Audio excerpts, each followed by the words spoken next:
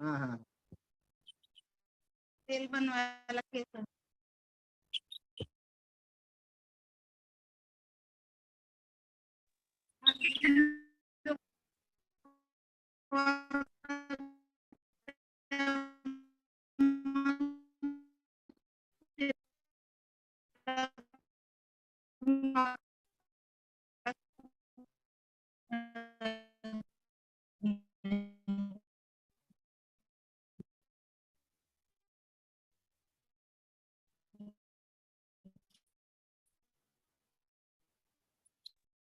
खाली.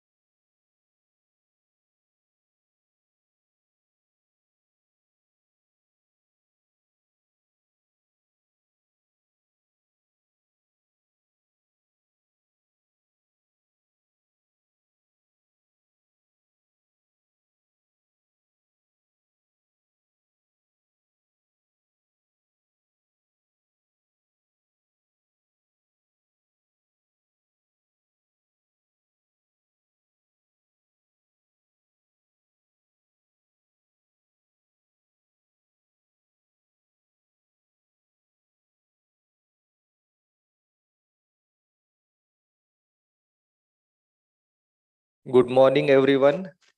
I welcome to the third day of our SATCON. Uh, Post banquet, it's always difficult to manage the first sessions to start in the time, but we are starting it well in time. Uh, Today we have a few changes in the schedule. Uh, to begin with, we are going to have our first lecture at. We'll be starting in next 5 minutes. Lecture is very interesting by Dr. Shantanu Abhyankar. His topic is myths about sex. We'll start it in next 5 minutes. Then at 9:30 we have a lecture on organ donation by Dr. Archana Pate. 9:30 to 10 she'll be talking on organ donation. Then 10 o'clock we will have another interesting lecture by Dr. Hamid Dabholkar on Sujan Palakatva for doctors. Very interesting and very important topic. I feel all doctors should attend this. After that, at 10:30, we have one more interesting lecture by Dr. Animish Chavan.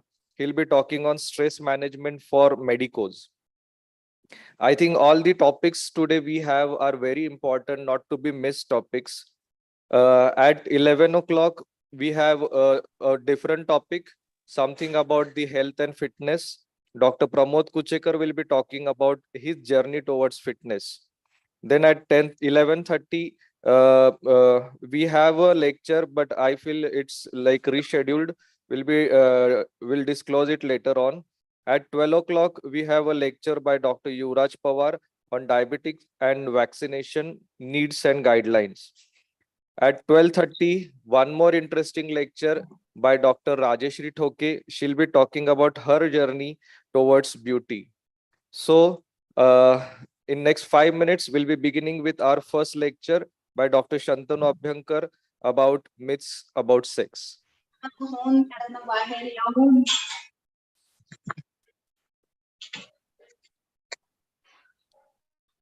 I request all the delegates to give us full support like what you gave for last 2 days. We expect full attendance online as well as offline. We have tried a lot to arrange such a beautiful CME for all of you. Today's topics are very interesting. It's being Sunday, I guess everyone is free and everyone should attend it wholeheartedly. Thank you.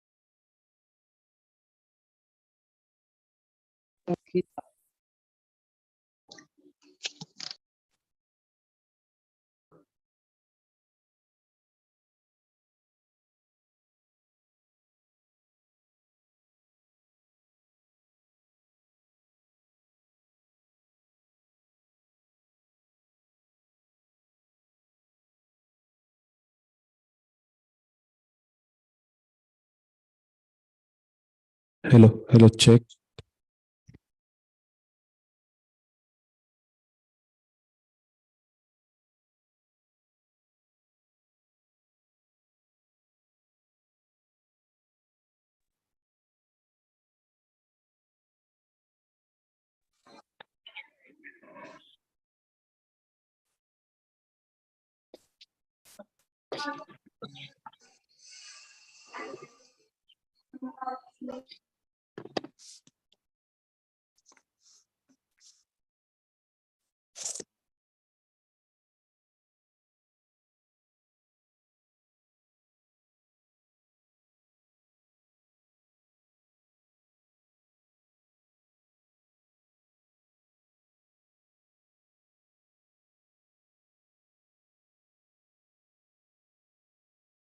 Good morning. We'll start our third day session, morning session, with a very interesting lecture. To begin with, let me announce one thing. All those who are online on Zoom, please mute yourself so that we will not have any disturbance in the background.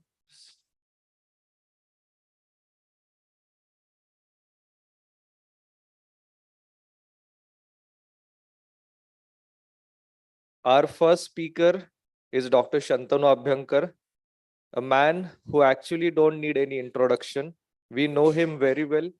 He's a true fighter and warrior. That's what he is known right now. But still, I would like to give some introduction about him.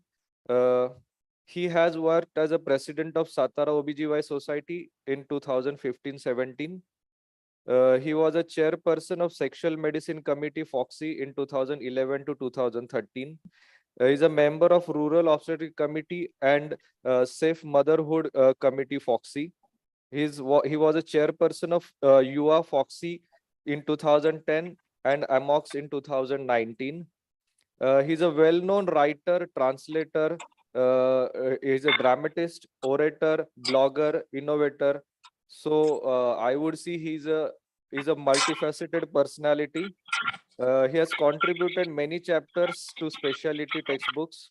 He runs a maternal fetal medicine clinic with facilities of genetic testing and intrauterine transfusions.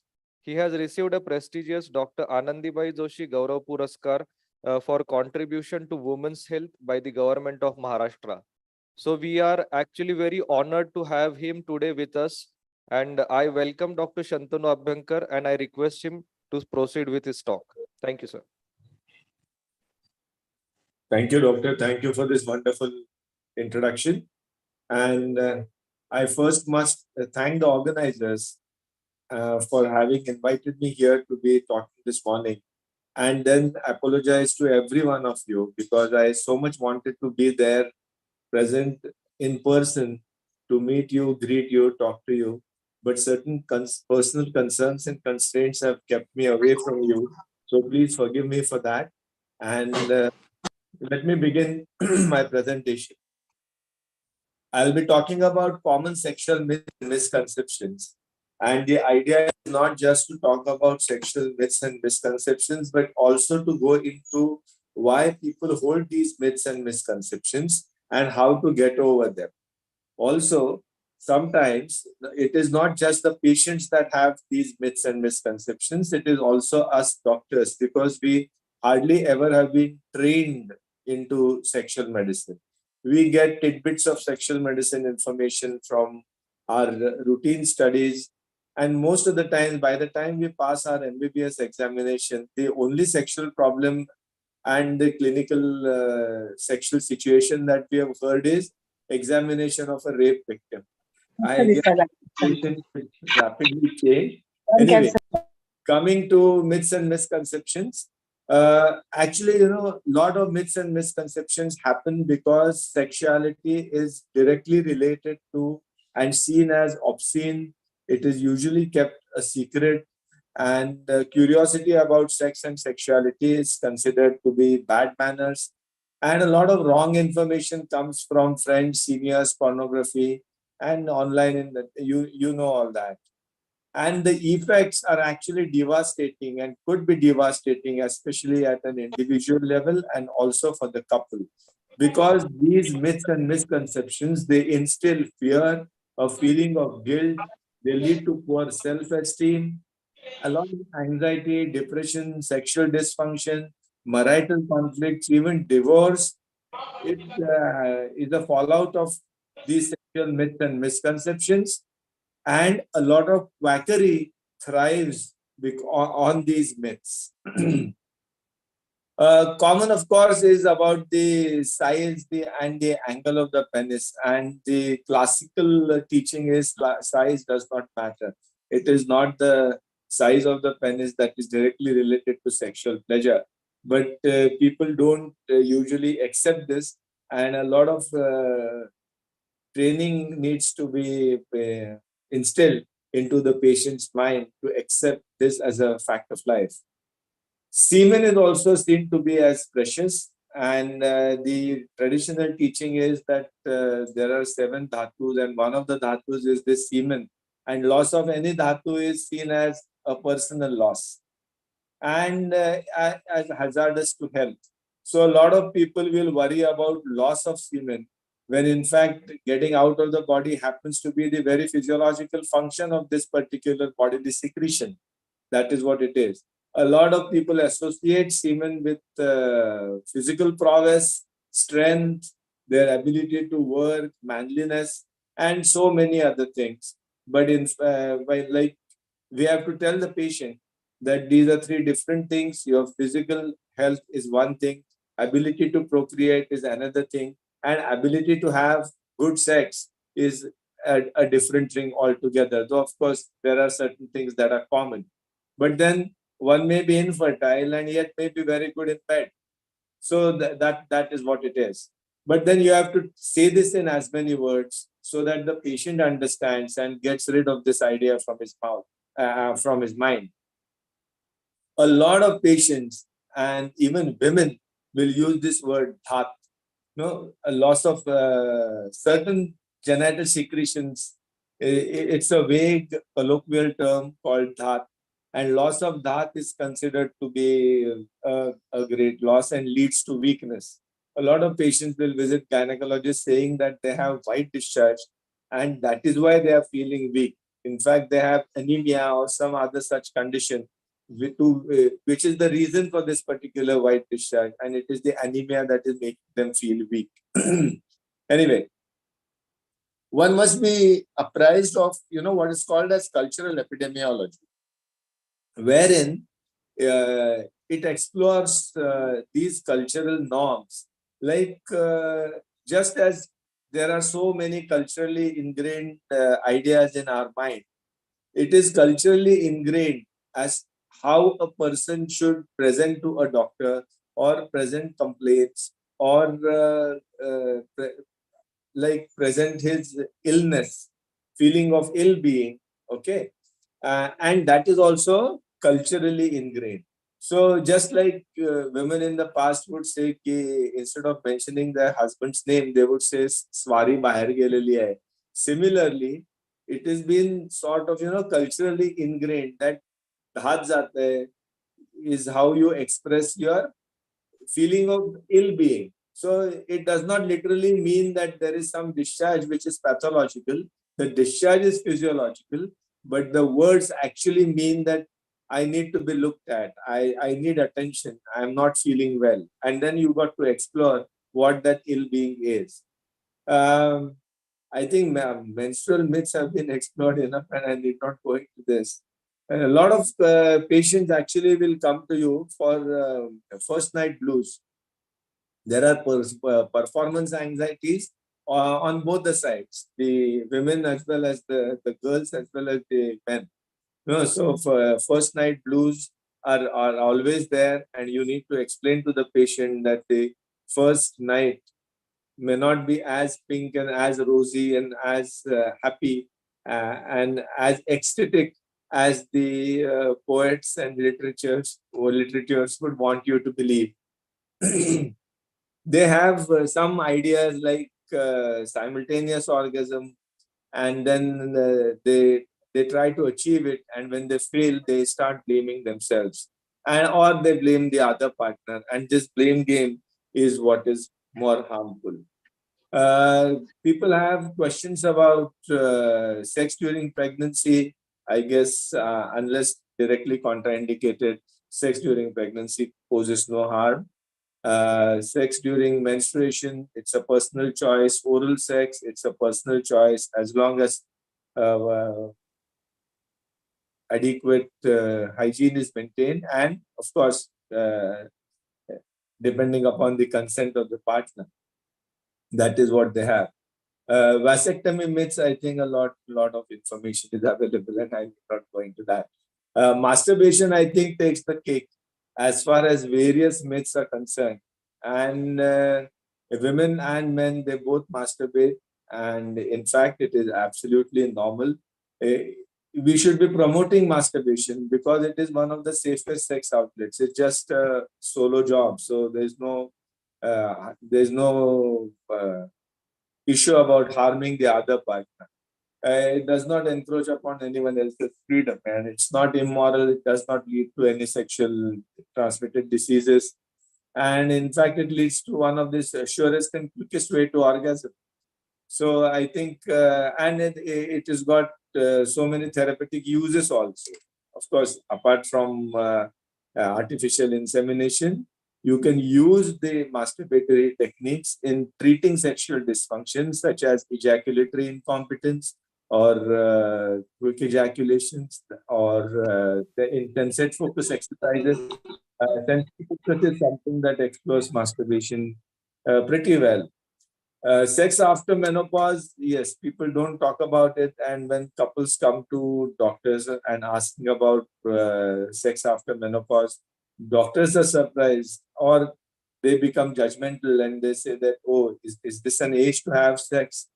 Their libido seems to be very high. And some such comments are passed, which is actually not the thing. Libido can last long and it depends on so many other factors.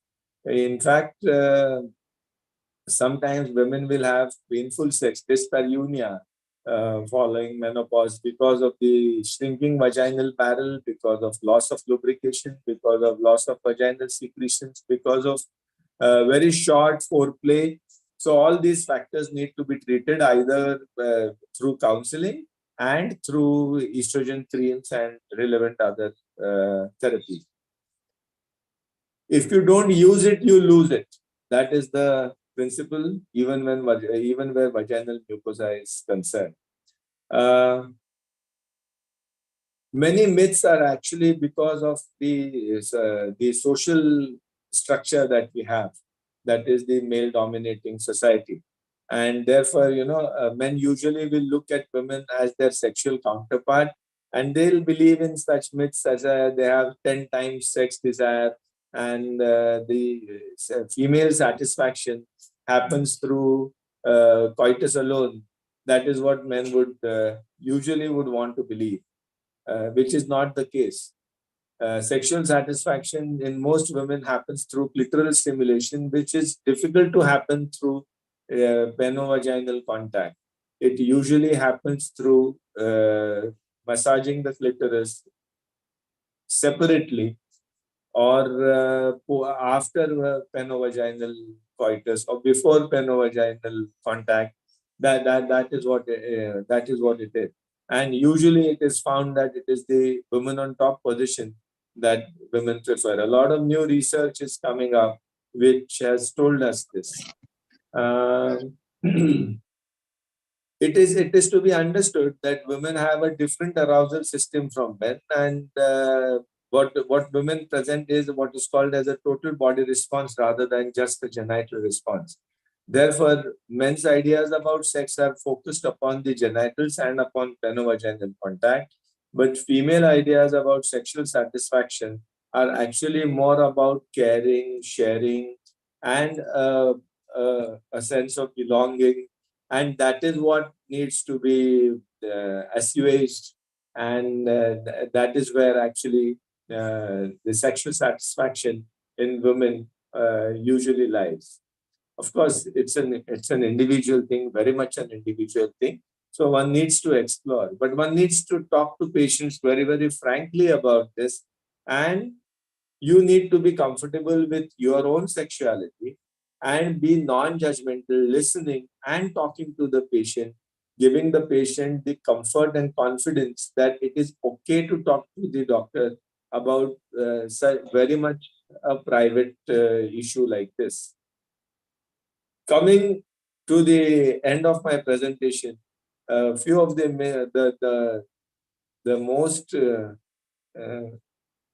common that doctors hold is about their resistance towards the LGBTQ community. Same-sex behavior, mind you, exists in nature, and it has been observed in thousands of species, and it is absolutely natural.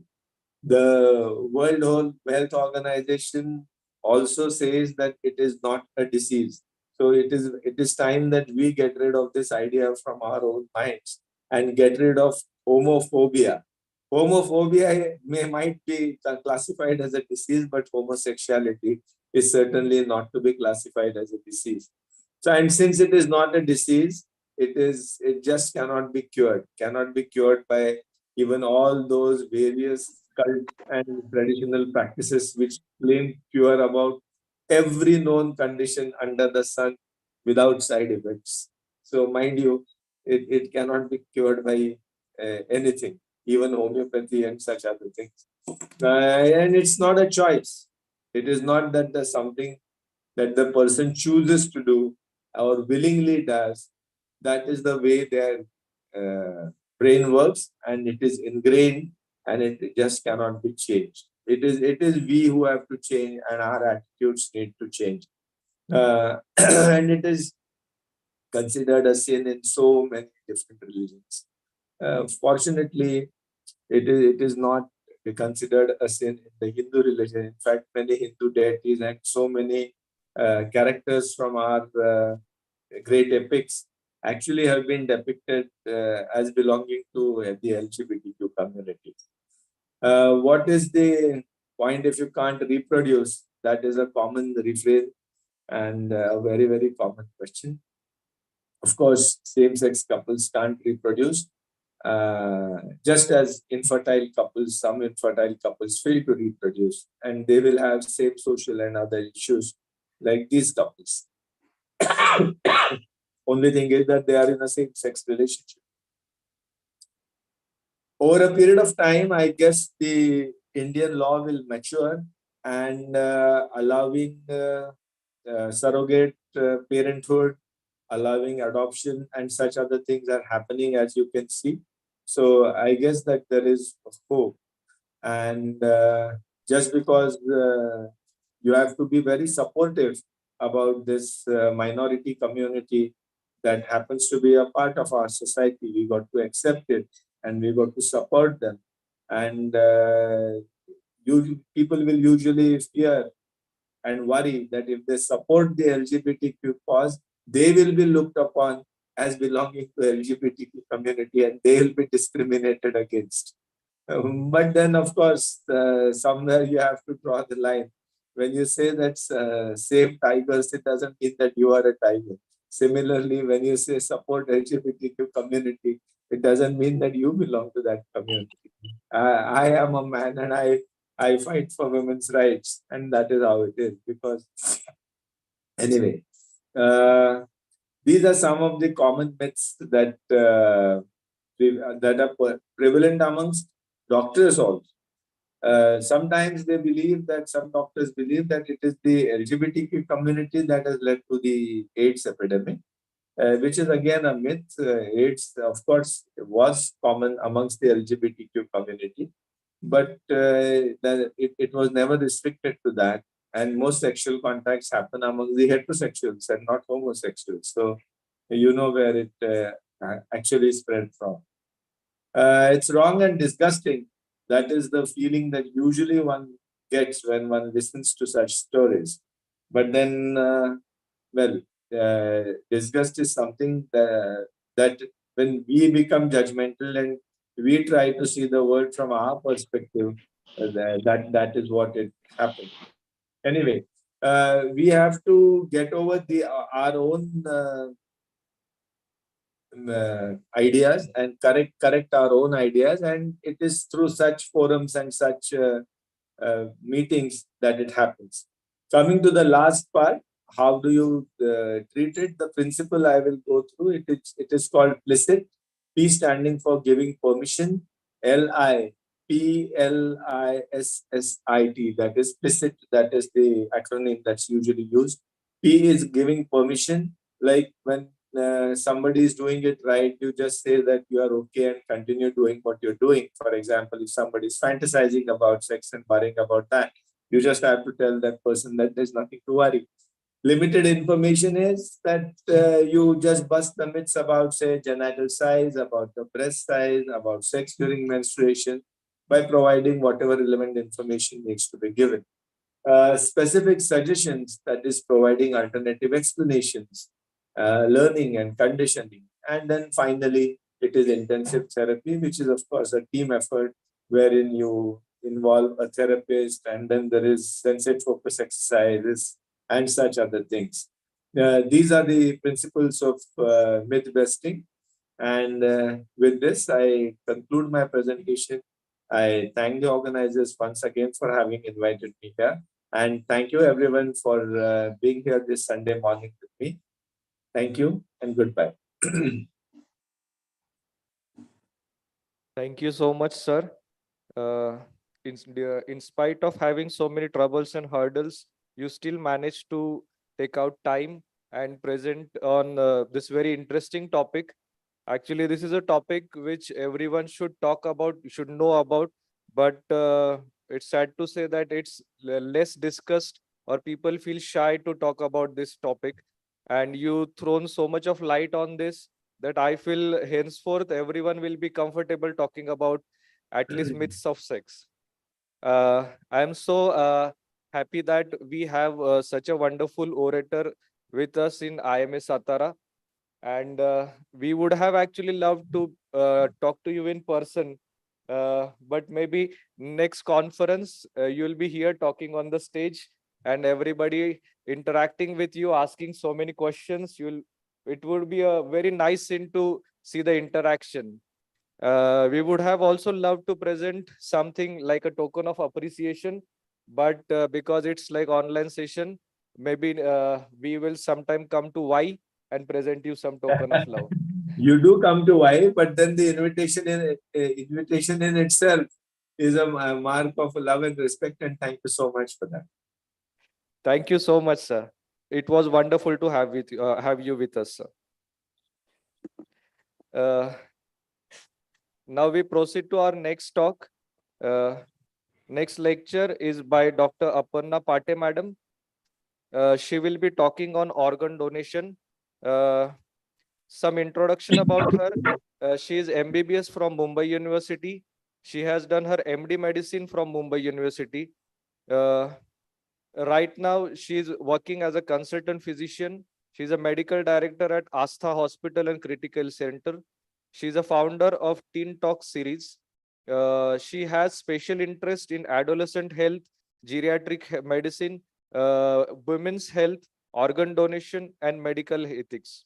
She conducts regular workshops, sessions on school health, adolescent health, reproductive education for children, CPR for lay researchers, organ donation, awareness, and stress management, and many more. She is an honorary secretary of IMA Dombivli. Her interests are in, she holds keen interest in teaching. She has a high degree of initiative, positive attitude towards work, and great ability towards result oriented. Her affiliations include, she is a life member of Indian Society of Critical Care Medicine. She's a life member of Indian Medical Association. She's a life member of Association of Physicians of India. So I welcome Dr. Aparna madam, Archana madam, for this wonderful talk. I request you to proceed with your talk. Well, thank you so much. Am I audible? Yes, ma'am.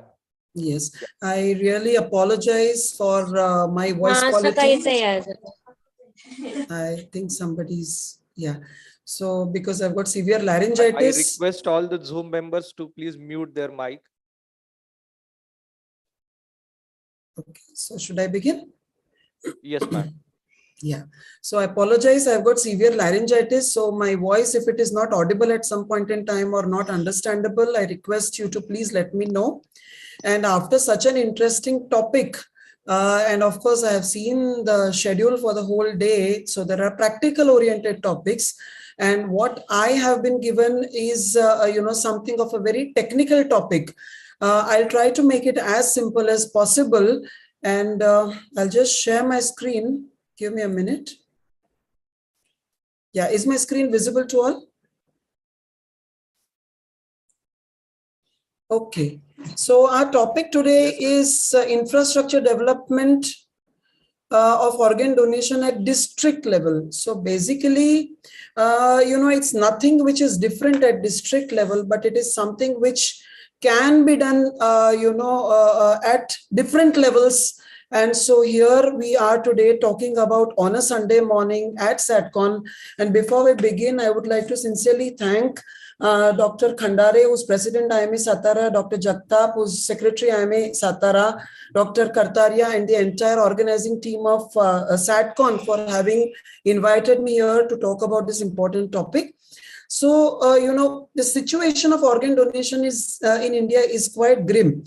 There is a wide gap between patients who have end-stage organ disease, who need transplant as a therapeutic purpose, and the organs which are available in India.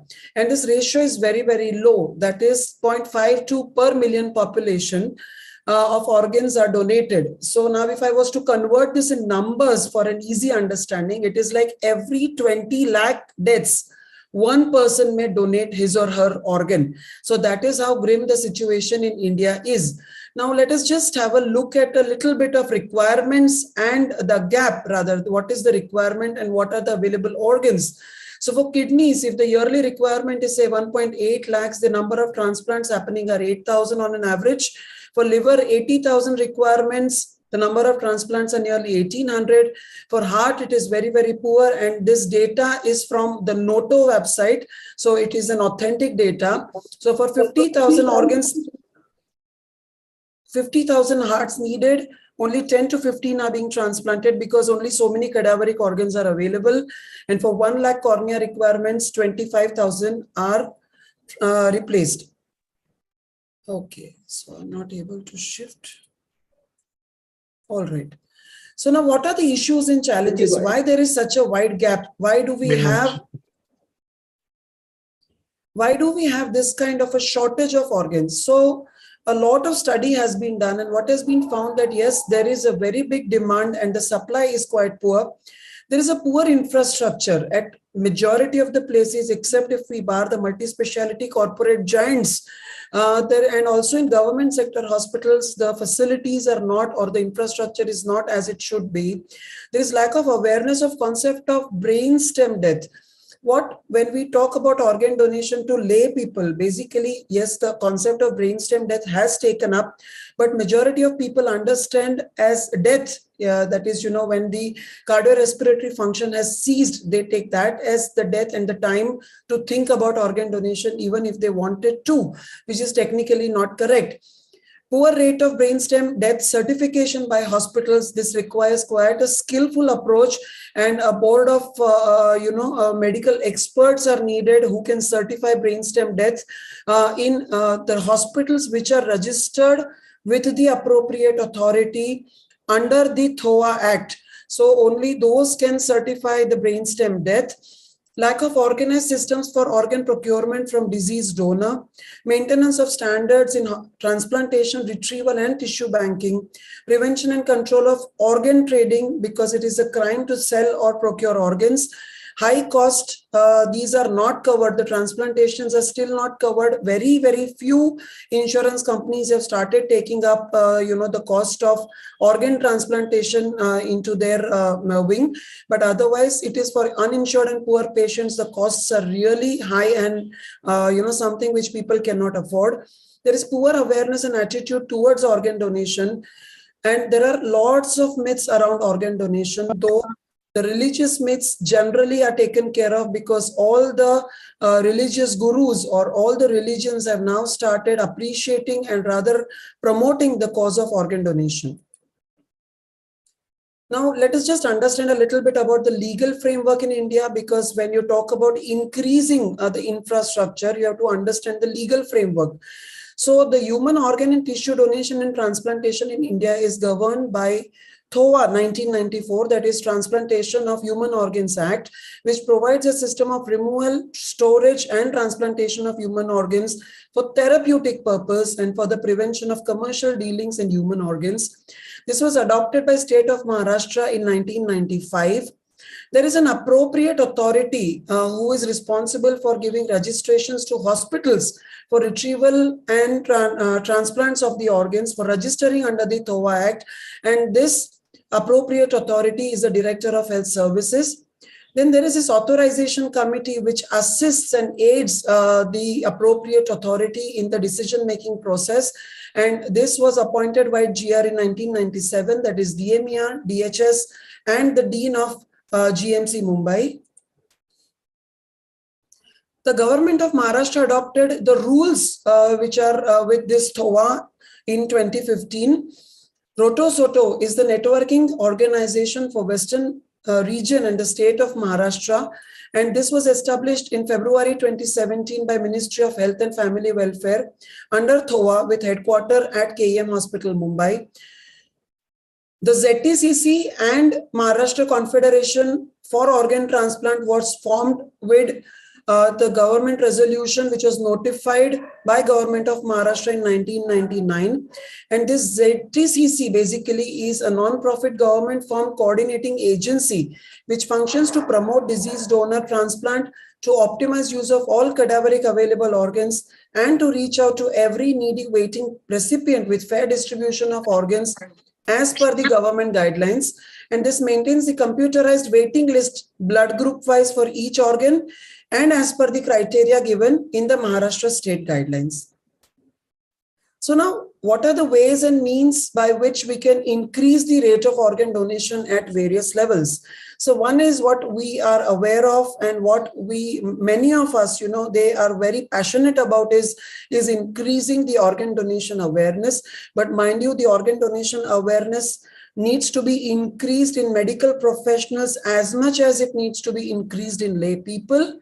Then we need to have more of NTORCs, that is non-transplant hospitals where only retrieval of organs takes place, And of course, we need more number of transplant hospitals. So now we'll try to take each of this in detail.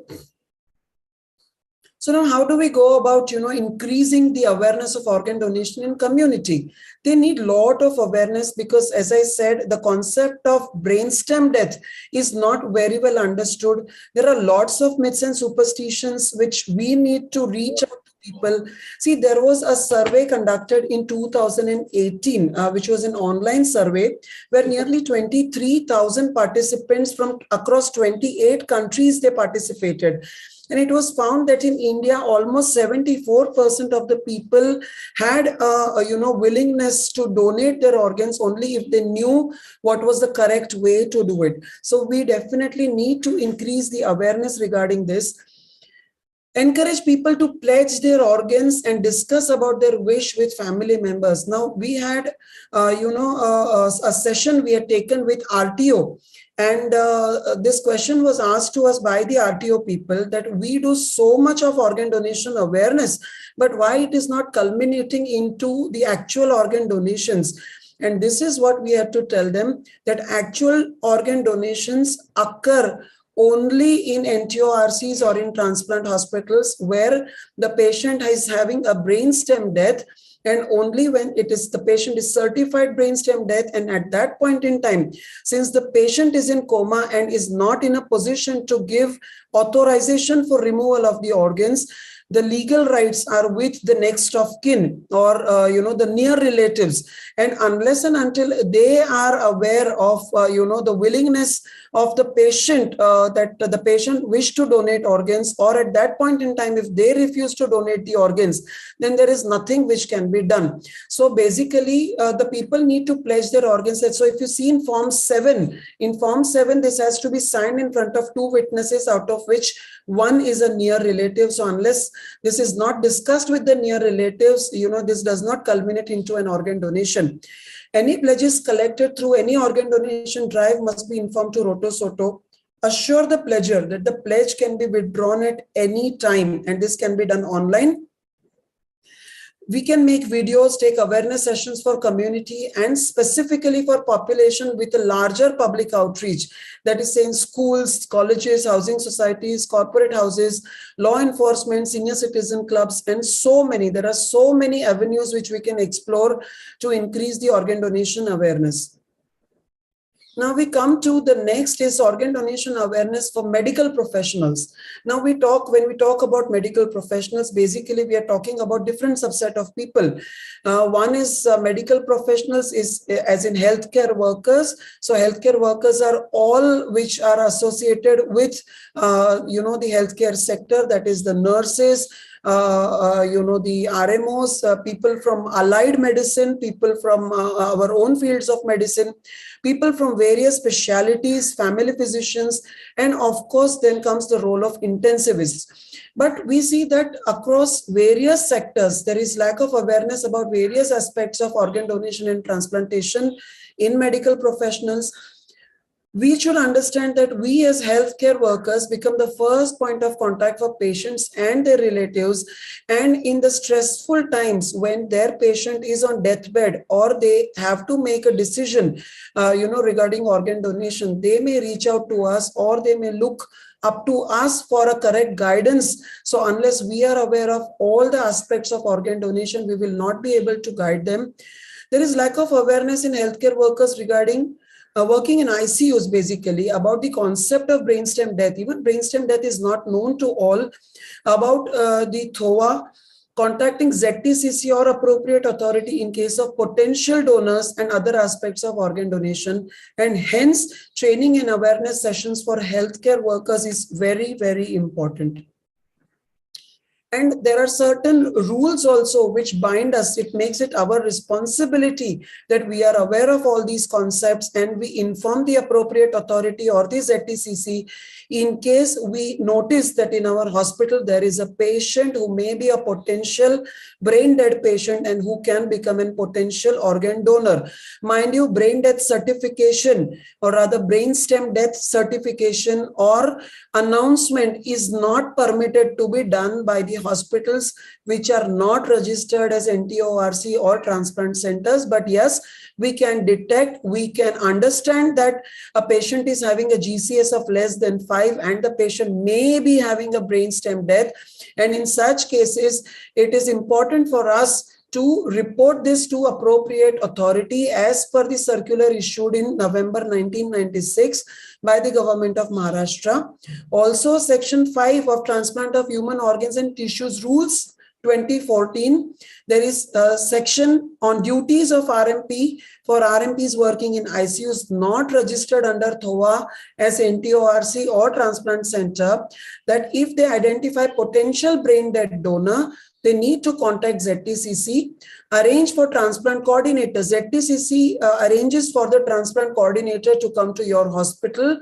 They talk to the relatives, and if the relatives are willing and the patient is really, appears to be a brain dead patient, then they arrange for potential donor to be shifted to transplant center or NTORC. So now we come to NTORC. What is this concept of NTORC? Unfortunately, this concept is not known to many. These are non-transplant organ retrieval centers. The retrieval centers are registered only for the purpose of retrieval of organ from deceased donors, and the organ retrieval center shall be a hospital having ICU facilities along with manpower, infrastructure, and equipment as required to diagnose and maintain the brainstem dead patient and to retrieve and transport organs and tissues, including the facility for their temporary storage.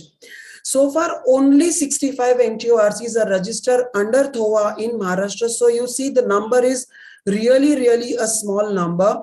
So when we talk about increasing the organ donation at district level, this is one of the major criteria where we have to see that you need to have NTORCs registered, because the hospitals from the peripheries, if they suspect that there is a brainstem death in their hospital, if there is a brain dead patient in their hospital and the patient is on ventilator, they may be, think of transferring the patient in a nearby vicinity, because when a patient is on ventilator, transferring the patient to a distant hospital is also a risky proposition, and hence NTORCs in nearby areas definitely help. All hospitals registered as transplant centers automatically qualify as retrieval centers, but it is not vice versa. Section 10(1)(a) of THOA 1994 says that no hospital, unless registered under this act, shall conduct or associate with or help in removal, storage, or transportation of any human organ. So now, what are the infrastructure requirements for NTORC? We had taken DANFEST, that was the first organ donation and transplantation, conference of IMA Maharashtra. And in that, we had invited the appropriate authority, that is DHS, Dr. Nitin Ambadekar had come. And what he had said, that all you need is only the willingness. The criteria are not really so stringent so as not to be able to comply with. But basically, it is a tedious process, and something which you have to be really passionate about, and you really have to be, willing to do it, because it involves a lot of coordination, it involves a lot of paperwork, legalities, and that's why probably, the hospitals are not coming forward. But the infrastructure requirements are really not that difficult. OT and ICU equipped with proper staff, equipment, and intensivist, round-the-clock nursing staff, manpower, 24-hour lab services, round-the-clock availability of medical and surgical staff, RMPs on panel who are, of course, registered with you, who are registered with the Maharashtra Medical Council, on panel who can certify brain death as per the laid down procedure, that is the board of medical experts. Now, what is this board of medical experts?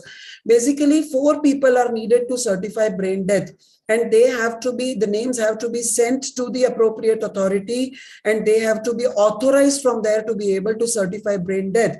So these are RMP who's in charge of the hospital, the RMP nominated from the panel of names sent by hospital and which is approved by the appropriate authority, neurologist or neurosurgeon, which was initially, and now they have relaxed it, that if you don't have a neurologist or neurosurgeon, even a physician, surgeon, or anesthetist who understands the procedure of brainstem death, they need to be on the board of medical experts. And the 4th one is RMP, who's treating the disease patient, the person.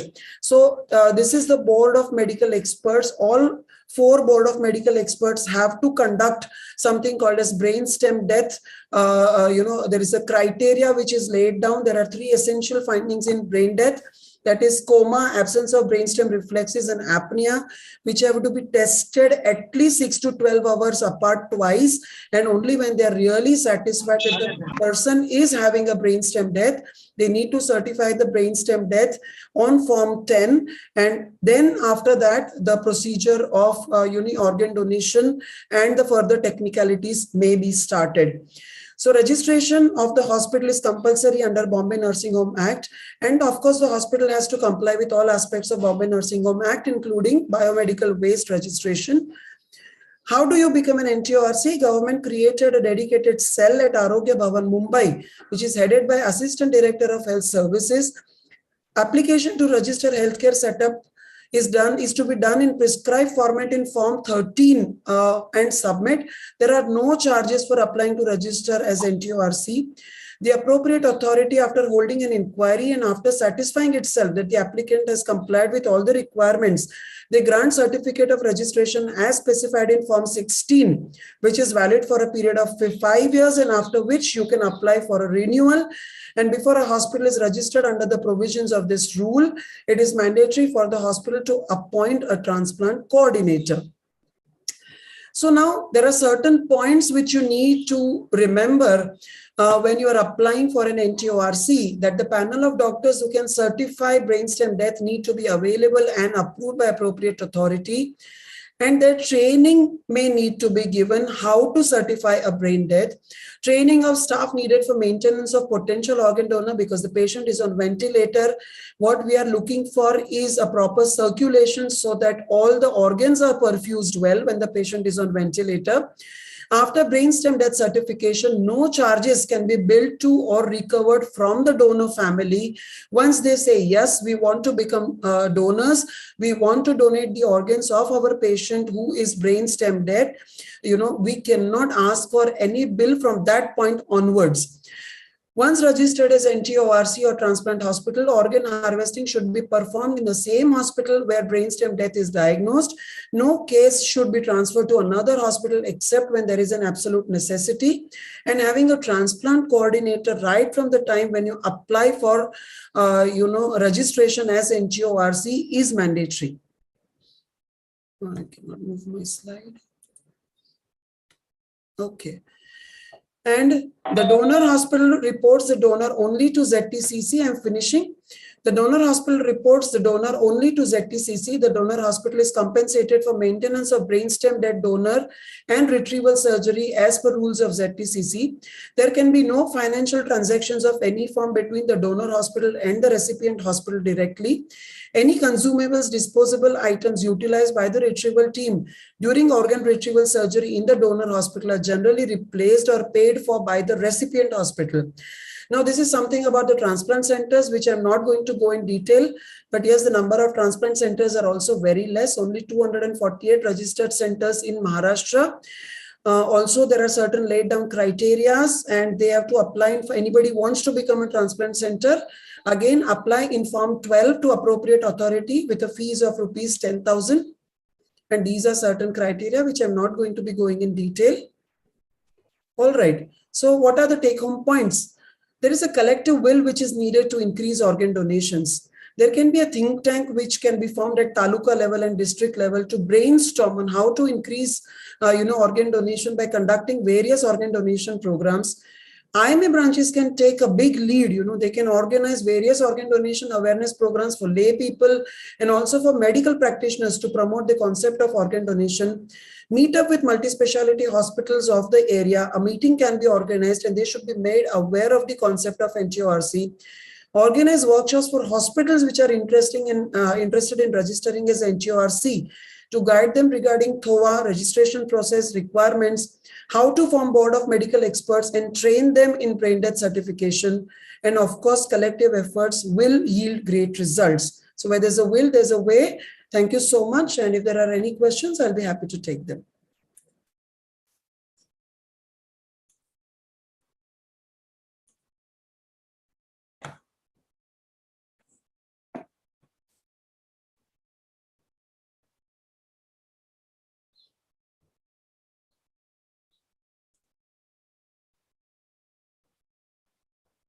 Thank you, madam. Very nice presentation, nice information about the donation centers and donation laws. So at the district level, it is always helpful to have such a speak and such a information. So we will look forward so that the propaganda as well as counseling centers will be opened at the district level for organ donation. So any questions about it? Anybody want to ask?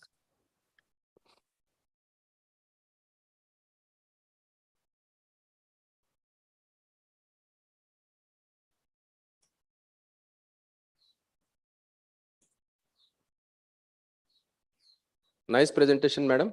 Thank you. Actually, we were eager to felicitate you, but as a online process and online things, we are unable to do it. But in the future, we are always looking forward to see you here on the stage.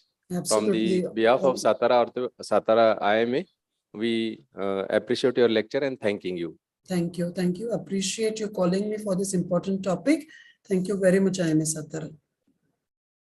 Thank you, madam.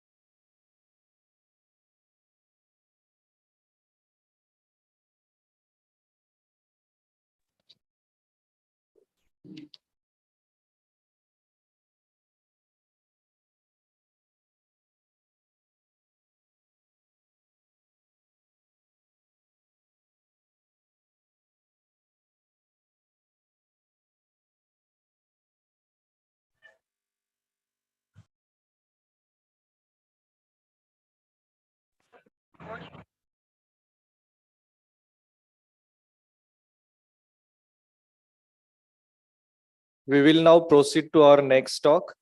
We are very happy to have Dr. Amit Dabholkar with us.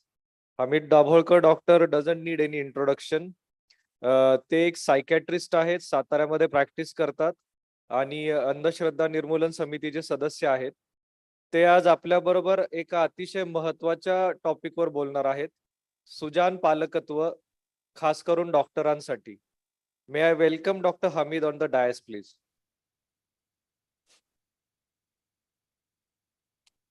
नमस्कार.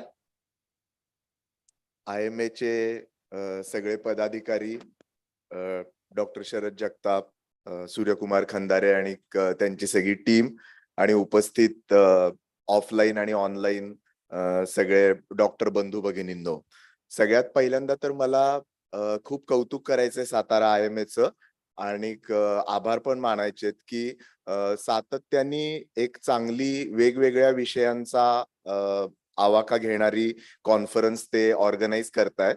बहुतांश वेळेला conferences म्हणजे आपल्याकडे खाणे आणि पिणे आणि खास करून जास्त पिणे अशा स्वरूपाची पद्धत असताना आपण या कॉन्फरन्सचा जर स्कोप बघितला तर त्याच्यामध्ये दैनंदिन जीवनामध्ये प्रॅक्टिस करताना उपयोगी पडणाऱ्या गोष्टी सगळ्या आहेतच, पण त्याबरोबर डॉक्टरांच्या स्वतःच्या विकासासाठी आवश्यक असलेल्या देखील अनेक गोष्टींचा त्यात समावेश आहे. म्हणजे एका बाजूला त्यांच्या फायनान्शियल फिटनेस पासून ते प्रत्यक्षातल्या फिटनेस पर्यंतच्या अनेक टॉपिक्सना याच्यामध्ये स्थान देण्यात आलेलं आहे. आणि त्याही पलीकडे जाऊन जो आजचा माझा विषय आहे तो तर केवळ डॉक्टरांच्या स्वतःच्या आरोग्यापुरता मर्यादित नाही, तर त्यांच्या कुटुंबाचा स्वास्थ्याशी संबंधित आहे. त्यामुळं केवळ डॉक्टरांच्या आर्थिक आणि व्यावसायिक विकासाच्या पलीकडे जाऊन त्यांच्या सर्वांगीण विकासाचा IMA सातारा विचार करतेय.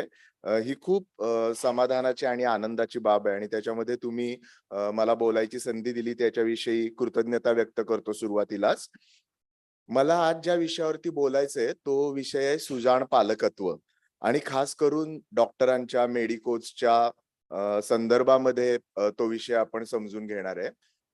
आता आपल्या समाजामध्ये पालकत्वाचं काय मॉडेल आहे आजपर्यंत अस्तित्वात असलेलं, किंवा आपण सगळ्यांनी जे अनुभवलेलं आहे, ते मॉडेल आणि आत्ताच्या कालखंडामध्ये काय नवीन प्रश्न निर्माण झालेले आहेत पालकत्वाचे, आणि ते सोडवण्यासाठी आपल्याला काही दिशा शोधता येऊ शकतात का, असं मी साधारण पुढची 25 मिनिटं बोलणार आहे. तसं म्हणायचं झालं तर ऑडियन्स मध्ये अनेक लोक असे असतील की ज्यांना माझ्या वया इतका पालकत्वाचा अनुभव आहे. पण आणि माझा अनुभव म्हटला तर पालकत्वाचा 10-12 वर्षाचा आहे, कारण माझी मुलं, माझा मोठा मुलगा हा 13 वर्षाचा आहे आता. परंतु मानसोपचार तज्ञ म्हणून काम करताना 8 वर्षापासून ते 80 वर्षापर्यंत अशा एका खूप मोठ्या रेंज मधल्या लोकांचं पालकत्व मानसोपचार तज्ञाला करायला लागतं. आणि पालकत्व असं मी म्हणतो त्यावेळेला म्हणजे काही वेळेला त्यांना समजून घेणं, काही वेळेला उगी उगी म्हणणं, काही वेळेला थोडं रागावणं, अशा सगळ्या गोष्टी मानसोपचार तज्ञाला करायला लागत असतात. आणि त्या पार्श्वभूमीवरती जो अभ्यास मी केलेला आहे, ज्या गोष्टी माझ्या लक्षात आल्या त्या तुमच्याशी शेअर करण्याचा मी प्रयत्न करणार आहे. आपल्याकडचं सध्याच्या कालखंडातलं किंवा पूर्व परंपरागत चालत आलेलं पालकत्वाचं काय मॉडेल आहे, तर मी काही वेळेला असं मजेने म्हणतो की ते ग्राईप वॉटर मॉडेल आहे. म्हणजे ते ग्राईप वॉटरची एक ऍड जी यायची ती आपल्यातल्या अनेक जणांनी बघितलं असेल, की पूर्वी यायची ती ऍड की आई, बाळ रडत असते आणि आई मुलीला विचारते काय झालं, तर मुलगी म्हणते बाळ रडत होतं. मग आई म्हणते की ग्राईप वॉटर द्यायला सांग त्याला, तू लहान असताना मी पण हेच करत होते. मग तिची आई मागं बसलेली असते, म्हणजे त्या मुलीची आजी, ती म्हणते काय झालं, बाळ रडत होतं. मग ती पण त्याला सांगते, तिला तेच सांगते की बाबा तू पण लहान असताना ग्राईप वॉटर द्यायला सांग तिला, तू पण लहान असताना मी तेच देत होते. असं मागं करत करत ते पणजीपर्यंत, खापर पणजीपर्यंत जातं. म्हणजे आपल्याकडचं जे पालकत्वाचं मॉडेल आहे सध्याचं, आणि ज्याला डॉक्टर देखील अपवाद नाही, ते असं आहे की कुणीतरी खापर पणजीकडनं, आजीकडनं, आईकडनं आलेलं, त्यांनी जे केलं, त्यांना जे योग्य वाटलं त्या स्वरूपाच्या गोष्टी म्हणजे पालकत्व. पण सध्याच्या कालखंडामध्ये त्यातल्या सगळ्याच गोष्टी काही रिलेव्हंट असतील असं नाही, आणि उपयोगी असतील असं देखील नाही. म्हणजे आपण असं समजून घेऊया की आपल्याकडे पूर्वी असं म्हटलं जायचं की छडी लागे छमछम आणि विद्या येई घमघम, हे आपल्याकडे खूप सगळ्यांनी आपण ते अनुभवलेलं आहे शाळेमध्ये असताना. अजूनही देखील अनेक ठिकाणी ते वापरलं जातं. पण प्रत्यक्षामध्ये आता आधुनिक मानसशास्त्र आपल्याला असं सांगतं की अशा स्वरूपाची शिक्षा जी मुलांना अपमानास्पद वाटू शकते, त्याचा परिणाम त्यांच्या ग्रोथ वरती होतो, वागण्यावरती होतो, व्यक्ती म्हणून घडण्यावरती होतो. त्यामुळे ते काही पालकत्वाचं चांगलं किंवा शिक्षणाचं चांगलं मॉडेल नाही, त्यामध्ये बदल करण्याची गरज आहे. पण काही गोष्टी चांगल्या पण त्याच्यामध्ये असतील, जसं की आपल्याकडे पूर्वी म्हटलं जायचं की प्राप्ते तू 16 वर्षे पुत्रे मित्रवद आचरेत. म्हणजे 16 वर्षाचं मूल झालं की त्याच्याशी तुम्ही त्याच्या मित्रासारखी वागणूक करा. त्यामुळे या पूर्वी परंपरागत चालत आलेल्या मॉडेलमध्ये काय आवश्यक आहे, काय चांगलं आहे ते ठेवणं, आणि काय बदल आवश्यक आहेत त्यातले ते बदल करून घेणं, हे आपल्या समोरचं, सगळ्यांच्या समोरचं आव्हान आहे. सध्याच्या कालखंडामध्ये काय काय प्रश्न पालकत्वाच्या समोर निर्माण झालेले आहेत, त्याचा एक छोटासा आढावा घेण्याचा आपण प्रयत्न करूया. मला दवाखान्यात गेल्या आठवड्यामध्ये आलेला एक अनुभव तुम्हाला सांगतो. माझ्याकडे एक साधारण 35-40 वयाच्या आसपास असलेले एक पेशंट आहेत, डिप्रेशनच्या उपचारासाठी त्या माझ्याकडे येतात. आणि आता उपचारांनी बऱ्यापैकी त्यांना बरं वाटतंय. आणि अचानक त्या मागच्या आठवड्यामध्ये ज्यावेळेला माझ्याकडे आल्या, त्यावेळेला म्हटलं की सर मला आता परत त्रास व्हायला लागलेला आहे, मला अस्वस्थता वाटते, मला खूप टेन्शन आलंय. तर मी त्यांना बरं चाललेलं होतं, तर अचानक असं का झालं, म्हणून मी त्यांना विचारलं काय झालं. तर त्यांनी मला असं सांगितलं की माझ्या मुलाची परीक्षा आलेली आहे आणि त्याचं मला टेन्शन आलंय. मग मी त्यांना विचारलं तुमचा मुलगा कितवी मध्ये आहे, तर त्यांनी सांगितलं सिनियर केजी मध्ये. म्हणजे सिनियर केजी मध्ये असलेल्या मुलाच्या अभ्यासाचं जर आईला टेन्शन यायला लागलं असेल, तर काहीतरी गडबड होते आपल्या आजूबाजूला, असं आपण समजून घ्यायला पाहिजे. आणि दुसरं टोकाचं उदाहरण मी देतो. आजचा पेपर तुम्ही जर वाचला असेल, तर भारताचे जे सरन्यायाधीश आहेत चंद्रचूड, माननीय चंद्रचूड, त्यांनी कालच्या त्यांच्या भाषणामध्ये अशी चिंता व्यक्त केलेली आहे की समाजामध्ये कॉलेजमधली तरुण मुलं ही आत्महत्या करतायत एखादी साथ पसरल्यासारखी, आणि हे मला खूप चिंतादायक वाटतं. ज्या तरुण वयातल्या मुलांनी आत्महत्या केल्या त्यांच्या पालकांचं काय होत असेल याचा विचार करून माझं हृदय विदीर्ण होतं. असं आजच्या पेपर मधलं त्यांचं स्टेटमेंट आहे. म्हणजे आणि आपण आपल्या आजूबाजूला बघतोय की पेपर उघडल्यानंतर रोज आपल्याला एखाद्या तरुण मुला मुलींनी आत्महत्या केल्याची बातमी वाचायला मिळते त्याच्यामध्ये. आणि त्याच्या जागी आपल्या कुटुंबातलं, आपल्या जवळच्या नातेवाईकांच्यातलं, मित्रमंडळींच्या मधलं कोणी नसावं ही आपली अपेक्षा आहे, पण त्याची खात्री देता येत नाही, अशी सध्याची परिस्थिती आहे. त्यामुळे एका बाजूला मुलांच्या करिअर विषयी वाटणारा ताण, त्याच्यातून येणारी अस्वस्थता, दुसऱ्या बाजूला मुलांच्या आयुष्यामध्ये निर्माण होणारे ताण, त्यामधून निर्माण होणारे टोकाचे ताण की ज्याच्यामध्ये त्यांना स्वतःचं जीवन संपवावंसं वाटतं, अशा स्वरूपाचे ताण, ही एक बाजू आहे. दुसरा आणखीन एक छोटासा प्रसंग मी सांगतो तुम्हाला. हा देखील गेल्या 15 दिवसामध्येच घडलेला आहे. माझी छोटी मुलगी आहे, ती 2री मध्ये आहे. तिच्या व्हॅनमध्ये तिचाच एक 1ली मध्ये जाणारा मित्र आहे. त्यांनी शाळेमध्ये जाणाऱ्या व्हॅनमध्ये त्याच्याच वर्गातल्या एका दुसऱ्या मुलीला आय लव्ह यू नावाची चिठ्ठी लिहून दिली. ही 15 दिवसापूर्वीची गोष्ट आहे. आणि त्याचं बिचाऱ्याचं दुर्दैव असं की ती चिठ्ठी त्या मुलीकडे पोहोचायच्या आधीच खालती पडली व्हॅनमध्ये.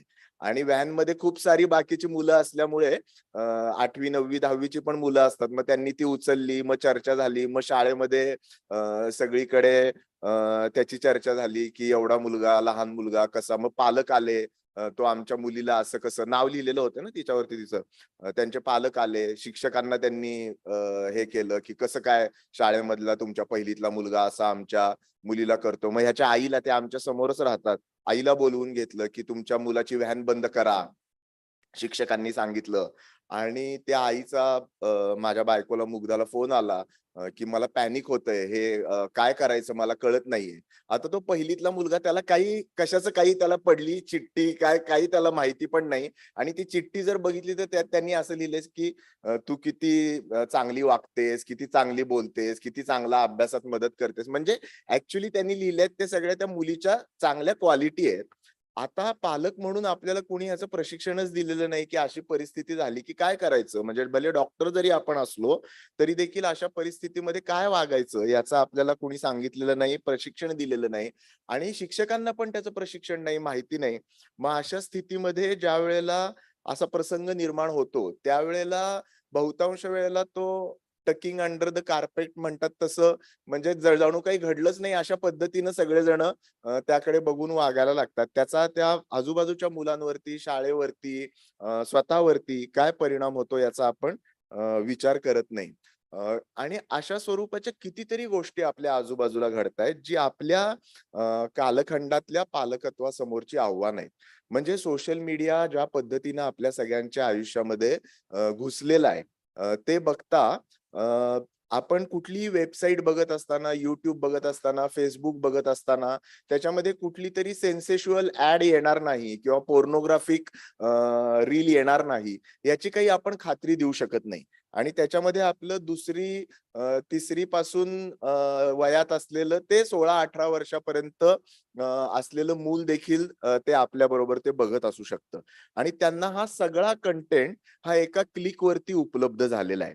म्हणजे एका बाजूला आपण आपल्या मुलांना घरामध्ये आणि शाळा कॉलेजेसमध्ये कुठंच लैंगिकतेच्या विषयी काहीही प्रशिक्षण देत नाही, त्याच्याविषयी काही माहिती देत नाही. त्याच्याविषयी बोलतो आपण खूप, भले आपण डॉक्टर जरी असलो तरी आपल्यातली किती जण हे आपल्या तरुण वयातल्या मुलांशी लैंगिकतेविषयी बोललेले आहेत 1 to 1 बसून.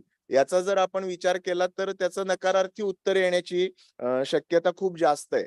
मग त्यांना जे मिळणारं लैंगिकतेविषयीचं जे ज्ञान आहे ते बहुतांश वेळेला हे ॲबनॉर्मल आणि पोर्नोग्राफिक गोष्टींसारख्या गोष्टी बघून, म्हणजे हेच म्हणजे लैंगिकता या स्वरूपाचं. आणि स्वाभाविक आहे त्याच्यामधनं उद्दीपन होतं आणि त्याच्यातून त्याच्या आहारी जाण्याच्या शक्यता निर्माण होतात. तर ही सगळी आपल्या सगळ्यांच्या समोरची आजच्या कालखंडातली पालकत्वाची आव्हानं आहेत. सातारा जिल्ह्यातलं आणखीन एक मी उदाहरण देतो तुम्हाला. गेल्या 2 महिन्यातली गोष्ट आहे ही.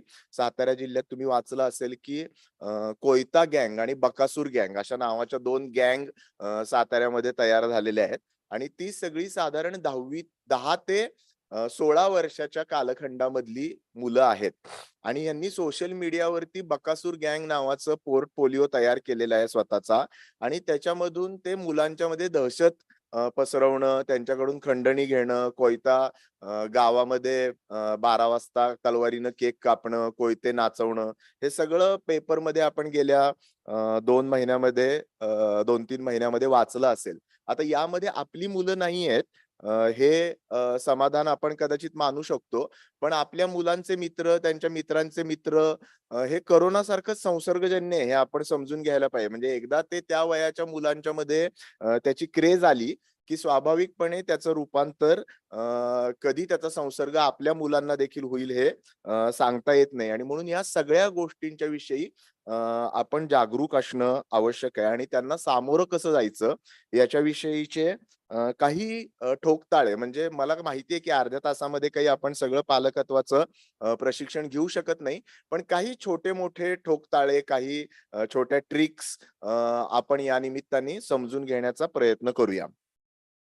मला आणखीन एक म्हणजे जी आमची पिढी आहे त्यांच्या समोर असलेलं आणखीन एक आव्हान या निमित्तानं तुमच्या सगळ्यांच्या समोर मांडायचं ते असं आहे की कदाचित आमची पिढी ही एकच म्हणजे सध्या 45 मध्ये असलेली पिढी अशी असेल की ज्यांचे पालक हयात असताना त्यांना पालकत्व करायला लागतंय आणि साताऱ्यासारख्या गावामध्ये आपल्यातल्या बहुतांश वेळेला अजून आपले पालक आपल्या आजूबाजूला आहेत.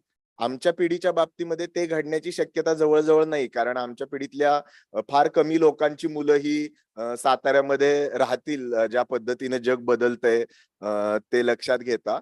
परंतु माझ्या पिढीचे जे आहेत, माझ्या आजूबाजूच्या पिढीचे आहेत, त्यांना एका बाजूला स्वतःचे पालक आणि त्यांच्या पालकत्वाच्या संकल्पना आणि दुसऱ्या बाजूला स्वतःच्या ज्या काही हाफ बेक्ड, हाफ कुक किंवा अप्रशिक्षित अशा म्हणाव्यात अशा सगळ्या संकल्पना आणि त्यामधून आपल्या मुलांचं पालकत्व. म्हणजे आपल्याकडे तुम्ही लक्षात घ्या की आई वडिलांना स्वतःच्या मुलाचं पालकत्व करायला मिळेल याची दरवेळेला जर आजी आजोबा घरात असतील तर खात्री देता येत नाही. त्याच्यामुळे ते देखील आपल्या कुटुंब व्यवस्थेचा म्हणजे एका पातळीवरती कुटुंब म्हणून आपण एका खूप मोठ्या बदलातून, कुटुंब व्यवस्था म्हणून एका खूप मोठ्या बदलातून जातोय की काही ठिकाणी एकत्र कुटुंब पद्धती, काही ठिकाणी विभक्त कुटुंब पद्धती आणि त्याची वेगवेगळी मॉडेल्स आपल्या आजूबाजूला अस्तित्वामध्ये आहेत आणि त्याचा सगळ्याचा परिणाम देखील आपल्या पालकत्वाच्या संकल्पनांवरती, क्रियांवरती पडत असतो.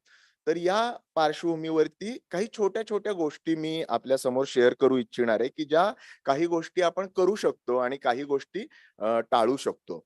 सगळ्यात पहिली आणि महत्वाची बाब मला आपल्या समोर मांडायची ती अशी की अशी माणसं तुम्ही आपल्या आजूबाजूला अनेकदा बघितली असतील किंवा आपल्यातले देखील काही जण अशी विधानं केलेली तुम्ही ऐकली असतील किंवा थोडं जर मागं जाऊन बघितलं तर आपण स्वतः पण कदाचित असं विधान केलं असेल. अशी माणसं मला तर अशी माणसं भेटली की खाऊ का गिळू असं होतं. ते विधान असं आहे की मी ना मला डॉक्टर होता आलं नाही म्हणून मी माझ्या मुलाला डॉक्टर करायचं ठरवलंय.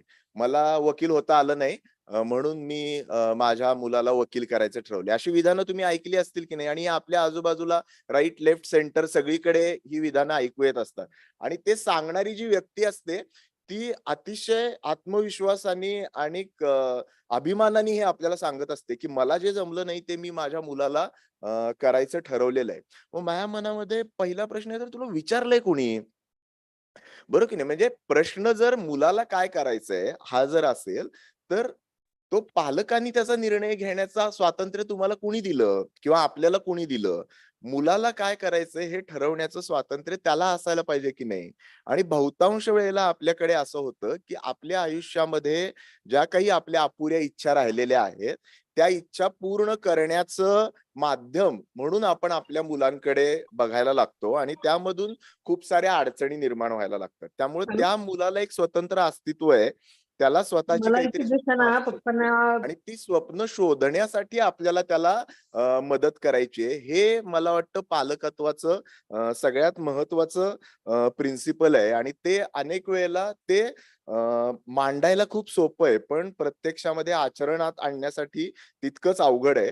परंतु कमीत कमी त्याच्याविषयी आपण जागरूक असणं आवश्यक आहे, की पालक म्हणून आपली सगळ्यात महत्वाची जर काही भूमिका असेल तर ती मुलाला त्याचं स्वतःचं आवडीचं क्षेत्र शोधण्यासाठी आवश्यक असलेलं वातावरण तयार करून देणं. आणि डॉक्टरांच्या बाबतीमध्ये तर आपल्या आजूबाजूला हे अनेक वेळेला घडताना आपण बघतो, की आपण डॉक्टर आहोत, आपण वैद्यकीय व्यावसायिक आहोत म्हणून आपला व्यवसाय चालवावा म्हणून मुलांनी डॉक्टर बनावं किंवा आपल्याला त्याच्यामधून आलेल्या वाईट अनुभवांमुळे मुलांनी डॉक्टर बनू नये, अशी दोन प्रकारची टोकाची मतं आपण ती आपल्यापाशी ठेवा. ती करायचा तुम्हाला आपल्याला पालक म्हणून अधिकार आहे, परंतु त्याचा परिणाम आपल्या मुलाच्या स्वतःला काय ठरवायचंय त्याच्याविषयी पडू नये याची काळजी आपण घेणं आवश्यक आहे. दुसरं मला वाटतं या कालखंडामध्ये आपल्या सगळ्यांना पालक म्हणून एक आव्हान आहे. ते म्हणजे सध्या अशी परिस्थिती झाली आहे की सगळ्यांना आपली मुलं ही सुपरमॅन किंवा सुपर वुमन व्हायला पाहिजे. आणि कशावरून मी बोलतोय ते मी तुम्हाला सांगतो. परत मी माझ्या मुलाच्याच शाळेमधलं एक उदाहरण देतो. एक वर्षभरापूर्वीची गोष्ट आहे. त्यांच्या शाळेमध्ये एक असे कोर्सेस घ्यायला येतात ना लोक, तसे मिड ब्रेन ऍक्टिव्हेशन नावाचा एक कोर्स घेण्यासाठी काही लोक आले. 10,000 रुपये फी, मिड ब्रेन ऍक्टिव्हेशन. मग मिड ब्रेन ऍक्टिव्हेशन मध्ये काय करतात तर डोळ्यावरती पट्टी बांधायची आणि काही म्युझिक ऐकवायचं आणि ते म्युझिक ऐकल्यानंतर तुमचा ब्रेन ट्रेन होतो आणि त्याच्यामुळं तुम्ही डोळ्यावर पट्टी बांधली असली तरी तुम्ही वाचू शकता. एक किंवा तुम्ही जर 7वी मध्ये असाल तर तुम्ही ते अर्धा तास ते ऐकलं रोज असं आठवडाभर, तर तुम्ही पुढच्या अर्ध्या तासामध्ये किंवा 1 तासामध्ये तुमच्या अख्ख्या पुस्तकाचा अभ्यास तुम्ही करू शकता. आणि त्याच्यामध्ये खूप लोकांनी स्वतःच्या मुलांना एनरोल केलं. त्यामध्ये काही डॉक्टर देखील होते. आता ज्या वेळेला त्या शाळेच्या यांच्याशी आम्ही बोललो, मी आणि माझी बायको, की बाबा हे असं कसं आहे, तुम्ही याचा विचार केलात का, याच्यामध्ये काहीतरी गडबड वाटते आम्हाला. तर ते म्हणून त्यांनी त्या पालकांशी आम्हाला बोलायला सांगितलं, ज्यांनी ते आणलं होतं आणि ज्यांनी एनरोल केलं होतं. त्यामध्ये काही डॉक्टर पण होते. तर त्यांना मी विचारलं असं, अरे म्हणजे डोळ्यावर पट्टी बांधल्यावरती कुणाला तरी दिसेल का? आणि जर तुम्ही डोळ्याचा सिग्नल म्हणजे त्याला मिळणारा प्रकाशाचा सिग्नल जर तुम्ही बंद केला तर काहीतरी दिसण्याची शक्यता आहे का, याचा तुम्ही विचार केला का? आणि मिड ब्रेनचा आणि दिसण्याचा, आता आपण सगळे डॉक्टर आहोत त्यामुळे आपल्याला माहितीये की दिसण्याचा आणि मिड ब्रेनचा काहीच संबंध नाही, याचा तुम्ही विचार केला का? तर मग त्यांनी मला सांगितलं, नाही आम्ही असा विचार केलाच नव्हता. मग मी पुढचा प्रश्न त्यांना असा विचारला की डोळे डोळे असताना तुमच्या मुलांना वाचता येते तर डोळे बंद करून वाचायची काय गरज आहे? आणि तुम्हाला 1 वर्ष दिलेलं आहे ना अभ्यास करण्यासाठी, मग ते अर्ध्या तासामध्ये किंवा 1 तासात अख्खं पुस्तक वाचण्याची काय गरज आहे? तर हे अडचण त्यांची अशी आहे की ते सरप्राईज झाले हे ऐकून, की आपण याचा विचारच केलेला नव्हता. आता आपल्या मुलाला म्हणजे रॅट रेस मध्ये पळायचं म्हणजे किती पळायचं, की आपण आपली अनाटॉमी शिकलोय, फिजिओलॉजी शिकलोय, मिड ब्रेनचा आणि याचा काही संबंध नाही हे आपल्याला माहितीये. आपल्या मुलाला अभ्यास करायला 1 वर्ष दिलेलं आहे. ते वर्षभरात त्यांनी ते पुस्तक नीट वाचलं तरी पुरेसं आहे.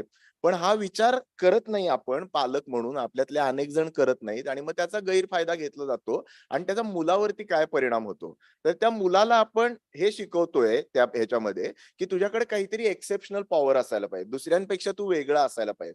म्हणजे तुझं जे बेस्ट व्हर्जन आहे ते तू काय असेल याचा शोध घे, असं सांगण्यापेक्षा त्याला आपण सातत्याने दुसऱ्याशी तुलना करायला लावतो, स्पर्धा करायला लावतो आणि त्यामधनं अनेक अडचणी निर्माण होतात. आणि म्हणून आपली मुलं ही आपल्याला सुपरमॅन, स्पायडरमॅन म्हणजे बाकीच्यांपेक्षा काहीतरी वेगळं असायला पाहिजे. त्यांनी बाकीच्यांच्यातलं एक असण्याचं, म्हणजे खरं म्हटलं तर आम्ही ज्या कालखंडामध्ये वाढलो किंवा आपल्यातले सगळे ज्या कालखंडामध्ये वाढले, त्या कालखंडामध्ये मुलांना घोळक्यामध्ये हरवून जायची संधी होती आणि ते वाढीसाठी खूप आवश्यक असतंय. तुम्ही लक्षात घ्या, दरवेळेला आयडेंटिटीसाठी बाकीच्यांच्यापेक्षा वेगळं आपण उठून दिसणं आवश्यक नाही. कारण तुम्ही जितकं उठून दिसण्याचा प्रयत्न करता तितकं तुमच्यावरचा स्वतः ठेवलेला दबाव वाढतो, दुसऱ्यांनी ठेवलेला दबाव वाढतो. त्यामुळे समूहाचा भाग असणं आणि त्याच्यामधून शिकत जाणं हे देखील शिकण्याची एक खूप मोठी पद्धत आहे.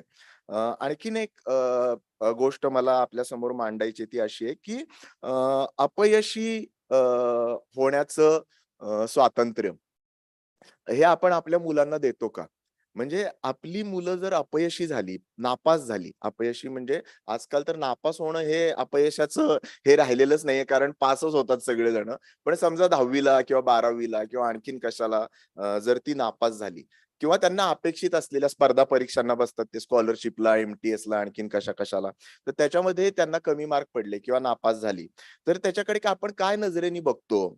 तर मी परत माझाच एक छोटासा अनुभव सांगणार आहे. मी जेव्हा फायनल DNB सायकॅट्रीच्या परीक्षेला बसलो, मी तसा बऱ्यापैकी सिन्सिअर विद्यार्थी होतो आणि त्यामुळे मी नापास होईन असं काही कोणाला वाटलं नव्हतं. पण मी फायनल परीक्षेला नापास झालो. माझे त्यावेळेला जे शिक्षक होते डॉक्टर मोहन आगाशे, जे प्रसिद्ध नट पण आहेत.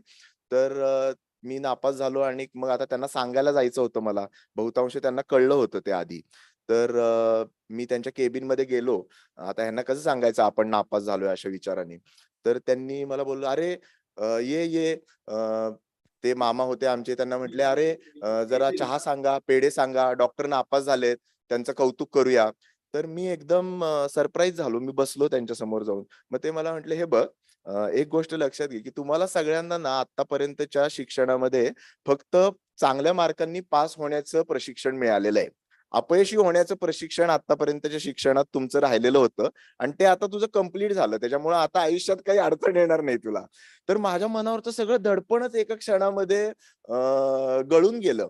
आणि किती रिलेव्हंट मुद्दा होता हा, की खरं आहे की आपल्याला यशाशी टॉलरेट करणं, यशाला जोडून घेणं हे बहुतांश वेळेला सगळ्यांना फार सहजी जमतं. परंतु अपयशाला सामोरं जायला शिकणं हे शिक्षणातलं मला वाटतं अत्यंत महत्वाचा भाग आहे. आणि ज्या वेळेला आपल्या मुलांना तो अनुभव येतो, त्यावेळेला त्यांना आपण हा दृष्टिकोन देऊ शकतो का? की तू अपयशी झालायस तर आयुष्यामध्ये एखाद्या वेळेला असं अपयश येतं.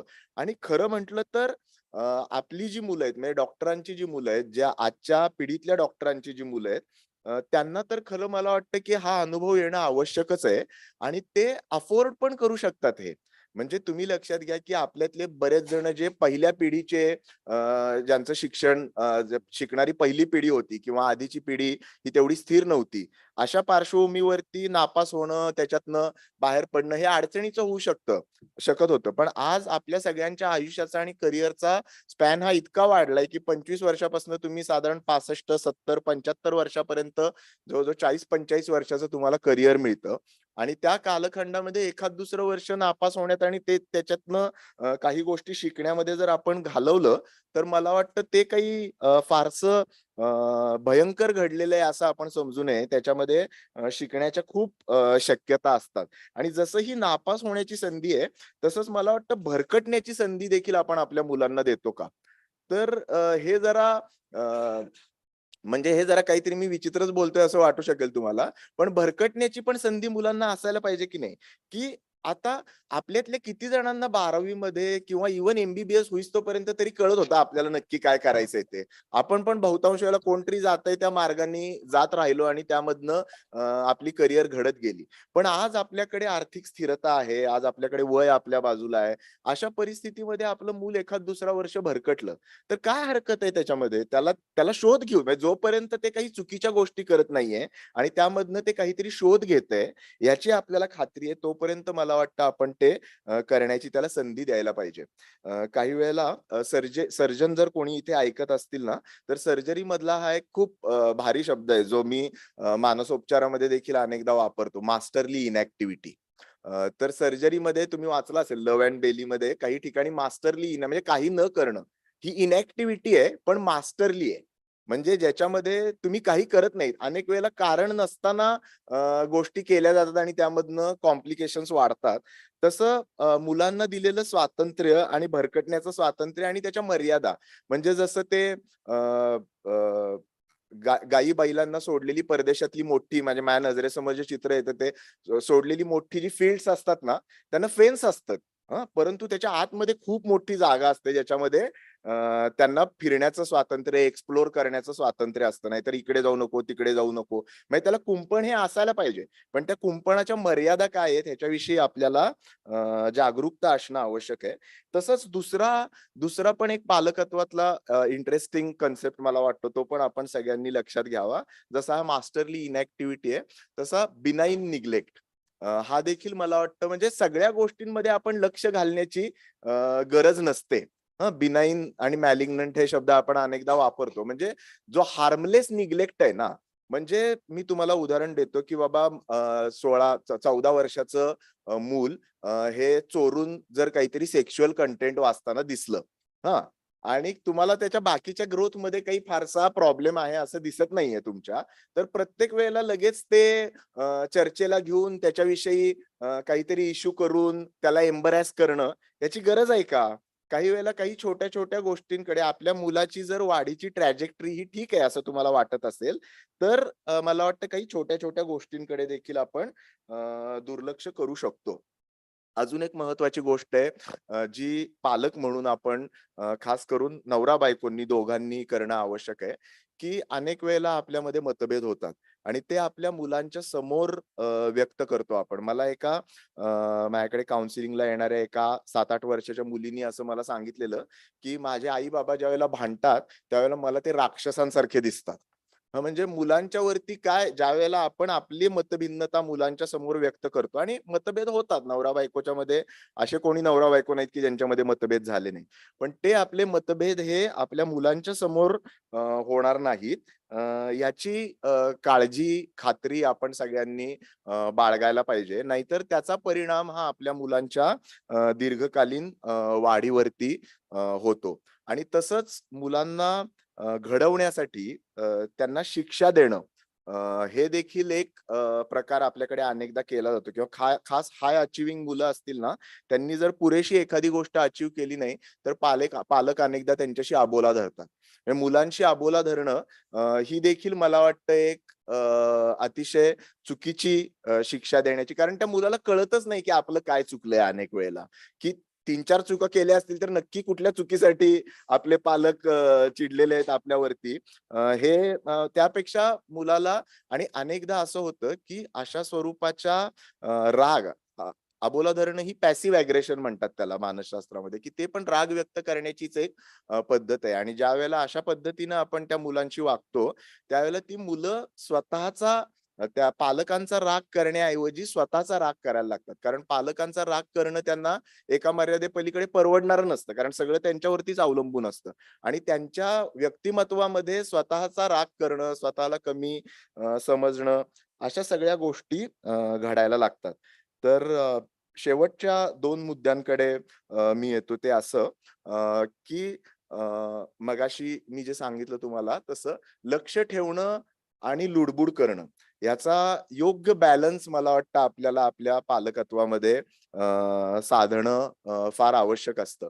म्हणजे आपलं मूल, आपण जर काही मर्यादा घालून घेतल्या असतील की कुठले रेड फ्लॅग्स आहेत पालकत्वाच्या साठीचे आपल्या, की जे जे इस्तोपर्यंत आपण त्याला ढील सोडावी, मोकळीक द्यावं. म्हणजे व्यसनाविषयी जर तुम्हाला चिंता वाटायला लागली किंवा हिंसक होतंय मूल असं वाटायला लागलं, किंवा ओव्हर पिरियड ऑफ टाइम परत परत त्याची जेवढी क्षमता आहे त्याच्यापेक्षा अकॅडमिक परफॉर्मन्स हा कमी होतोय असं तुमच्या लक्षात यायला लागलं, किंवा ते सोशल मीडिया आणि बाकीच्या गोष्टींमध्ये खूप आत बुडतंय, गुंतून जातंय असं वाटायला लागलं, तर मला वाटतं की हे रेड फ्लॅग्स आहेत. त्याच्या अलीकडच्या टप्प्यांवरती मूल पालकांच्या बरोबर त्याच्या मित्रांकडनं, समाजांकडनं, अनेक गोष्टींकडनं अनेक अनेक बाबी शिकत असतं आणि त्याचा त्याच्या व्यक्तिमत्वावरती परिणाम होत असतो.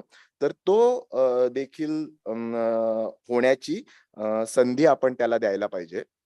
शेवटचे 2 मुद्दे, आपण आपल्या आई वडिलांशी कसं वागतो ह्याचा आपल्या मुलांच्या वरती खूप मोठा परिणाम होत असतो. त्यामुळं आपली जर भविष्यामध्ये त्यांनी काळजी घ्यावी म्हातारं झाल्यावरती असं आपल्याला वाटत असेल, तर ते तोंडी सांगून उपयोग नाही त्यांना. त्याच्यासाठी आपण आपल्या आई बापांशी कसं वागतो ते बघत असतात. त्यामुळे आपण जर आपल्या आई बापांशी नीट नाही वागलो तर आपली मुलं देखील आपल्याशी नीट वागण्याची अपेक्षा आपण करू शकत नाही. त्यामुळे आपण आपल्या मुलांना तोंडानी काय सांगतो याच्यापेक्षा आपण वागतो कसे, हे मला वाटतं पालकत्वातलं सगळ्यात महत्वाची बाब आहे. आणि त्यामुळे केवळ तोंडानी सांगण्याऐवजी आपण आपल्या मुलांनी जसं घडावं असं वाटतं तसं वागण्याचा प्रयत्न करूया.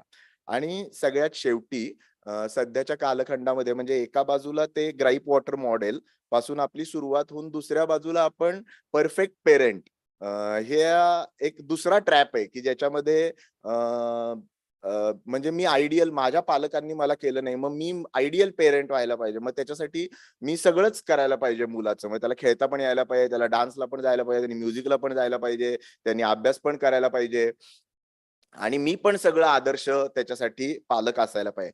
तर हा जो परफेक्ट पेरेंटिंगचा ट्रॅप आहे, जो दुसऱ्या बाजूला आहे, निग्लेक्ट पासूनच्या दुसऱ्या टोकाला आहे, आणि अनेक डॉक्टर पालक त्याच्यामध्ये अडकताना आपल्याला दिसतात आपल्या आजूबाजूला.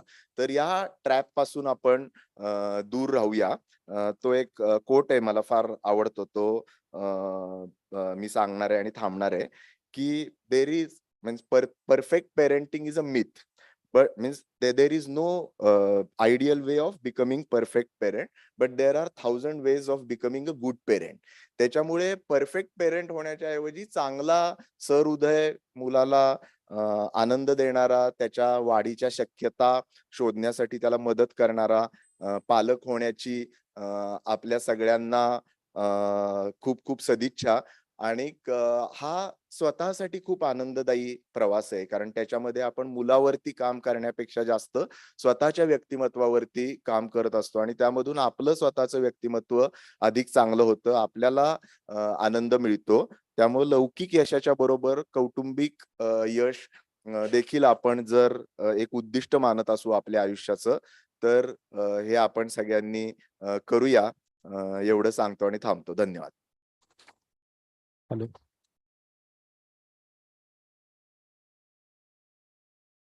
हमीद, सॉरी, डॉक्टर हमीद, माझा मित्र असल्यामुळे हमीद म्हणायची सवय. इतके छान बोलत होते की असं वाटत होतं की अजून 1-2 तास हेच ऐकत राहावं. हा टॉपिक एंडलेस आहे. आपल्यापैकी कोणाला जर काही क्वेश्चन्स विचारायचे असतील तर आता विचारू शकता. आपण थोडा वेळ क्वेश्चन आन्सर सेशन घेऊ शकतो.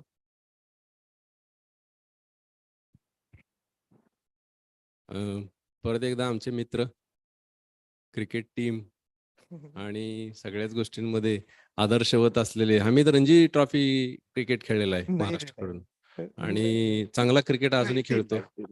आणि नाही म्हणत असलं तरी मी तसंच म्हणणार आहे अजूनही.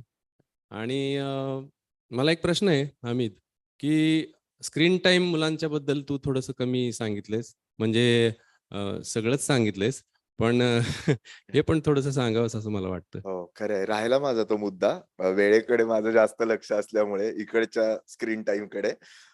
पण महत्वाचा मुद्दा आहे, आणि सध्याच्या कालखंडामध्ये त्याच्यामधून अनेक अडचणी निर्माण होत आहेत, आव्हानं निर्माण होत आहेत. मुलं ही रिअल जगामध्ये राहण्याऐवजी व्हर्च्युअल जगामध्येच जास्त काळ घालवतायत असं दिसतंय आपल्याला. आता आपल्या सगळ्यांच्या समोरचं आव्हान असं आहे की दारू पिऊ नका, तंबाखू खाऊ नका, असं आपण मुलांना सांगू शकतो, की जे हार्मफुल गोष्टी आहेत हे आपल्याला माहिती आहे, आणि ज्या पूर्ण अवॉइड करण्याचा सल्ला देता येतो. स्क्रीनच्या बाबतीमध्ये तसं नाहीये, कारण तो आपल्या आयुष्याचा इतका अविभाज्य भाग झालेला आहे की ते पूर्णपणे वापरू नका असं काही आपण कोणाला म्हणू शकत नाही. शिक्षण तुमचं त्यातनं होतं, ज्ञानग्रहण जीवनाचा आपल्या तो अविभाज्य भाग झालेला आहे. त्यामुळे मग ते किती, कुठे, कसं, आणि हे केवळ मुलांसाठीच नाही, तर मगाशी मी जे म्हटलं आपल्या स्वतःच्यासाठी देखील खूप आवश्यक आहे. आपण आपल्यातले असे किती जण आहेत, आपण एक छोटी टेस्ट घेतली, ज्यांना स्वतःला असं वाटतं की माझा स्क्रीन टाइम जेवढा असायला पाहिजे त्याच्यापेक्षा जास्त आहे. त्यांनी हात वर करा बघू जरा. खूप सारे लोक आहेत, मी पण आहे त्याच्यामध्ये, की मला पण असं वाटतं की माझा जेवढा स्क्रीन टाइम आहे त्याच्यापेक्षा कमी असावे. तुमच्यातल्या किती जणांना माहिती आहे की आपल्या मोबाईलमध्ये डिजिटल वेलबिंग नावाचं एक ऍप येतं? तुम्ही बघितलंय का ते? जर नसेल तर जरूर बघा. प्रत्येक स्मार्टफोन मध्ये डिजिटल वेलबिंग नावाचं एक ऍप आहे. त्याच्यामध्ये तुम्ही कुठल्या ह्याच्यावरती किती वेळ घालवला रोजचा त्याचं ट्रॅकिंग येतं, आणि त्याला तुम्ही लॉक लावू शकता. त्याच्याबरोबर पेरेंटल कंट्रोल्स देखील त्याच्यामध्ये आहेत. आणि आता सगळ्या म्हणजे नेटफ्लिक्स असो किंवा Amazon असो, या सगळ्यांवरती पेरेंटल कंट्रोल्स येतात. त्यामुळे ते एकदा एक्सप्लोर करून ते पेरेंटल कंट्रोल्स, स्वाभाविक आहे की आपल्या मुलाला वयाच्या म्हणजे पोर्न बघावं का नाही बघावं याच्याविषयी मतमतांतर असू शकतात. पण आपल्या मुला किंवा व्यसन करावं किंवा नाही करावं याच्याविषयी मतमतांतर असू शकतात. पण वयाच्या 18 वर्षापर्यंत, म्हणजे जोपर्यंत ते ऍडल्ट होत नाही तोपर्यंत तरी या गोष्टी त्याच्यापासून दूर राहाव्यात, कारण त्याच्यामध्ये त्याला हँडल करण्याची बुद्धीची आणि मेंदूची क्षमता विकसित नाही झालेली, आणि त्यामधून त्याला व्यसनाधीन होण्याची शक्यता लागते. त्यामुळं तोपर्यंत पेरेंटल कंट्रोल असो किंवा हा टाइम असो, आणि छोट्या छोट्या गोष्टी आहेत की आता अनेक ठिकाणी त्याच्याविषयी लिहिलं जातं की जेवताना ठराविक वेळ आपण एकत्र असणं आणि त्यावेळेला सगळ्यांचे फोन बंद असणं, दिवसातनं काहीतरी वेळ आपला एकत्र असा असणं की जो विदाऊट स्क्रीन एन्जॉयमेंटचा असेल, म्हणजे याच्यामध्ये आपण बोलू, गप्पा मारू, फिरायला जाऊ, खेळायला जाऊ. या गोष्टी फार महत्वाच्या आहेत. त्या जर छोट्या छोट्याच गोष्टी आहेत, त्या खरं तर काही फार रॉकेट सायन्स नाहीये त्याच्यामध्ये. पण सोशल मीडियामध्ये जसं दारू आपल्या मेंदूवरती काम करते, तंबाखू आपल्या मेंदूवरती काम करते, तसंच सोशल मीडिया काम करतो आणि तो हायली ऍडिक्टिंग आहे याची जाणीव आपण सगळ्यांनी ठेवायला पाहिजे. आणि मुलं जर आपली त्याच्यामध्ये खूप जास्त गुंतायत असं जर वाटायला लागत असेल तर त्यांना मैदानी खेळ हे एक त्याच्यावरचं म्हणजे आपण जर बघितलं की जेव्हा मैदानं बंद होती लॉकडाऊन मध्ये, त्यावेळेला मुलांचा स्क्रीन टाइम सिग्निफिकंटली वाढलेला. मूल जर दिवसातले 1.5-2 तास मैदानावरती जात असेल, आपोआप स्क्रीन टाइम त्याचा कमी होतो. पण हे आव्हान आहे आपल्या सगळ्यांच्या समोरचं मुलांच्या पेक्षा.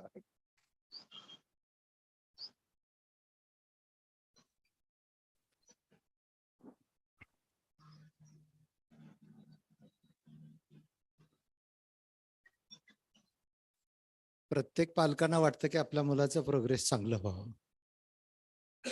मग यासाठी मुलाचं करिक्युलर किंवा अभ्यासाचा दिशा, त्याचे प्रोग्रेस आणि एक्स्ट्रा करिक्युलर किंवा अभ्यास सोडून दुसरं, याचा पालकांनी कसा बॅलन्स साधावा की ज्यामुळं मूल एक चांगलं सुजाण होऊ शकतं. फक्त करिक्युलर ह्याच्यात फक्त हुशार असून काय उपयोग नाही.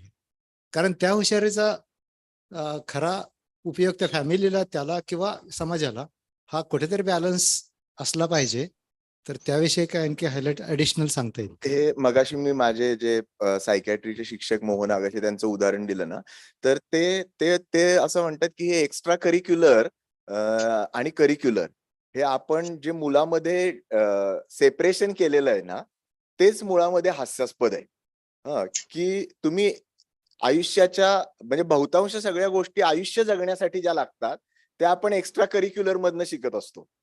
आणि त्याला आपण एक्स्ट्रा करिक्युलर म्हणतो. म्हणजे त्या करिक्युलमचा भाग नाहीत तुमच्या. म्हणजे ग्रुपमध्ये कसं राहायचं, अपयश कसं सहन करायचं, मित्रांशी कसं डील करायचं, व्यसनाला नकार कसा द्यायचा. खूप तुम्ही जर बघा की शाळेमध्ये आपण किती शिकलो आणि शाळेच्या तासांच्या वर्गखोल्यांच्या बाहेर आपण किती शिकलो. त्यामुळे ते जे बाहेर जे सगळं जगायला आवश्यक शिक्षण असतं त्याला आपण एक्स्ट्रा करिक्युलर म्हणतो. त्यामुळं खरं त्याच्यामध्ये अशा स्वरूपाचा हे करणं, भाग पाडणं करिक्युलर आणि एक्स्ट्रा करिक्युलर. त्यामुळे करिक्युलम मध्ये तुम्हाला फक्त ऍक्च्युली जे स्किल दिलं जातं ना, तुम्ही जर बघितलं तर ते फक्त वाचायचं आणि लिहिण्याचं स्किल आहे. करिक्युलम मध्ये काय स्किल आहे तुम्हाला जे बहुतांश वेळेला आपल्या डॉक्टरी करेल, त्याच्या पलीकडे जे आयुष्याचं स्किल आहे ते बाकीच्या ह्याच्यामध्ये मिळतं. आणि त्यामुळे हे सेपरेशन करू नये असं मला वाटतं आणि त्यांना एक्सप्लोर करू द्यावं मुलांना. आणि आज मला फक्त एवढंच ऍड करायचंय की आपण ज्यांना करिअर म्हणायचो, ज्याच्यासाठी करिक्युलम होते, ते पूर्वी इतके मर्यादित होते, आता ते इतके अफाट वाढलेले आहेत आणि त्या प्रत्येक ह्याच्यामध्ये करिअर करण्याची संधी निर्माण झालेली आहे. म्हणजे आपण संगीताला एक्स्ट्रा करिक्युलर म्हणत होतो, आपण मुलं आता ते काय सोशल मीडियाचा वापर करून आपल्यापेक्षा जास्त पैसे इन्फ्लुएन्सर कमवतात. बरोबर. त्यामुळे तुमचं मूल जर सोशल मीडियाचा वापर करत असेल तर तो प्रभावी कसा करता येईल त्याला आणि त्यात करिअर कसं करता येईल, ती पण करिअरची एक दिशा आहे. एवढं आपण समजून घ्यावं असं मला वाटतं. हा, नाही खरं आहे तुमचं म्हणणं. त्यामुळं आपण थोडस स्वतःला एक स्टेप मागं घेऊन आपण जे करतोय ते योग्य आहे का, ते पुरेसं आहे का, ते जास्त नाही ना होतंय, याचा विचार करणं आवश्यक आहे. बरोबर आहे, अगदी खरं आहे. दोन्हीचा नाही, म्हणून तो बॅलन्स साधताना मला असं म्हणायचंय की ऍक्च्युली तो मुलांच्या दैनंदिन जीवनात बॅलन्स असतोच, तो आपण घालवतो आणि मग साधायचा प्रयत्न करतो. तो नको घालवायला, ते जे करतंय ते करू देत त्याला. आता करिअरचा विषय निघाला. माझ्या एजचे जेवढे आहेत तिथे सगळ्यांच्या डोक्यात सध्या तोच विषय असतो की मुलाला करिअर कसं सिलेक्ट करायला आपण मदत करायची का त्याला त्याला सिलेक्ट करू द्यायचं. बरेचदा असं होतं की 8वी 9वी 7वी 8वी 9वीची मुलं असतात, त्यांना विचारलं तुला काय बनायचं, त्यांना माहित नसतं. मग कधी तो म्हणतो मला डॉक्टर बनायचंय, कधी म्हणतो इंजिनियर बनायचंय, जे बघेल तो समोर मला स्पोर्ट्समन बनायचंय, म्युझिशियन बनायचंय. मग अशा वेळी आपण त्यांना मदत कशी करायची? आता मी हा प्रश्न याच्यासाठी विचारतोय की फाउंडेशन कोर्सेस आता 6वी-7वी पासून सुरू व्हायला लागले. त्यामुळे 7वीतच सांगतात मुलांना तू सिलेक्ट कर, तुला मेडिकलला नीट जायचंय का जेईला जायचंय. ठीक आहे. तर मग एमबीबीएस झाल्यावर सुद्धा माहित नव्हतं आपण जे केलं ते बरोबर आहे की चूक आहे. मग अशा वेळी पालकांनी कसा निर्णय घ्यायचा की मुलांना निर्णय घेण्याची क्षमता मे बी नसते त्यावेळी. म्हणून मी मगाशी जे म्हंटल की आपण भरकटण्याचं स्वातंत्र्य जे आहे ना ते पण फार महत्वाचं आहे. मुलांवरती आपण त्यांना मूल आपलं भरकटलं एखाद दुसरा वर्ष त्यांनी इकडे आज ऍक्च्युली आपण विचार करूया की आपलं मूल 1-2 वर्ष भरकटण्याचं त्याला स्वातंत्र्य आपण देऊ शकतो का? फायनान्शियली आपण ते अफोर्ड करू शकतो का? तर इथे बसलेले बहुतांश जण फायनान्शियली ते अफोर्ड करू शकतात. करिअर वाईज आपण ते अफोर्ड करू शकतो का? कारण करिअरचा स्पॅन पूर्वी 20 वर्ष 25 वर्ष होता, तो 40-45 वर्षाचा झालाय. मग ते मूल पण ते अफोर्ड करू शकतं आणि तुम्ही पण अफोर्ड करू शकता. तर आपण ते त्याला फक्त त्याचा अर्थ त्याला जोपर्यंत शोधता येत नाहीये म्हणून ते भरकटत असेल तर ते मला वाटतं की आपण करू द्यायला हरकत नाही त्याला. ते पळवाट म्हणून जर ते करत असेल, कष्टाला पळवाट म्हणून ते करत नाहीये ना, एवढंच बघणं मला वाटतं आपलं सगळ्यांचं हे आहे. मी परत उदाहरणातनं लोकांना कळतं म्हणून माझा मोठा भाऊ आहे, तुम्हाला सगळ्यांना माहित असेल, प्रसन्न आणि चित्रा दाभोळकर. त्यांचा जो मोठा मुलगा सुगत, त्याचं उदाहरण समजून घेण्यासारखं आहे. तो 12वी मध्ये त्याला मेडिकलला ऍडमिशन मिळाली असती, त्यांनी ती घेतली नाही, तो बीएससी ला गेला. बीएससी केली 3 वर्षांनी, त्याच्यानंतर त्याला इंटिग्रेटेड पीएचडी मिळाली. ती इंटिग्रेटेड पीएचडी पण चांगल्या ह्याच्यात मिळाली. ती 2 वर्ष केल्यानंतर त्याला कळलं की आपल्याला हेच नाही आवडत आहे. मग त्यांनी ती पीएचडी मध्ये सोडून दिली एमएससी झाल्यानंतर. मग त्यांनी एमबीए केलं. एमबीए केल्यानंतर पण त्याला वाटलं की आता हे पण नाही, आपल्याला ह्याच्यात करिअर नाही करायचं. आपल्याला हळूहळू आता लक्षात येतंय की आपल्याला शिक्षणामध्ये, शिक्षणाच्या शास्त्रामध्ये, शिक्षण कसं दिलं जातं या शास्त्रात रस आहे. म्हणून मग त्यांनी 2 वर्ष त्याच्यामध्ये जॉब केला, हे जे बैजू वगैरे सारखे हे असतात ना त्याच्यामध्ये. आणि त्यानंतर मग त्याला कळलं की आपल्याला शिक्षणाच्या ह्याच्यामध्ये अभ्यास करायचा आणि त्यासाठी पीएचडी करायला तो परदेशात गेला. आता ही सगळी प्रक्रिया 8-10 वर्षाची होती. आणि प्रसन्न दाभोळकर साताऱ्यातले पहिले सायकॅट्रिस्ट आहेत. म्हणजे त्यांच्या मुलाच्या बाबतीमध्ये जर हे घडू शकत असेल तर आपल्या बाबतीमध्ये पालक वडील जर मानसोपचार तज्ञ असताना तो काय करू शकतो जास्तीत जास्त. तर त्याला मुलाला भरकटण्याचं स्वातंत्र्य तुम्ही देऊ शकता आणि आज ना उद्या ते शोधेल त्याला हवंय ते, याच्यावरती विश्वास ठेवू शकता. आपल्याला फक्त आपलं मुलगा मेडिकलला किंवा इंजिनिअरिंगला गेलं की आपली जबाबदारी संपली. हे आपल्याला हवं असतं, त्याला हवं ते मिळालं का नाही याच्यापेक्षा. One last question. एक झूम वरती क्वेश्चन विचारलाय. पॅसिव्ह अग्रेशनची सिच्युएशन असेल तर कशी? Example, child hasn't perform to his her potential due to simple neglect. हो, त्याच्यामुळे मला वाटतं की मग त्याच्याशी अबोला धरणं हे त्याच्यावरचं उत्तर नाही. मूल ज्या वेळेला आपण असं म्हणतो ना की ते निग्लेक्ट करतंय, त्यावेळेला ते एका गोष्टीकडे निग्लेक्ट करत असतं, पण त्यावेळेला त्याचं अटेन्शन दुसऱ्या कुठल्या गोष्टीकडे आहे ते आपण शोधून काढणं आवश्यक आहे. म्हणजे ते जगातल्या सगळ्याच गोष्टींकडे निग्लेक्ट करत नसतं, आपल्याला हवंय त्या गोष्टीकडे निग्लेक्ट करत असतं. त्यावेळेला ते बाकीचं काहीतरी करतच असतं. त्यामुळं आपला जर मुलाशी संवाद असेल तर त्याला आपण ते काय करतंय ते आपण ऑब्झर्व करू शकत असतो. त्याला हे करण्यापेक्षा ते आनंदाचं वाटतंय किंवा ते मजा वाटते त्याच्यामध्ये किंवा त्याला कष्ट करण्याची पुरेशी सवय नाही लागलेली. मग अशा वेळेला आपण त्याशी अबोला धरून काय होणार आहे? काहीच नाही सुटत. त्यापेक्षा आपण आपली जी मतं आहेत ती त्याच्यासमोर मांडावीत. त्याला स्पष्ट सांगायला देखील काही हरकत नाही की तू पुरेसे कष्ट केले नाहीयेस. हे याचा अर्थ मुलाला पुरेसे कष्ट केले नाहीयेस असं आपल्याला वाटत असेल तर ते सांगू नये असं मी म्हणत नाहीये. पण आपण ज्या वेळेला रागावतो मुलावरती, खरोखरीचा रागावतो, त्यावेळेला तो राग त्याच्या व्यक्तिमत्वावरती परिणाम करत असतो. आपल्याला रागवायचं कशासाठी असतं? तर त्यांनी बदल व्हावं ह्याच्यासाठी रागवायचं असतं आपल्याला. त्यामुळे रागाचं नाटक आपण करू शकतो. म्हणजे तुम्ही जर खरंच रागावला असाल मुलाशी बोलताना तर काहीतरी गडबड आहे असा आपण विचार करायला पाहिजे. तुम्ही रागावलाय तसं दाखवणं आणि रागावणं, ज्यावेळेला आपण रागावलो असतो त्यावेळेला आपला पण विचार नीट काम करत नसतो. आपण त्याला प्रतिक्रिया देत असतो, प्रतिसाद देत नसतो. त्यामुळे त्यावेळेला मुलाशी बसून बोलणं, त्याला सांगणं आणि परत बदलण्याची संधी देणं हे महत्वाचं आहे. Very nice answer. Thank you, Hamid. After all this, I again thanks to Hamid and hand over to Deepak. खूपच सुंदर टॉक झालं. मला माहिती आहे प्रत्येकाच्या मनात अजून 100 प्रश्न असणार आहेत. डॉक्टर हमीद तुम्ही पर्सनली कॉन्टॅक्ट करू शकता. खूप इझिली अवेलेबल पर्सन आहे आणि माझ्या मनातही भरपूर आहेत. हमीद, मी नंतर भेटणार आहे. मी डॉक्टर सूर्यकुमार खंदारे यांना रिक्वेस्ट करतो डॉक्टर हमीद दाभोळकर यांचा सत्कार करावा.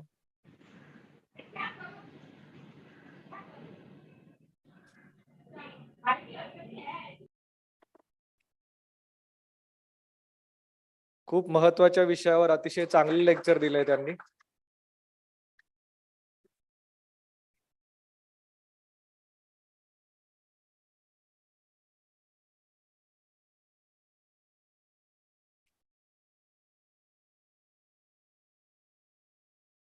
आता आपण आपल्या नेक्स्ट लेक्चर कडे जाऊया.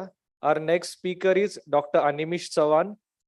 ही is a MD psychiatrist working at Maitra Clinic and Navchetna Care Center in Satara. He is a practitioner of mindfulness based cognitive therapy. He will be also talking on a very important topic for all of us, that is stress management for doctors. May I welcome Dr. Animish Chauhan on the dais, please.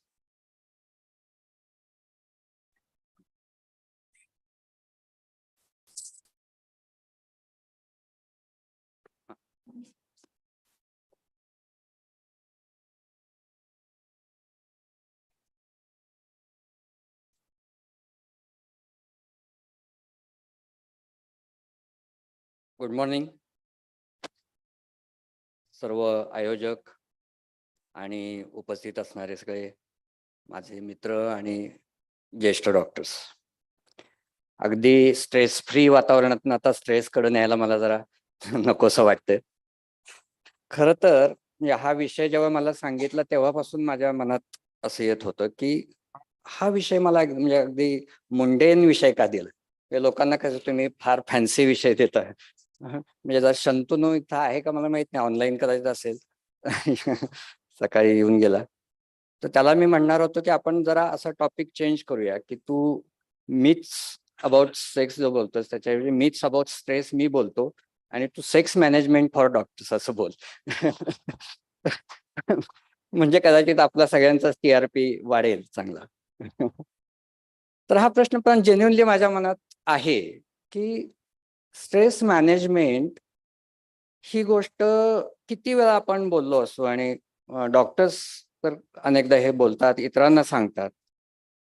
मला माहिती आहे की यासारख्या प्लॅटफॉर्मवर पण हा विषय बऱ्याचदा बोलला जातो. आपण अनेक ठिकाणी वाचतो त्याच्याबद्दल. तरी पण हा विषय का ठेवावा लागतो? एक ऑब्व्हियस रिझन सगळ्यांना असं वाटतं की स्ट्रेस वाढलाय, म्हणजे डॉक्टरांच्यासाठीचाही स्ट्रेस वाढलाय. कोविड काळामध्ये विशेषतः सगळ्यांना ते स्ट्रायकिंगली वाटलं आणि त्याबद्दलचे खूप रिसर्चेस पण झाले, सर्वेज झाले. जे परसिव्ड स्ट्रेस मुख्यतः मोजतात की तुम्हाला किती स्ट्रेस जाणवतो आणि त्याचा जो काही अभ्यास झाला तर अगदी 20-30% अगदी काही लोकांनी 70-80% डॉक्टर्सना, स्टुडंट्सना स्ट्रेस जाणवतो असं नोंदवलंय. पण तरी मला पर्सनली असं वाटत नाही की ते रिझन आहे की हा टॉपिक आपण पुन्हा पुन्हा डिस्कस करतो. दुसरं रिझन मग काय वाटेल की बाबा नाही स्ट्रेस मॅनेजमेंट बद्दल लोकांना माहिती नाही. तर तेही रिझन मी डॉक्टर्सच्या ग्रुप समोर कधीच ऍक्सेप्ट करणार नाही की ते रिझन असेल. तर काय रिझन असू शकतं? तर माझ्या मते ऑब्व्हियस रिझन त्यातलं हे आहे की स्ट्रेस बद्दल माहिती आहे किंवा स्ट्रेस मॅनेजमेंट बद्दल सुद्धा माहिती आहे म्हणून आपण स्ट्रेसला इम्युन होतो असं नाही. म्हणजे कितीही प्रमाणात आपल्याला स्ट्रेस मॅनेजमेंट बद्दल माहिती असू दे, आपण बीइंग डॉक्टर सुद्धा स्ट्रेस बद्दल इम्युन नाही आहे आणि याबद्दल आपल्यामध्ये डिनायल आहे. पुन्हा मी सेक्सकडे वळतो. या ठिकाणी मला आठवण येते म्हणजे ऍक्टिव्हली सेक्शुअली ऍक्टिव्ह जे मेल आहेत त्यांच्याबद्दल मास्टरबेशनच्या बद्दल जो सर्वे होतो त्यावेळेला असं एक आपल्याला बऱ्याच जणांना माहिती की 99% म्हणतात की आम्ही मॅस्टरबेशन करतो, पण 1% नाही म्हणतात, तर ते 1% सरळ सरळ खोटं बोलत असतात. They are simply lying. पण इथे जे आता समजा मी मगाशी म्हणलं की 20 ते 80% लोक स्ट्रेस ऍडमिट करतात आणि उरलेले स्ट्रेस ऍडमिट करत नाहीत, तर ते लाईंग नाहीये, दॅट इज डिनायल. आणि डिनायल आणि लाईंग मध्ये खूप फरक आहे. लाईंग मध्ये तुम्हाला आतल्यात माहिती आहे की हे मी खोटं बोलतो. डिनायल ही गोष्ट अशी आहे की त्या ठिकाणी तुमचं मन किंवा तुमचा मेंदूच तुम्हाला असं फसवत असतो की नाही, तुला स्ट्रेस नाही. हा जो फॅक्टर आहे हा थोडा सगळ्या दृष्टीतून गंभीर आहे फॅक्टर असं मला वाटतं. आणि तो बऱ्याचदा स्ट्रेस मॅनेजमेंटचं टेक्निक म्हणून कळत नकळत आपल्याकडून वापरला जातो, की स्ट्रेस मॅनेज करण्यासाठी मला स्ट्रेस येताच कामा नाही, मला स्ट्रेस येऊ शकत नाही, असे स्वतःची समजूत करून घेणं, स्वतःच्या मनाची आणि बुद्धीची समजूत करून घेणं, हा बऱ्याचदा ऑप्शन म्हणून वापरला जातो नकळत. म्हणून त्याला आपण डिनायल म्हणतो की तो चांगला ऑप्शन नाहीये. म्हणून स्ट्रेस मॅनेजमेंट बद्दल पुन्हा पुन्हा बोलणं गरजेचं आहे. आणि पुढचा भाग आहे की डिनायल असो अथवा नसो, स्ट्रेस टेक्स इट्स टोल. हे तुम्हाला त्याचे परिणाम भोगावेच लागतात, ते होतातच. अर्थातच पुन्हा एकदा की त्या परिणामाबद्दल फारसं बोलणं ही काही आता मला वाटत नाही की या ग्रुपची अपेक्षा आहे. तरी आपल्याला साधारण माहिती आहे की वेगवेगळ्या प्रकारचे म्हणजे कार्डिओव्हास्क्युलर असो किंवा इम्युनिटीशी रिलेटेड असो, गॅस्ट्रोइंटेस्टिनल असो, अनेक प्रकारचे आपण स्ट्रेस रिलेटेड मेडिकल एलिमेंट्स किंवा डिसिजेस सफर करतो माणूस, हे माहिती आहे आपल्या सगळ्यांना. सायकॅट्रिक डिसिजेस पण, अँझायटी, डिप्रेशन सारखे आपण स्ट्रेस रिलेटेड आहेत, ॲडिक्शन स्ट्रेस रिलेटेड आहे, आपल्या सगळ्यांना माहिती आहे. पण त्याच्याबरोबर इमोशनल एक्झॉशन, की जे कदाचित आपल्या लक्षात येत नाही किंवा सुटून जाऊ शकतं, की त्याची लक्षणं जी आहेत की आपल्याला एकंदरीतच सगळ्या गोष्टींबद्दलचा निरुत्साह वाटतो, थकवा वाटायला लागतो, एक प्रकारचा कोरडेपणा येतो. जे पुढचा जो डिपर्सनलायझेशन असा जो मुद्दा लिहिला तोही त्याच अर्थानं आहे की आपल्या प्रॅक्टिसमध्ये सुद्धा, की आपण यांत्रिकपणे काम करत राहतो. आपण काम करतो पण त्याच्यात आपला जीव नाही, त्याच्यात आपलं मन नाही. ही जी गोष्ट आपल्याला जाणवते ही स्ट्रेसचं लक्षण असू शकतं, हे आपल्याला अनेकदा माहीत होत नाही. आणि त्याच्यामुळं ऑब्व्हियसली आपल्या सगळ्याच प्रकारच्या प्रॉडक्टिव्हिटीवर, म्हणजे प्रोफेशनलच नव्हे तर फॅमिली असेल, सोशल प्रॉडक्टिव्हिटी असेल, ते या सगळ्यावर दुष्परिणाम होत राहतात. पण त्याबद्दल बोलणं हा काही आता आपला महत्त्वाचा विषय नाही. पुढचा जो भाग आहे की याची कॉम्प्लेक्सिटी आपण लक्षात घेणं, हे खरं तर महत्त्वाचा भाग आहे असं मला वाटतं. की आपण जे डिनायल संदर्भात बोलतो की का आपल्याकडून आपला स्ट्रेस डिनाय होतो किंवा लक्षात येत नाही, तर त्याच्यातला एक महत्त्वाचा भाग आहे की स्ट्रेसची जी कॉम्प्लेक्सिटी आहे, की बऱ्याचदा कसं होतं की मगाशी म्हटलं तसं की कोविड आला तर स्ट्रेस येणार, मुलाला मेडिकलला ऍडमिशन नाही मिळाली तर स्ट्रेस येणार, कुठेतरी पेशंटच्या नातेवाईकांनी काही ॲलिगेशन केली तर स्ट्रेस येणार, हे आपण गृहीत धरतो. म्हणजे आपण स्ट्रेसर्सना स्ट्रेस समजतो. खरं तर हे स्ट्रेसर्स आहेत. स्ट्रेसची जी एक कॉम्प्लेक्सिटी आहे किंवा स्ट्रेसचा जो एक रिस्पॉन्स आहे त्याच्यातला हा एक घटक आहे. पण आपण काय करतो की आपण त्याला स्ट्रेस समजतो. आणि त्याच्यामुळं जर माझ्या मुलाला मेडिकलला ॲडमिशन मिळाली, माझ्या प्रोफेशनमध्ये मी आज काहीतरी नवीन डेव्हलपमेंट करतोय किंवा मी नवीन गाडी बंगला काहीतरी केलाय, तर मी समजतो की आता मला स्ट्रेस यायचं कारण नाही. प्रत्यक्षात इट ऑल्सो क्रिएट्स स्ट्रेस. कारण any change in your life creates demand on your system and that creates stress. हे आपण लक्षात घेत नाही. आपण स्ट्रेसर्सना स्ट्रेस समजत राहिल्यामुळं आपल्याला स्ट्रेसची प्रोसेस पूर्णतः लक्षात येत नाही. त्यामुळे हे लक्षात घ्यायला हवं. जसं मगाशी मी म्हटलं की डिनायल उरलेल्या लोकांच्या मध्ये आहे. कारण आपल्या प्रत्येकाला जर आपण वेगवेगळ्या लाईफ फेजेस मधून जातो, वेगवेगळे चेंजेस आपण अनुभवतो, तर आपल्यामध्ये स्ट्रेस क्रिएट होणं इज मस्ट, नॅचरल आहे. पण ते आपल्या लक्षात येत नाही. रिस्पॉन्सेसच्याही बाबतीत तेच आहे की अनेकदा स्ट्रेसफुल सिच्युएशन किंवा स्ट्रेसरला जो काही आपला रिस्पॉन्स असतो त्या रिस्पॉन्स बद्दलही अनेकदा स्ट्रेस निर्माण होतो. म्हणजे जर मला कुठल्या तरी ॲलिगेशनला तोंड द्यावं लागतं आणि मला 2-4 दिवस झोप लागत नाहीये, तर मी काय करतो, तर मला स्ट्रेस आलाय असं समजून मी त्याचा स्ट्रेस घेत राहतो. खरं तर ही कदाचित तुमची नैसर्गिक आणि स्वाभाविक प्रतिक्रिया असू शकते, पण त्या प्रतिक्रियेला आपण जर नीट समजून घेतलं नाही, तर त्याचं रूपांतर पुन्हा एकदा नव्या स्ट्रेसरमध्ये होऊन आणखीन स्ट्रेसची कॉम्प्लेक्सिटी वाढू शकते. आणि ह्या सगळ्यामध्ये त्यामुळं इंडिव्हिज्युअलिटी, प्रत्येकाचं एक व्यक्तिमत्व जे आहे, त्या व्यक्तिमत्वाची वेगवेगळ्या प्रकारचे स्ट्रेस हँडल करण्याची वेगवेगळी शैली असू शकते. हे आपण लक्षात घेतलं नाही तरी आपल्याला अनेकदा विनाकारण स्ट्रेस वाटू शकतो किंवा असलेला स्ट्रेस आपल्याकडून लक्षात घेतला जात नाही, असं होऊ शकतं. तर ही जी कॉम्प्लेक्सिटी आहे, या कॉम्प्लेक्सिटीत आणखीन भर घालण्याची ही घालणारी पुढची स्लाइड आहे, की ज्याबद्दल मी फार थिअरॉटिकल ऑब्व्हियसली बोलणार नाही, कारण तो परत आपला अजेंडा नाही. आपला स्ट्रेस मॅनेजमेंट हा अजेंडा आहे.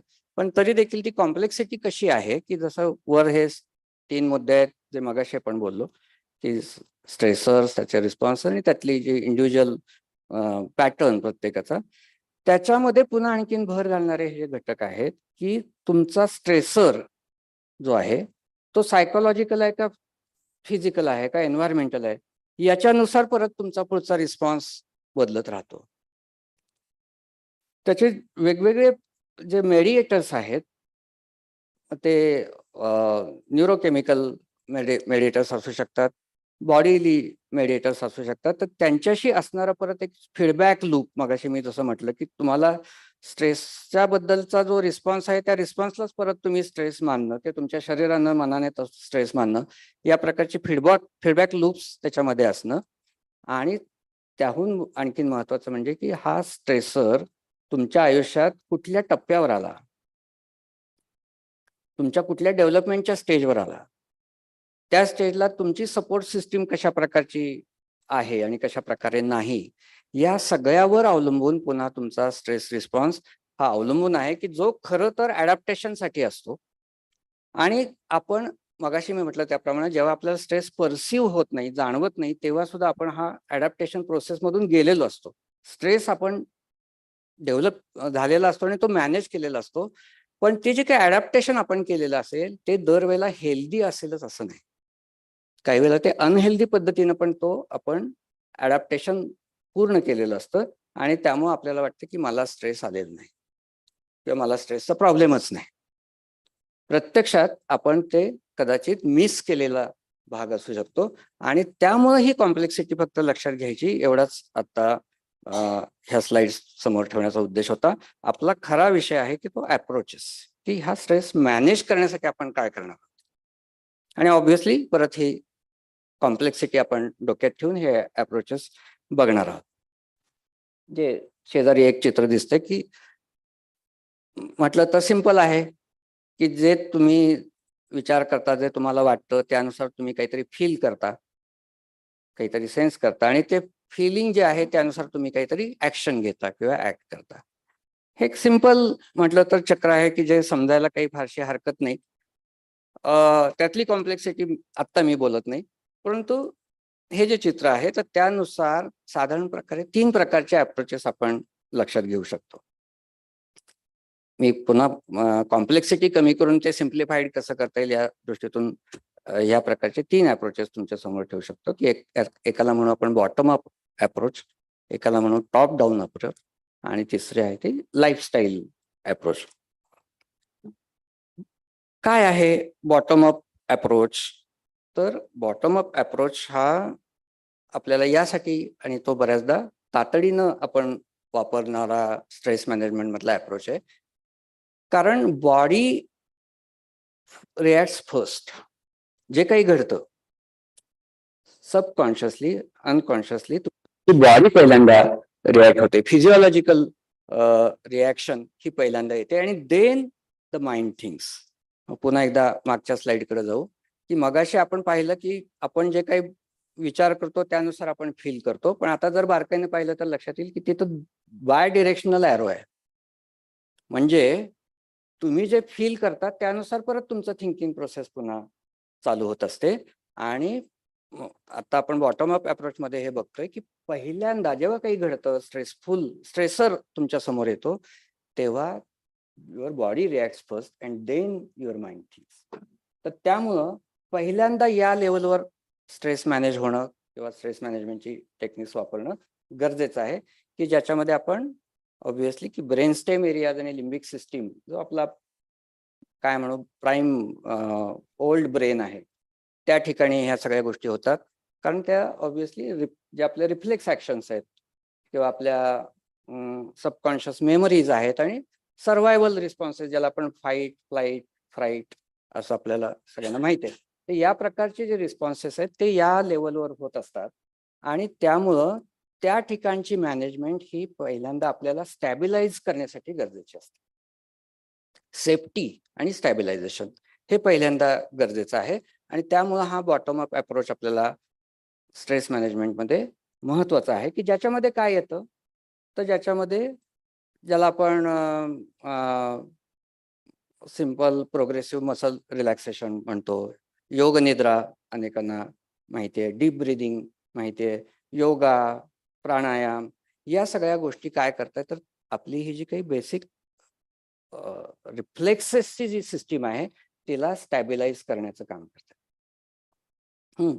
आता परत मी कॉम्प्लेक्सिटी का सांगितली त्या मुद्द्याकडे येतो, की बऱ्याचदा पुन्हा चूक काय होते की यालाच स्ट्रेस मॅनेजमेंट समजलं जातं, बरोबर ना. पण ह्या स्ट्रेस मॅनेजमेंटचा हा फक्त एक पार्ट आहे की जी फक्त तुम्हाला पहिल्यांदा आणि महत्वाचा भाग आहे, तो अजिबात कमी महत्वाचा नाहीये, परंतु तो एक पार्ट आहे हे जर लक्षात घेतलं नाही तर आपण जो पुढचा अप्रोच आहे की टॉप डाऊन अप्रोच त्याच्याकडे दुर्लक्ष करतो. हा टॉप डाऊन अप्रोच काय आहे की if you think right inverted comma, कारण त्याला पुन्हा वेगवेगळी परिमाण आहेत, you will be able to make healthier choices. पुन्हा एकदा ती मगाची स्लाइड परत एकदा आपण बघू की आपण मगाशी पाहिलं की जे तुम्ही विचार करता त्यानुसार तुम्हाला काहीतरी फील होतं आणि तुम्ही काहीतरी ऍक्शन घेता, पण तुम्ही जी ऍक्शन घेता त्याच्याबद्दल परत तुम्ही काहीतरी विचार करायला लागता. मी हे बरोबर केलं का, मी हे पुरेसं केलं का, मी हे चांगलं केलं का, मी हे केलं त्याला अमका तमका काय म्हणेल किंवा जग काय म्हणेल. अनेक म्हणजे हे मी अगदी फार मामूली विचार तुम्हाला सांगितले. ह्या विचारांना मर्यादा नाही की असे अनेक प्रकारचे विचार तुमच्या ऍक्शन नंतर परत सुरू होत असतात आणि त्यामुळं परत त्या विचारानुसार परत तुम्ही काहीतरी आणखीन ऍक्शन करत राहता, त्यानुसार तुम्हाला परत काहीतरी फील होत राहतं.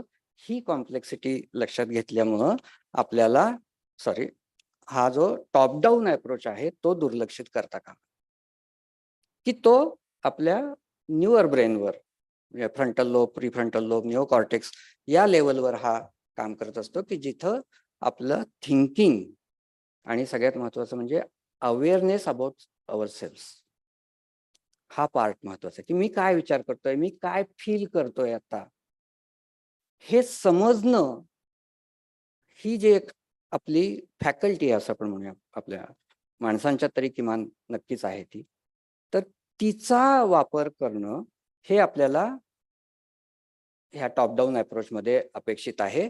आणि त्याच्यात मी तिसरी ओळ जी लिहिली की ते नक्की काय करतो तर की आपण जे काही घडतंय आपल्या बाबतीत बाहेर आत दोन्हीकडं, म्हणजे मगाशी म्हणजे स्ट्रेसर बद्दल आपण काय इंटरप्रिटेशन करतोय, स्ट्रेसरचा जो आपल्यात निर्माण होणारा रिस्पॉन्स आहे त्याच्याबद्दल आपण काय इंटरप्रिट करतोय, त्याच्यानुसार आपण ज्या ऍक्शन्स घेतोय किंवा नाही घेत त्याच्याबद्दल आपण काय इंटरप्रिट करतोय, याच्याबद्दलची आपली जागृती आणि अवेअरनेस वाढवणं हे या स्किलचा मोठा भाग आहे टॉप डाऊन अप्रोच मध्ये. आणि त्याच्यात मी मुद्दाम लाल अक्षरात लिहिलंय की बऱ्याचदा असं वाटतं की मग त्यानुसार आपले विचार बदलायचे आहेत. तर मी इथं लिहिलं की विचार बदलण्याच्या पेक्षा किंवा विचार बदलण्याच्या आधी our relationship with our thoughts, बघा हा फार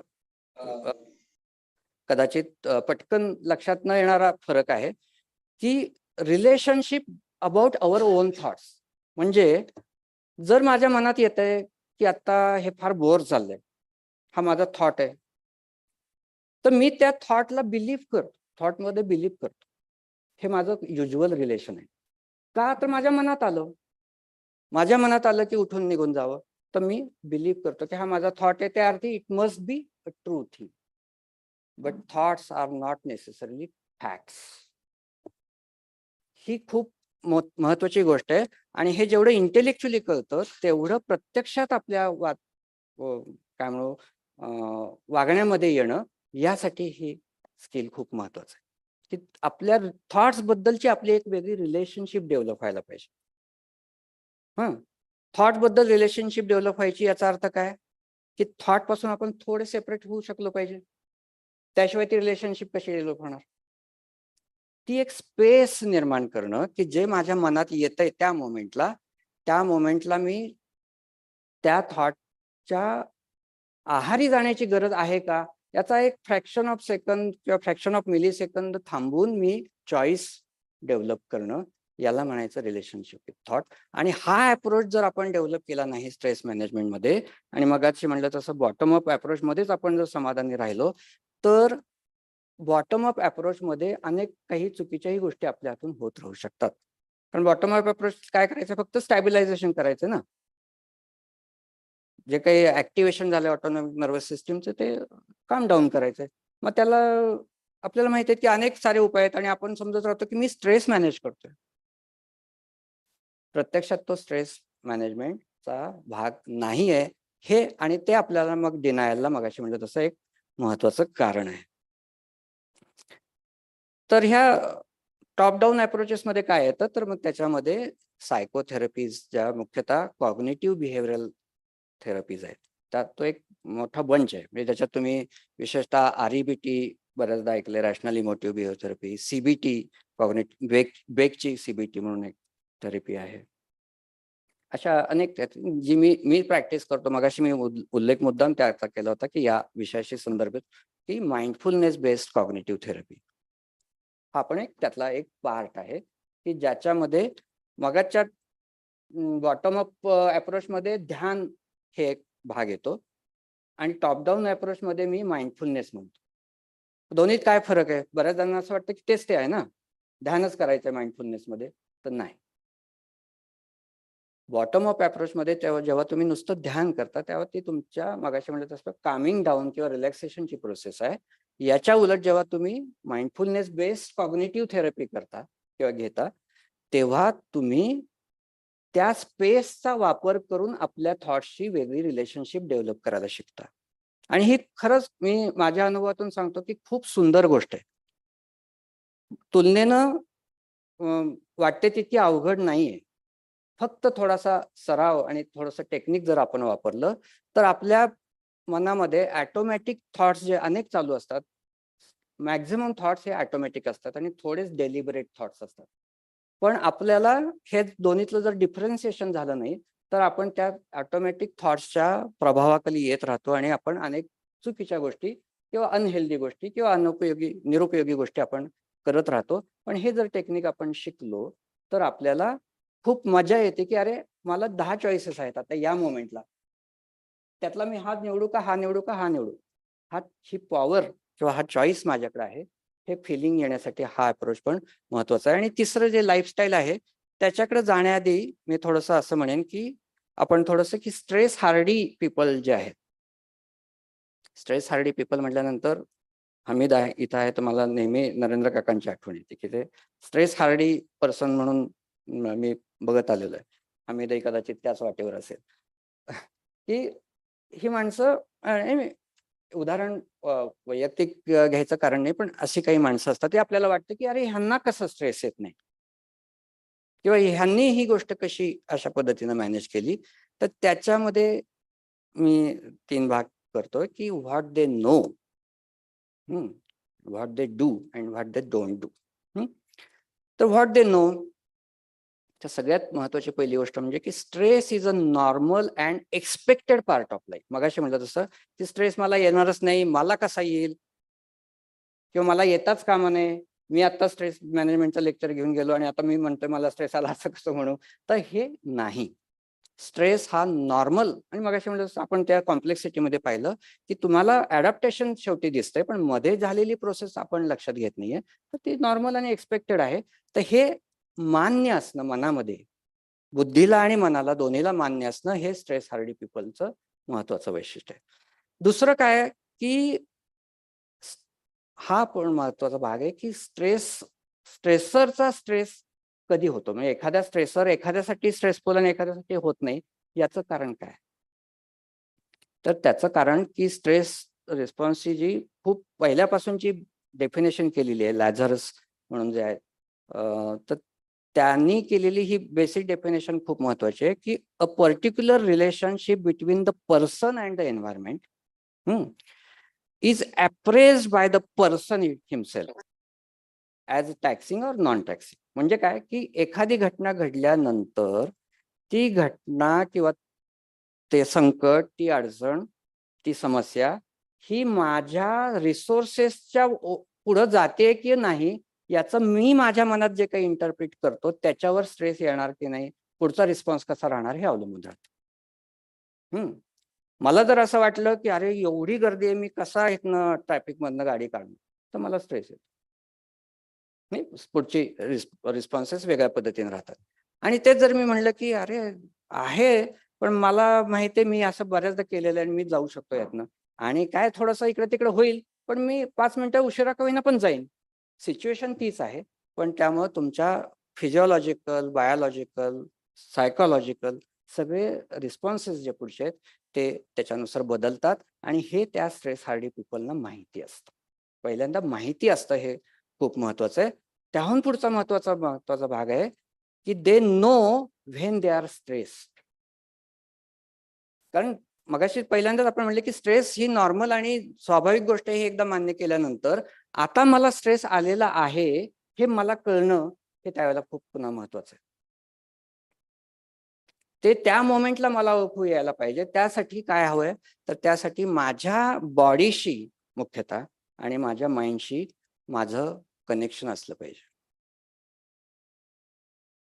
बरोबर की ही जी कनेक्टिव्हिटी आहे, ही कनेक्टिव्हिटी तुमची किती स्ट्रॉंग आहे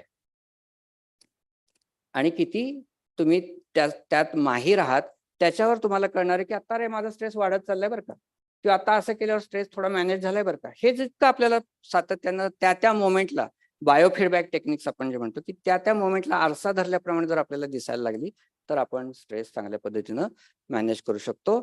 आणि they have power, they know that they have power, हे महत्वाचं. आपण नो बघतोय की ते त्यांना काय माहिती आहे की they no they have power. काय पॉवर आहे की हे व्हिक्टर फ्रँकलचं वाक्य, ते वाक्य वाचण्याऐवजी मी थोडंसं त्याच्याबद्दल सांगतो की व्हिक्टर फ्रँकल हा एक सायकॅट्रिस्ट की जो हिटलरच्या छळ छावणीतून जिवंत पुढे गेला, जिवंत राहिला. हिटलरच्या छळछावणीतून म्हटल्यानंतर आता आपले तुमचे आमचे स्ट्रेस हे कुठे आणि ते कुठे हे आपण इमॅजिन करू शकतो. तर त्यांनी असं सांगितलं की काय तुमचे कपडे छिनून घेतील, तुमचं सामान छिनून घेतील, तुमची फॅमिली छिनून घेतील, भले तुमची त्वचा छिनून घेतील, एक गोष्ट ते छिनून घेऊ शकत नाहीत, म्हणजे कोणीच छिनून घेऊ शकत नाही. काय? तुमची इमॅजिनेशन पॉवर. तुम्ही कल्पना करत राहू शकता की 2 वर्षांनी का होईना, 2 दिवसांनी का होईना, 2 महिन्यांनी का होईना मी यातनं बाहेर पडणार. हे इमॅजिन करण्यापासून तुम्हाला कोणी रोखू शकतं का? नाही. That is your power. Between stimulus and response there is a space, and in that space lies this power, and if you use this power there lies your freedom. तर हे जे आहे तर हे त्यांना माहिती असतं, ज्यांना स्ट्रेस चांगल्या पद्धतीने मॅनेज करता येतो, आणि पुढे जाऊन की they have purpose behind their actions, and they know that purpose. एक थोडंसं व्यक्तिगत उदाहरण देतो, पण मला वाटतं त्याच्यातनं कदाचित मुद्दा जास्त चांगला क्लिअर होईल. आणि अगदी रिसेंट घडलेली गोष्ट आहे. आत्ताच मी स्लाइडवर ठेवलं होतं की नवचेतना केअर सेंटर वगैरे मी आता जस्ट सुरू केलंय ते, आणि ऑब्व्हियसली सुरू केल्यावर ज्या काही अडचणी भानगडी असतात त्या सगळ्या चालू आहेत. तर गेल्या रविवारची गोष्ट की नवीन स्टाफ नेमलेला होता हाऊसकीपिंगसाठी, आणि एक स्किझोफ्रेनियाचा पेशंट जो ऍडमिट होता तिथे, तर त्यानं बाथरूम मध्ये संडास केलेली होती की जी काढायला कुठलाही स्टाफ तयार होत नव्हता. तिथले जो कोणी ऍडमिनिस्ट्रेटर सॉर्ट ऑफ सगळी माणसं होती, मेडिकल ऑफिसर होते, ते एकमेकांना फोन करतात की अरे असं झालंय, अरे कोणीच करत नाही, अरे अमकं झालंय, अरे ते होतंय.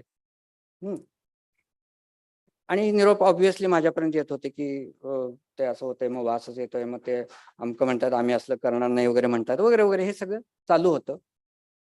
त्या मोमेंटला मग मी डिसिजन घेतला की मी तिथं गेलो, मी मास्क लावला, ग्लोव्ज घातले आणि शी काढायला सुरुवात केली.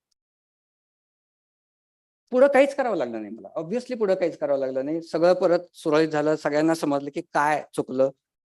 त्या स्टाफचे जी काही एजन्सी होती त्यांना मी सांगितलं, खरं तर हे 2 ते 5 मिनिटाचं काम होतं, फक्त ते मी करायचं आहे हे मला मान्य नव्हतं, म्हणून हा सगळा कॅओस होता. पण हे करताना माझ्या मनात क्लिअर होतं की मी हे काय करतोय आणि का करतोय. हा पर्पज प्रत्येक गोष्टीमधला जर माहित असेल तर मला आज त्याचा स्ट्रेस वाटत नाही. मला उलट वाटलं की अरे मी किती छान पद्धतीने ही सिच्युएशन हँडल केली. आलं लक्षात. तर ह्या पद्धतीचं stress Hardy people they know these things and what they do. इथे ब्रुसलीचं वाक्य फार महत्वाचं आहे की ब्रुसली असं म्हणतोय की जेव्हा तुम्हाला परिस्थिती रेटते, चेपते, कुठलीही परिस्थिती, त्यावेळेला तुम्ही तुमच्या एक्सपेक्टेशन पर्यंत भरारी घेऊ शकत नाही. ऑब्व्हियसली, कारण तुम्हाला चेपवलं जात असतं. उलट यू फॉल. पण कुठपर्यंत तुमचा म्हणजे तुम्ही कुठपर्यंत कोसळता, तर तुमच्या लेवल ऑफ ट्रेनिंग पर्यंत तुम्ही कोसळता, त्याच्या खाली जाऊ शकत नाही. त्यामुळे हे ट्रेनिंग महत्वाचं आहे. मग तो बॉटम अप अप्रोच असो नाही तर टॉप डाऊन अप्रोच असो, त्याचं तुम्ही ट्रेनिंग किती स्वतःला देताय, सातत्यानं किती देताय आणि तुम्ही ती लेवल सतत कशी वर आणताय, याच्यावर तुमचा हा म्हणजे तुम्हाला जेव्हा परिस्थिती शरण आणत असते, परिस्थिती खाली खेचत असते, तेव्हा तुम्ही कुठपर्यंत जाऊ शकाल हे याच्यावर अवलंबून आहे. त्यामुळे दे ट्रेन देमसेल्व्स. कारण obviously they know stress is inevitable. They know when they are stressed and when they are not, and so they continue training themselves in both these approaches, bottom up असो किंवा top down असो. हे महत्वाचं आहे. They build up bank account. पुढचं ही गोष्ट आपल्याला सगळ्यांना माहिती आहे. बँक अकाउंट सगळ्याच अर्थाने घ्यायला हरकत नाही, कारण आपल्या स्ट्रेस मॅनेजमेंट मधली तीही पण एक महत्वाची गोष्ट आहेच. पण त्या बँक अकाउंट मध्ये ते याही गोष्टी डिपॉझिट करतात की हेल्दी लाईफस्टाईल जी आहे, मग ती स्लीप, एक्झरसाईज, या सगळ्याच बाबतीतली रिलॅक्सेशनच्या बाबतीत मी पुन्हा सांगेन की अनेकदा रिलॅक्सेशनच्या बाबत पण मिथ्स असे असतात की रिलॅक्सेशन आपल्याला वाटतं की मी रिलॅक्स झालो, मी अमकं तमकं केलं आणि मला रिलॅक्स वाटलं, मी रिलॅक्स झालो. पण इथं मी जेव्हा रिलॅक्सेशनचं ट्रेनिंग म्हणतो, तेव्हा रिलॅक्सेशन ही होण्याची गोष्ट नाहीये, ती करण्याची गोष्ट आहे. योगनिद्रा, बऱ्याचदा योगनिद्रा आपण ऐकलं असेल ना, की शवासन बऱ्याचदा माहिती आहे, किंवा डीप ब्रिदिंग असेल, ह्या टाईपची जी टेक्निक्स वापरतो, तेव्हा आपण हे बघत राहतो की मी किती रिलॅक्स झालो, मला किती रिलॅक्स वाटतंय. नाही, हे तुम्ही स्वतःला किती रिलॅक्स करू शकता. म्हणजे प्रोग्रेसिव्ह मसल रिलॅक्सेशनचं टेक्निक आहे की ज्याच्यामध्ये तुम्ही हात पाय सैल करता वगैरे. तर सैल किती झाले हे महत्वाचं नाही, तुम्ही किती करता हे महत्वाचं आहे. त्या रिलॅक्सेशन ही करण्याची गोष्ट आहे. या पद्धतीनं आता यात सगळ्या टेक्निक्स बद्दल आपण एवढं सविस्तर बोलू शकत नाही, पण या प्रकारे आपण त्याचा एक अकाउंट वाढवत ठेवणं हे खूप महत्वाचं आहे. आणि मेक टाइम फॉर रिलेशनशिप्स, याला अपवादच होऊ शकत नाही.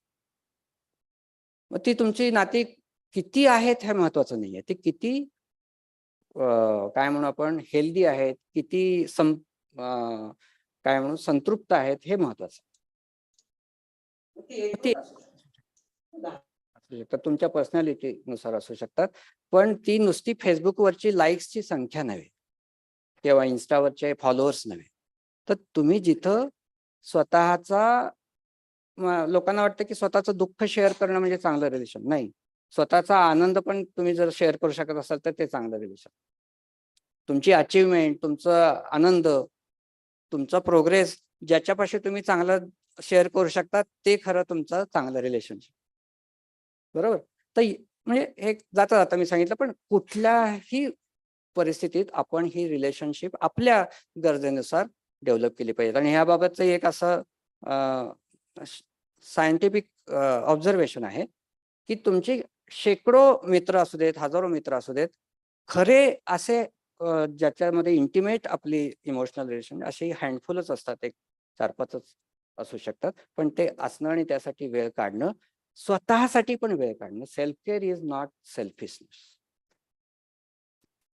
की आपण कुठेतरी स्वतःला इतर गोष्टीपासून नाही म्हणून थांबवू शकलो पाहिजे, कारण पुन्हा सगळ्याचा पाया आपण आहोत.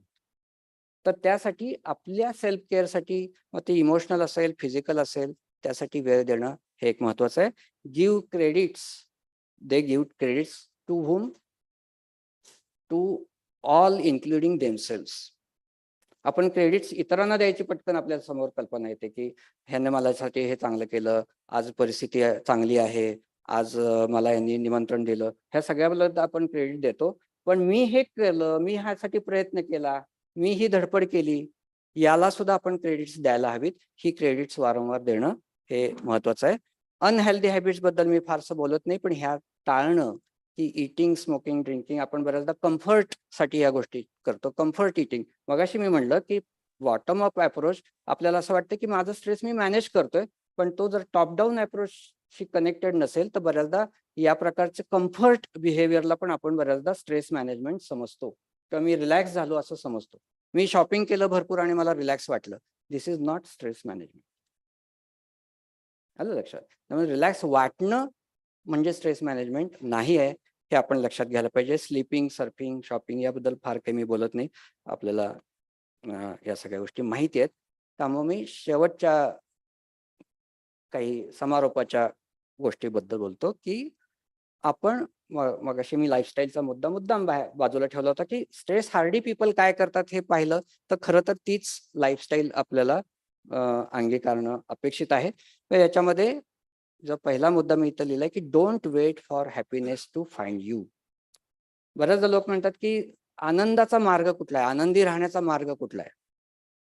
तर गौतम बुद्धांचं एक सुंदर वाक्य आहे की आनंदी होण्याचा मार्ग नाहीये, आनंदी राहणं हाच मार्ग आहे.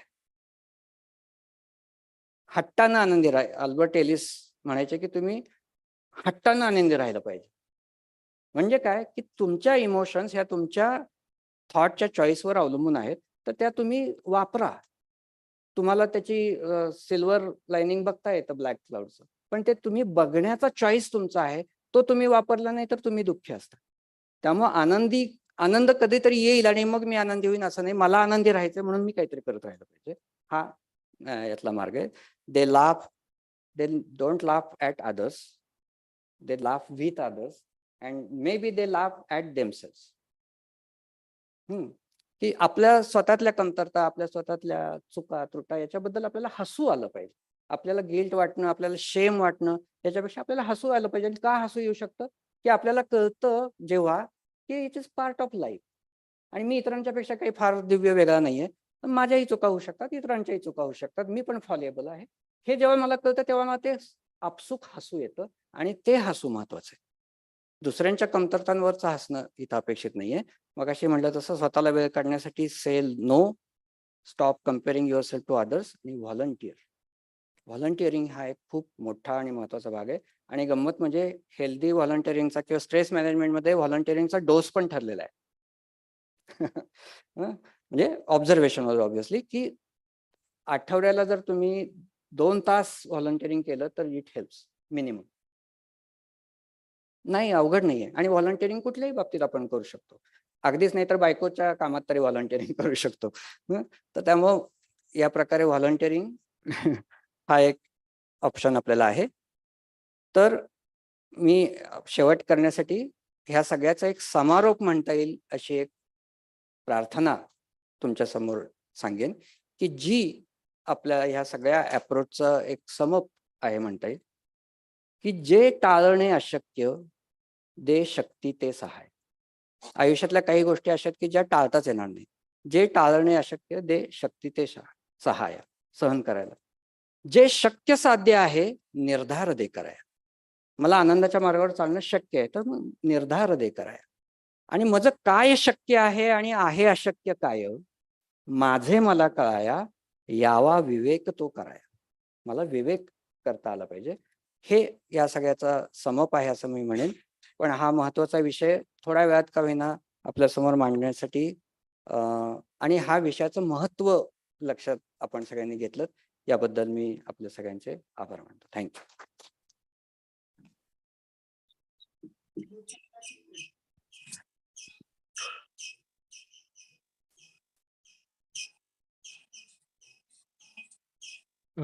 कोणाला काही प्रश्न विचारायचे असतील तर विचारू शकतात. सर खूप छान बोललात आपण आणि बऱ्याचशा गोष्टी आम्हाला पण क्लिअर झाल्या की आम्ही समजायचो की ध्यान केलं की माझा स्ट्रेस गेला, पण वस्तुस्थिती तशी नाहीये. कारण हे सबकॉन्शियस माइंड हे आपलं फार वेगळ्या लेवलवर काम करत असतं. आजकाल आपण पाहतो की ग्रॅटिट्यूड जर्नल लिहा, त्याच्याने तुमचं स्ट्रेस कमी होईल किंवा यू विल फील हॅपी. तर याच्या पाठीमागचं मानसशास्त्र काय आहे हे जरा विशद कराल का? अगदी. धन्यवाद. थँक्यू. मगाशी त्याचा मी थोडासा पुसटसा उल्लेख केला की दे गिव्ह क्रेडिट्स. आपण जेव्हा पटकन म्हणजे आपल्या विचारांची एक नैसर्गिक पद्धत काय आहे की निगेटिव्ह जे थॉट्स असतात ते आपल्याला चिकटतात आणि ज्या पॉझिटिव्ह गोष्टी असतात त्या मात्र सटकून जातात. ही प्रत्येकच माणसाची नैसर्गिक ठेवण आहे. म्हणजे समजा एखाद्यानं वाईट कॉमेंट केली तर ती मी 4 दिवस लक्षात ठेवतो आणि एखाद्याने चांगलं म्हटलं तर मी म्हणतो काय तो म्हणणारच की उपचाराचा भाग आहे असं म्हणून मी ते झटकून टाकतो. ही जी माणसाची नैसर्गिक प्रवृत्ती आहे त्याच्यावरचा हा खरं तर उपाय आहे. जे आजूबाजूला चांगलं आहे तुमच्या बाबतीत घडणार की गेल्या 24 तासात माझ्या बाबतीत काय चांगलं घडलं आठवलं तर काहीच आठवणार नाही. पण ते आठवा म्हणजे ते तुमच्याकडनं जे सटकून गेले ते थोडा वेळ तुमच्यापाशी ठेवायचा आपण प्रयत्न करतो. माझ्या आयुष्यातली चांगली माणसं कोणती आहेत? खूप असतात. मगाशी मी म्हटलं हँडफुल रिलेशन ठीक आहे, पण आपल्यासाठी कळत नकळत करणारी कितीतरी माणसं आहेत. पण आपल्याला त्याची रोज जाणीव असते का नाही?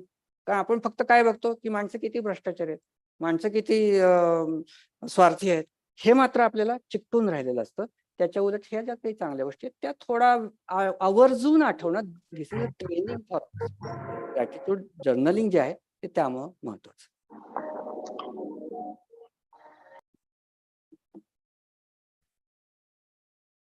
अजून कोणाला विचारायचंय?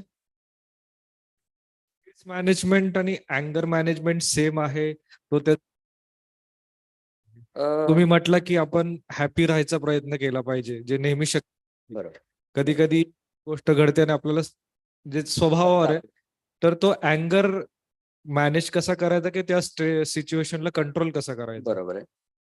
मगाच्या व्याख्यानामध्ये एक जो उल्लेख झाला होता की मुलांच्यावर पण तुम्ही रागवल्यासारखं करा. बरोबर आहे. म्हणजे अँगर ही गोष्ट पण परत एकदा आपल्या चॉईसने आपण वापरू शकतो. किती, केव्हा, कुठे, कशी. बरोबर. कारण अँगर बेसिकली वाईट आहे का? नाही. आपण म्हणतो ना टिळक हे असंतोषाचे जनक. म्हणजे स्वातंत्र्य त्याच्यामुळे मिळालं. रागच आला नसता तर नसतं झालं. त्यामुळे राग येणं वाईट नाहीये, पण तो पुन्हा कुठे, कधी, किती आणि कशासाठी हे महत्वाचं आहे. आणि त्यासाठी स्ट्रेस हे एक कारण आहे अँगर येण्याचं, की बऱ्याचदा स्ट्रेसमध्ये झटकन आपला पारा चढतो. की काही वेळेला आपण म्हणतो की वड्याचं तेल वांग्यावर निघतं. म्हणजे दिवसभर काहीतरी आपली कचकच झालेली असते आणि घरी आल्यावर आपण मे बी आल्या मांजरालाच लाथ घालतो पहिल्यांदा. मग ते मांजराला लाथ घातलं म्हणून पोरगं केकाटतं, पोरगं केकाटलं म्हणून आई केकाटते, ते चालू राहतं. तर हे जे होतंय ते स्ट्रेसपोटी होऊ शकतं. पण त्याच्याबरोबर दुसरी कारणं आहेत. म्हणजे डिप्रेशनमध्ये इरिटेबिलिटी वाढते. तिसरं महत्वाचं आपण सायकोलॉजिकल कारणांपुरता जर फक्त विचार केला, आजारांचं बाजूला ठेवूया, तर एक दृष्टिकोन महत्वाचा जो अँगरसाठी कारणीभूत आहे. तो दृष्टिकोन काय आहे? आणि मग आता इथे रिलेशनशिप विथ थॉट कसे महत्वाचे लक्षात येईल. तो दृष्टिकोन असा आहे की माझ्या वाटेत जो जातोय त्याला काहीतरी धडा शिकवलाच पाहिजे ना. मग ती वाट कुठली असू दे, मी घरी निघाल्याची वाट असेल, माझ्या प्रोफेशनची वाट असेल, नाही तर आणखीन काहीतरी असेल, माझ्या करिअरची वाट आहे, त्याच्यात जो आडवा जातोय त्याला धडा शिकवला पाहिजे. हा थॉट आपण फॅक्ट म्हणून घेतो. खरं तर हे फॅक्ट आहे का? चेक करून बघा. जर चेक केलं तर लक्षात येईल की आडवा गेला हे तुमचं इंटरप्रिटेशन आहे. पहिली गोष्ट, तो आडवा बिचारा दुसऱ्याच कारणासाठी चालला होता, पण तुम्हाला वाटलं तुमच्या आडवा गेला. दुसरी शक्यता आहे की त्याला तुम्हाला वेगळं काहीतरी सुचवायचं होतं, तुमच्या लक्षात आलं नाही. तिसरी शक्यता आहे की तो गेला आडवा, पण तुम्ही जर त्याला आणखीन आडवत जात राहाल तर तुमची एनर्जी आणि तुमचा वेळ कदाचित त्यात जाणार आहे. म्हणजे हे एकंदरीत फायद्याचं नाहीये. अशा अनेक गोष्टी आहेत की ज्या मगाशी म्हटलं तसं की हा जो पहिला थॉट होता की अरे ह्याला धडा शिकवलाच पाहिजे किंवा ह्याला असा मी सोडून कसा चालेल, मी निदान एक वाक्य तरी ह्याला बोलणारच बोलणार, हाच माझा थॉट आहे. हा थॉटशी जर माझं रिलेशनशिप चांगली डेव्हलप झाली तर मी म्हणे हा येतो हा असा विचार मनात, पण जाऊ दे आता त्या माझ्या फायद्याचं नाही, मी बाजूला ठेवतो. मी थॉट चेंज करायला जात नाही, मी त्या थॉटला बाजूला ठेवतो आणि मे बी ऑप्शनल दुसरे थॉट्स माझ्याकडे घेतो. तर ही अँगर मॅनेजमेंट अशा पद्धतीनं करता येऊ शकते. MBCTचं काही तुम्ही डिटेल सांगाल का रिलॅक्सेशनसाठी? आता तुम्ही जसं म्हणलं की त्याचे काही टेक्निकचे फायदे होतात, तर ते आपल्या डेली रुटीन लाईफ मध्ये वापरण्यासाठी काय वापरू शकतो का आपण काही टेक्निक? अगदी नक्कीच. थोडासा MBCTच्या बद्दल नितीनचे आभार मानतो की मला बोलायला त्याने या निमित्तानं संधी दिली. की माइंडफुलनेस बेस्ड कॉग्निटिव्ह थेरपी मगाशी मी जो उल्लेख केला की त्याच्यामध्ये खरं तर 2 प्रकारचे टेक्निक्स असतात. एकाला आपण म्हणतो फॉर्मल प्रॅक्टिसेस आणि एकाला म्हणतो इनफॉर्मल प्रॅक्टिसेस. तर फॉर्मल प्रॅक्टिसेसमध्ये वेगवेगळ्या प्रकारची ध्यानं, आपण ज्याला ध्यान म्हणतो, मी मगाशी उल्लेख केला, तर त्या सगळ्या गोष्टी त्याच्यामध्ये येतात. त्या अशासाठी असतात की तुमची इनफॉर्मल प्रॅक्टिस डेव्हलप होण्यासाठी त्याचा वापर करायचा. इनफॉर्मल प्रॅक्टिस काय आहे की जे तुमचा प्रश्न जो आहे की आपण दैनंदिन जीवनात वापरू शकतो का? 100% वापरू शकतो. आणि ती काय आहेत? तर ती ही आहेत की समजा मी आता बोलतोय, त्याच वेळेला माझ्या मनात बॅकग्राऊंडला काही चाललंय का? तर बॅकग्राऊंडला माझं असं चाललंय की अरे इकडे बहुतेक हे म्हणतात की वेळ झालाय बरं का, यांना थांबवा. काहीतरी चालू आहे. मे बी त्याच वेळेला माझ्या तोंडात जराशी कोरड पडली ती मला जाणवते. या सगळ्याबद्दल मी अवेअर असू शकतो 24 तास. प्रॅक्टिकली पॉसिबल नाहीये किंवा ते सगळ्यांना शक्य नाहीये, पण अनेक तास किंवा अनेक वेळा आपण हे स्वतःच्या सिच्युएशन बद्दल internal as well as external aware असत राहणं. अवेअरनेस निर्माण झाला की ती मगाशी म्हणली ती स्पेस निर्माण होते की जिथं तुमची पॉवर असते, power of choosing your response. Instead of reacting you can choose your response in that space. आणि त्यासाठी ही प्रॅक्टिस माइंडफुलनेसची गरजेची आहे. आणि जेव्हा ती थेरपी म्हणून आपण करतो तेव्हा त्या क्लायंटचा नेमका प्रश्न काय आहे, नेमकी समस्या काय आहे, त्याच्याबद्दल त्याचा स्वतःचा अवेअरनेस वाढवणं आणि खरं तर बऱ्याचशा गोष्टी त्याच्या विजडमवर किंवा मे बी आपण काही त्याला इनपुट्स देऊ, त्याच्यानुसार त्या सॉल्व्ह होऊ शकतात. तर ही पूर्ण थेरपीची प्रोसेस राहते. पण हे आपण सगळ्यांनी वापरण्याचं कौशल्य आहे. रादर ज्यांना MBCT थेरपी करायची त्यांनी स्वतः ही प्रॅक्टिस करणं खूप महत्वाचं असतं, कारण त्याशिवाय ती स्पेस आपल्यालाच लक्षात येत नाही. आपल्याला लक्षात नाही आली तर आपण दुसऱ्याला ती जाणवून देऊ शकत नाही. थँक्यू.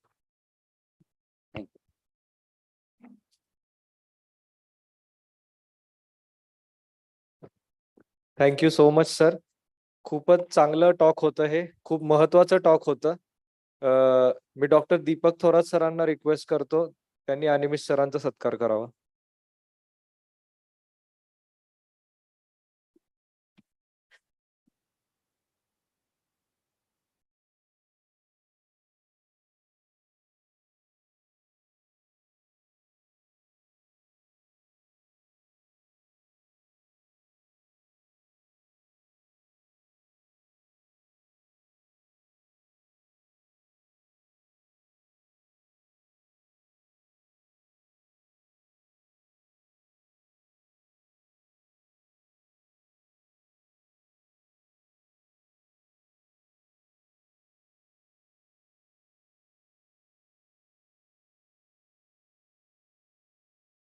सकाळपासून आपण खूप वेगवेगळ्या विषयांवरती डिस्कशन्स ऐकतोय. सेक्स टू स्ट्रेस, बरेच टॉक्स झालेत. आता अजूनही एका वेगळ्या विषयाकडे आपण वळणार आहे. स्ट्रेस मध्ये आपण मेंटल फिटनेस बद्दल बोललो, आता थोडं आपण फिजिकल फिटनेस कडे वळणार आहे. Our next speaker is doctor Pramod Kuchekar. He is a consultant orthopaedic surgeon from Satara. त्यांची ओळख करून द्यायला मला थोडा वेळ लागेल कारण त्यांचे बरेच डायमेन्शन्स आहेत. He is a marathon runner, swimmer, cyclist.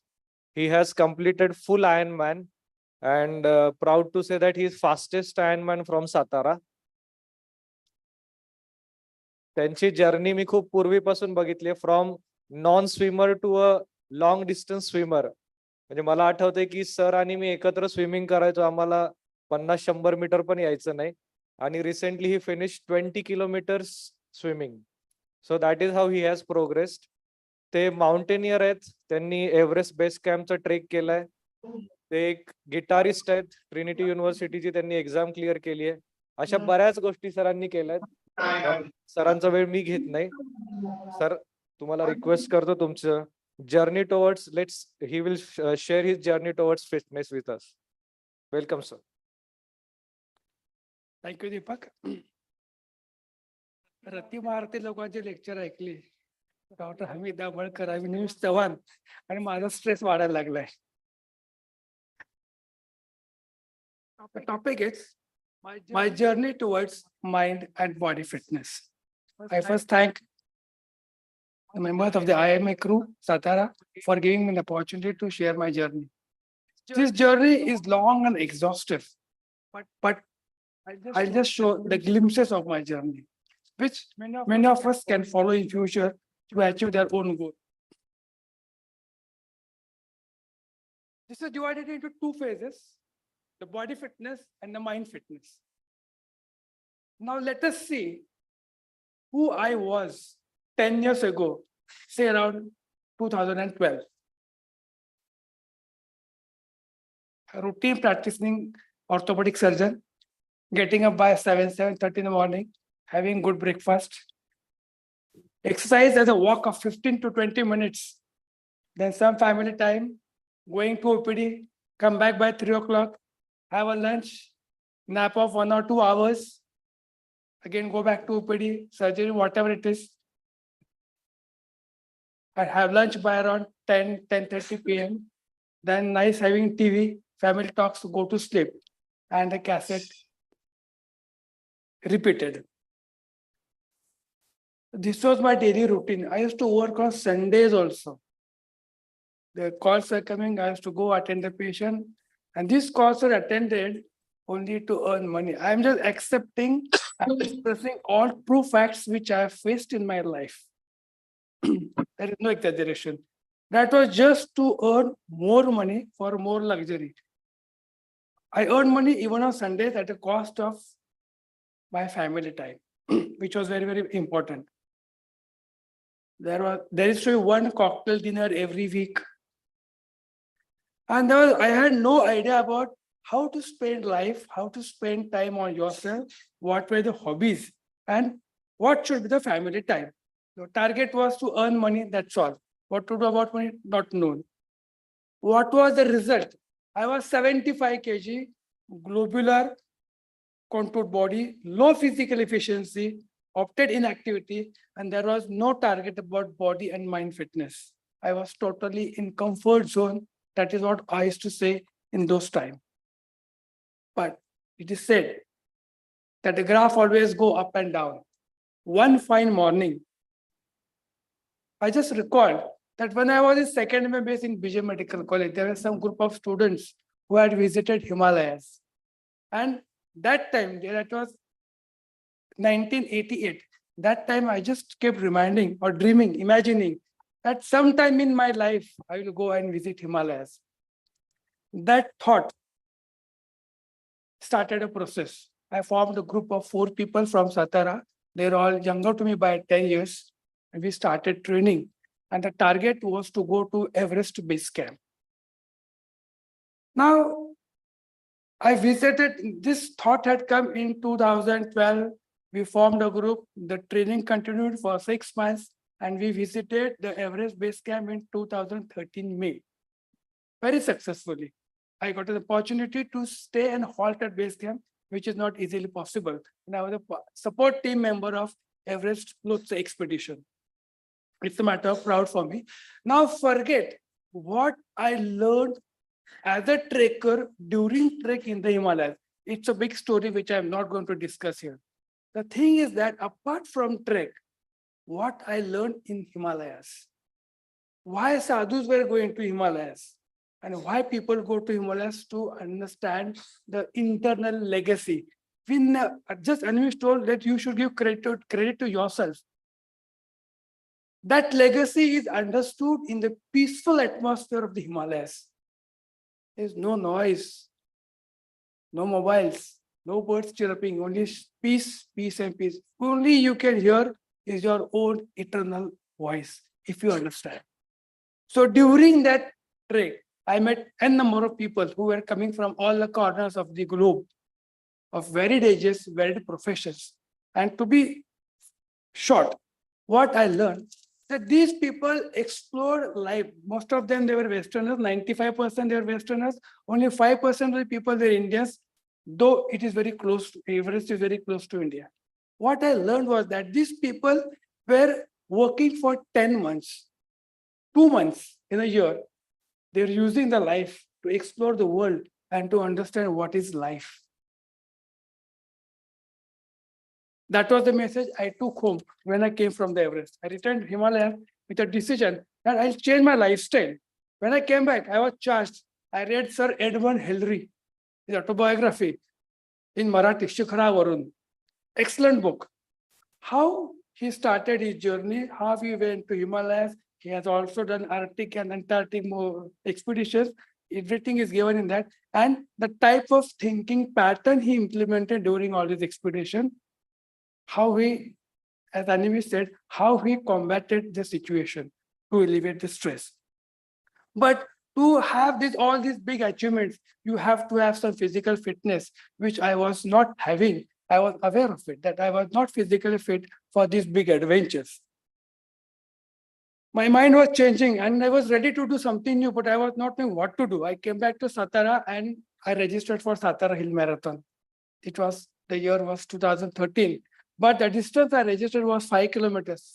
For me, at that time, 5 kilometer distance was too much. During that 5 kilometer run, in 2013, I learned that I was not capable of running in full energy 5 kilometers, but I was stopping in the way for a long time. And when my 5 kilometer run ended, I was panting for breath and there were cramp in my calves.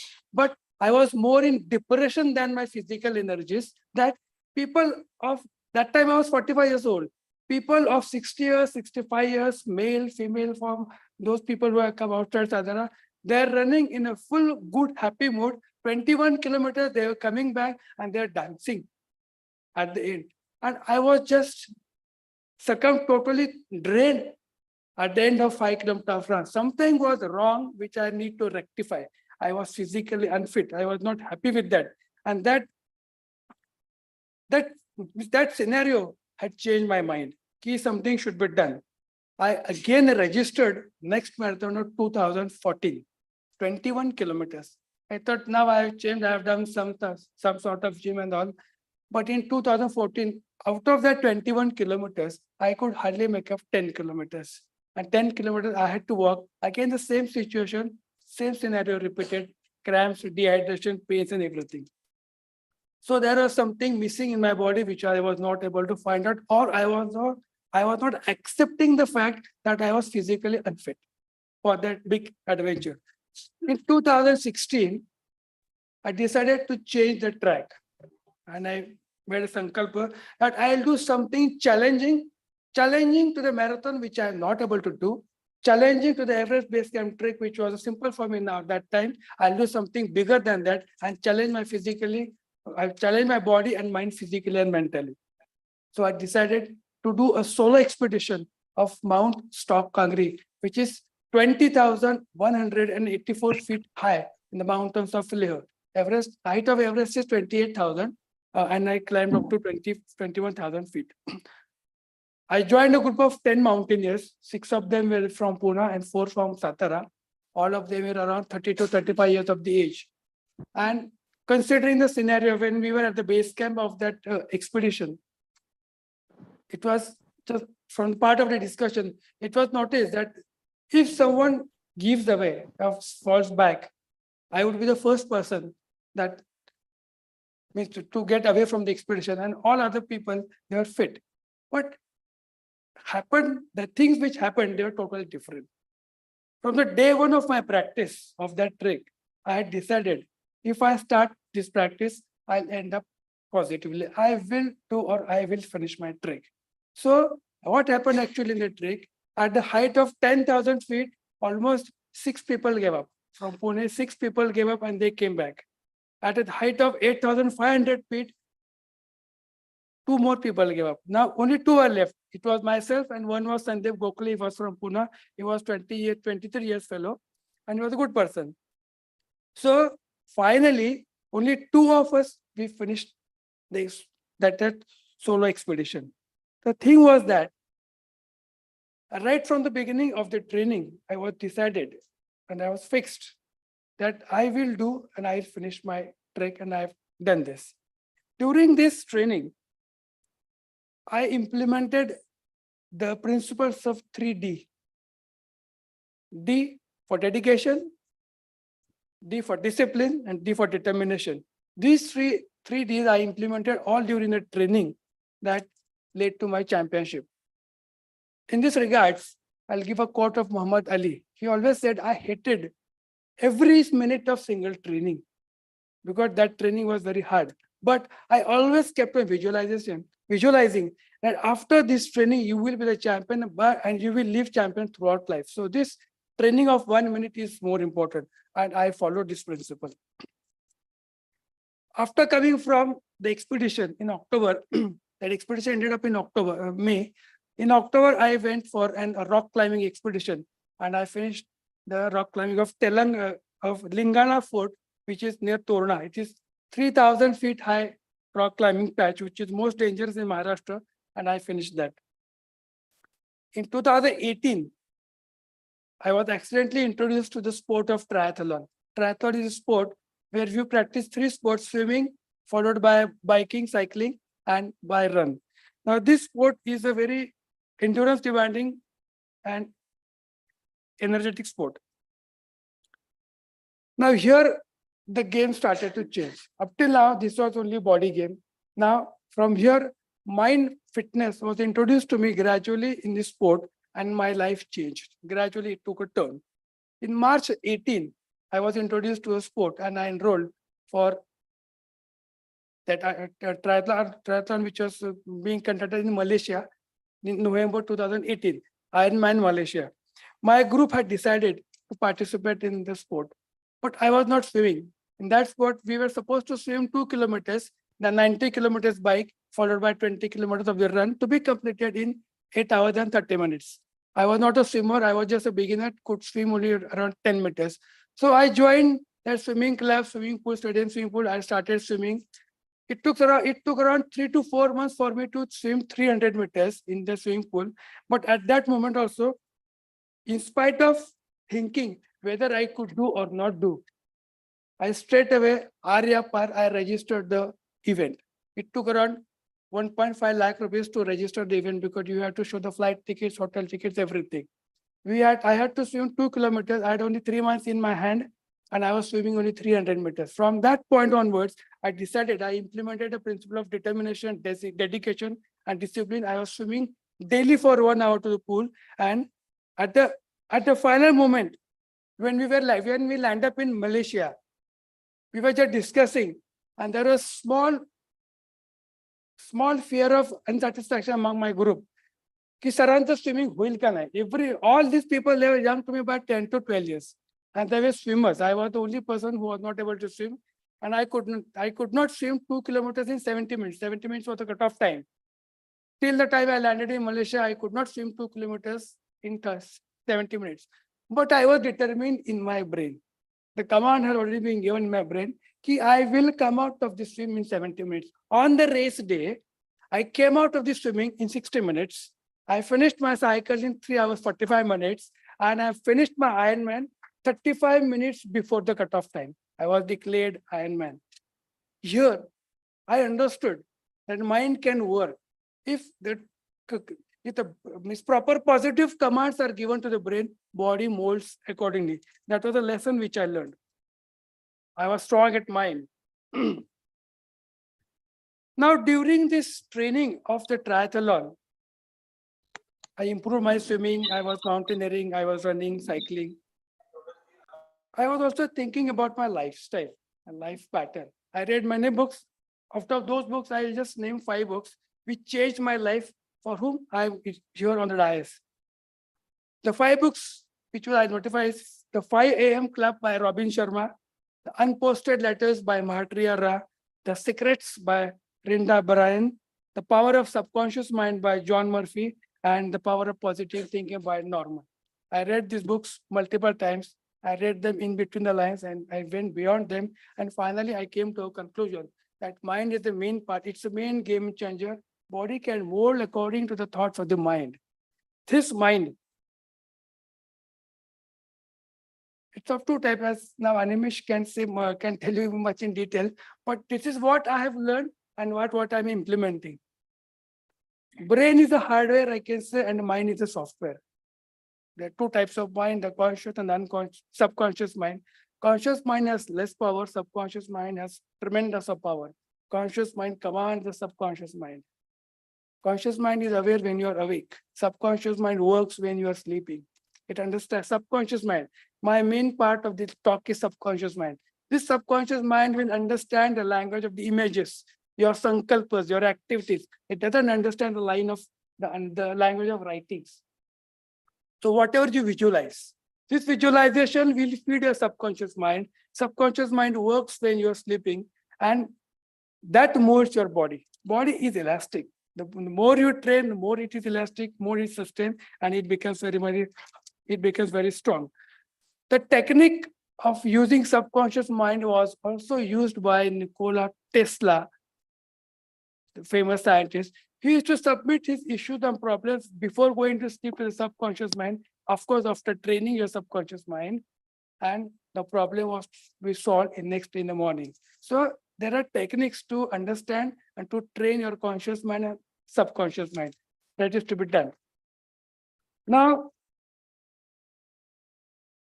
this subconscious mind, now gradual training of subconscious mind will lead to patience and believe yourself. I believe in myself. I love myself. I think I'm a legend and I believe in legacy in myself. And this thought is molding my body. This positivity is taking me to the adventures. This positivity is taking me to the top. That is what I believe. To train this conscious mind, because conscious mind will command the subconscious mind, I started practicing meditation. Meditation is the practice to train the conscious mind to focus on a thing, object, action, motivation, whatever it is. So this practice is a process. It has to go on, go on, go on. As Animist also told, that relaxation is to be felt. It is to be brought. Now, this practice led to understand that I have a lot of positive powers. Now I stopped entertaining negativities. Only positive power they were entertained. Body moves according to the commands of strong positive mind. I had a fear of open water. I learned swimming in the swimming pool. But at that time, I decided that the weakest point of my life was swimming. So one day I will swim in an open sea to that extent that I'll be satisfied that now I will be called as an open water sea swimmer. It was a thought in March 2018. So for that, I converted the situation into opportunity. During COVID, all swimming pools were closed, and I had enrolled for full Ironman to be conducted in Denmark. Full Ironman, 4 kilometers swimming, 180 kilometers cycling, and 42 kilometers run. But the swimming pools were closed. So I was the alone person who was going to Urmodi Dam along with my coach. And I was the alone person who was swimming in Urmodi from shore to inside. Initially, I was frightened. I used to be afraid even to go for 50 meters, then 100 meters, then 200 meters. By the end of 1.5 months, I was a person who could swim 500 meters in the dam and 500 meters out of the dam non-stop. I used to take the repetitions. And then I realized I was having a fear of open water. It was a futile. What is fear? What is laziness? They are all negative thoughts. There is nothing. It was a negative thought. So I converted the negative thought into positive thought that if I can swim 50 meters open water, there are no people around. Only water, me, trees, and hills and sky. But that was boosting me, boosting my energy. So this negativity was taken care of and the fear was gone. Now I did swimming to that extent that I got an opportunity to swim 20 kilometers in open sea in November 2022. That was my dream of life, that I will swim to that distance that I'll be called as a swimmer. And that was achieved in November 2022, where I swam 20 kilometers in 5 hours, 4 minutes in the Sea of Vijayadurgam. I believe in universe, the laws of universe, the law of abundance. I don't know whether how much you believe or not, but the energy which is spread up in the universe and the law of abundance. I demand from the universe that I want more power. I want to swim more. I want to run more. I want to bike more. And this feeling of demanding keeps getting. I believe in the feeling of getting, and that triggers the changes in my thought process. This thought process leads to positivity. My mind becomes strong, and then my body molds accordingly. The slowest swimmer of Satara among the triathlon was Dr. Pramod Kuchekar, but now I am called as one of the long distance swimmers. I am very proud of myself. Strong mind leads to very strong body. All impossible things, they are impossible in the beginning, but with consistent, self-driven, directed practice, they become easy and then becomes possible. So anything is possible. The dictum of Ironman is anything is possible. We don't try in that direction. Now, when the world was criticizing me, I was not responding nor reacting them. I was just changing my direction, and my march was going on, and that helped me a lot. Fitness of mind is more valuable. It increases the quality of life. In my life, I have always given more target, more weightage for the happy, content life. So that happy life leads to me a stressless life. But that feeling of happiness and mindfulness, I'm happy with what I have now. I don't compare with others, nor I keep more ambitions, but I am happily dissatisfied at the same time. I'm not satisfied with what I have, but I want to do more, but happily. The moment lost is lost. I believe the time is money. So the moment lost is lost. Life you get only once. So I want to live every minute of life and be an adventurous and a big achiever. Now to sum up, there are certain changes which I had made during my lifestyle, which I have told you in 2012 and 2023. The changes in lifestyle and the changes in thought. I believed in Mahatriya, who always says that success is nothing but it's a delayed failure. And distractions, they are required for attractions. If I want to go and do something, there has to be some medial distractions just to refresh your memory. So I went to music and learned guitar, and then I got command. I follow SMART way of living.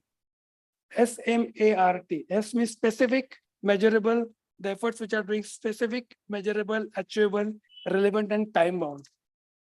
This leads to improvement of 1% per week. But at the end of 100 weeks, I'm already at the near achieving my target. The living pattern I follow is a Savers living pattern, SAVERS. Savers means I follow silence, 10 minutes silence when I get up in the morning. When the world is sleeping, I am awake. I'm planning my day. Get up early in the morning by 5 o'clock in the morning. I sit in silence for 10 minutes and just plan my day and just feel the breath of myself. And I'm only with myself. Silence, A for affirmation, only positive thoughts, V for visualization. I believe in visualization. Whatever I have to plan, whatever I dream, whatever I image, everything is visualized day and night. Before going to bed, I visualize all my dreams to be done in next 20 years. This Ironman, when I was practicing Ironman Malaysia, I was a poor swimmer, and I was a person who may not complete Malaysia. In those days, I was dreaming before going to bed that I am swimming in the seas of Malaysia, I'm biking on the roads of Malaysia, and I finished the race, and that actually happened. This is the power of visualization. SAVE, E for exercise that of all of us we do, are reading. Daily 2 pages of reading is compulsory for me, and I keep on scribbling. The scribbling may be any thoughts which come to my mind, which I feel they are correct. They are scribbled even in my concerning, whatever it comes to mind, I scribble. The notebook is kept, and I scribble a notebook. And I read that notebook every Sunday, what thoughts had come to my mind. Now, I changed to do all these things. To have a healthy mind, you should have a healthy body, and to have a healthy body, you should have a healthy mind. Now, to keep the body healthy, the routine was totally changed, which I've told you in 2012. The routine is totally changed now. I get up early in the morning by 5:15. Then there is time for myself to plan the day and to plan the hobbies and the daily exercise. I work only for 3 to 3.5 hours as a profession. Then 30 minutes of sleep in the afternoon. And again, I go for my exercises. And I take my dinners by 7 to 7. I finish my dinner by 7:30. No solid food after 7:30. I go to sleep by 10 o'clock at night. After 10, my mobiles are switched off because I want to live a happy, healthy, comfortable, and positive life. Now, what I learned to be in short, the subconscious mind works under the control of conscious mind. Subconscious mind is a mind which molds your body. Positive thoughts, they are more powerful. So I focus more on positive thoughts. I train my subconscious mind to achieve my all the targets. All targets, anything is possible, and you can go to any extent. Now, any one of us can do all these things. Hope that you like my glimpses of the journey towards body and mind fitness. Thank you for patient listening.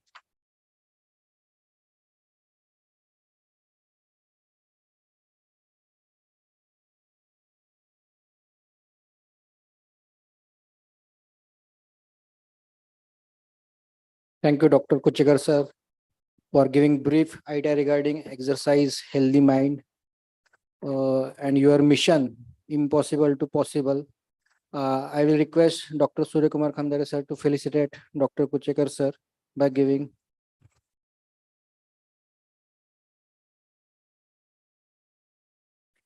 Kataria sir, please felicitate.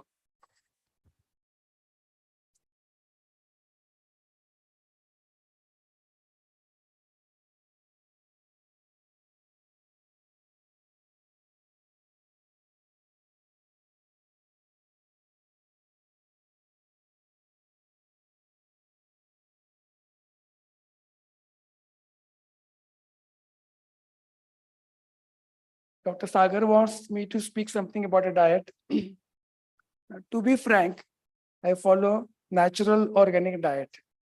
Supplements are hardly of any use, 2 to 3%, which I usually do not use because it's a big topic. Again, comes from the body and the mind. What you put, you get it. The more organic you put, body is tuned for organic food.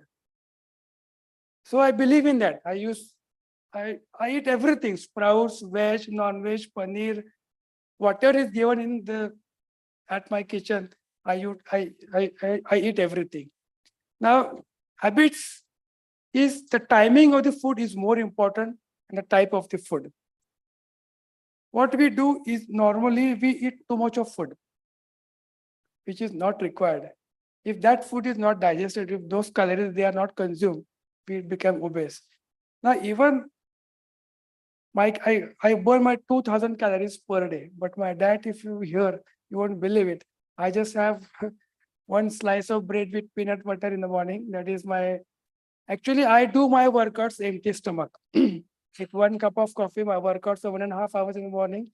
I do everything in empty stomach. Then I come, I have a slice of bread with peanut and 2 eggs omelette. That is my breakfast. At 11 o'clock, I have my lunch. Usually, I take buttermilk, 1 glass, rice, 1 roti, एक चपाती किंवा 1.5 चपाती खातो.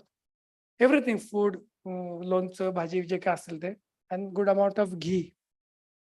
That will act as the MCTs, medium chain triglycerides. We believe triathletes, endurance sports, long-term runners, they should consume coconut oil and ghee because that will act as a medium chain triglycerides. They'll give you sustained energy all over the day. I usually avoid sweets. Party मध्ये गेलं की भरपूर खातो. 4 o'clock, I will have just a small light sort of breakfast with liquids or some dry fruits. 7 o'clock dinner, that's all. Everything is closed by 7:30. The Sharad Jagtapan सांगेल की I do not attend much meetings so and so because by 10 o'clock I'm in the bed. The biological rhythm which is set by our ancestors says that by the end of the sunset you should stop all your kitchen. Enzymes are devastated. Then if you are putting it, then you are increasing the demands of the insulin, which is not pancreas is not ready to supply insulin. and everything metabolic changes occur. So these are all metabolic insults we are creating daily. These insults will lead to obesity and inefficiency. I have experienced that change in the food timings, they matter much, and what you eat. खातो मी सगळंच.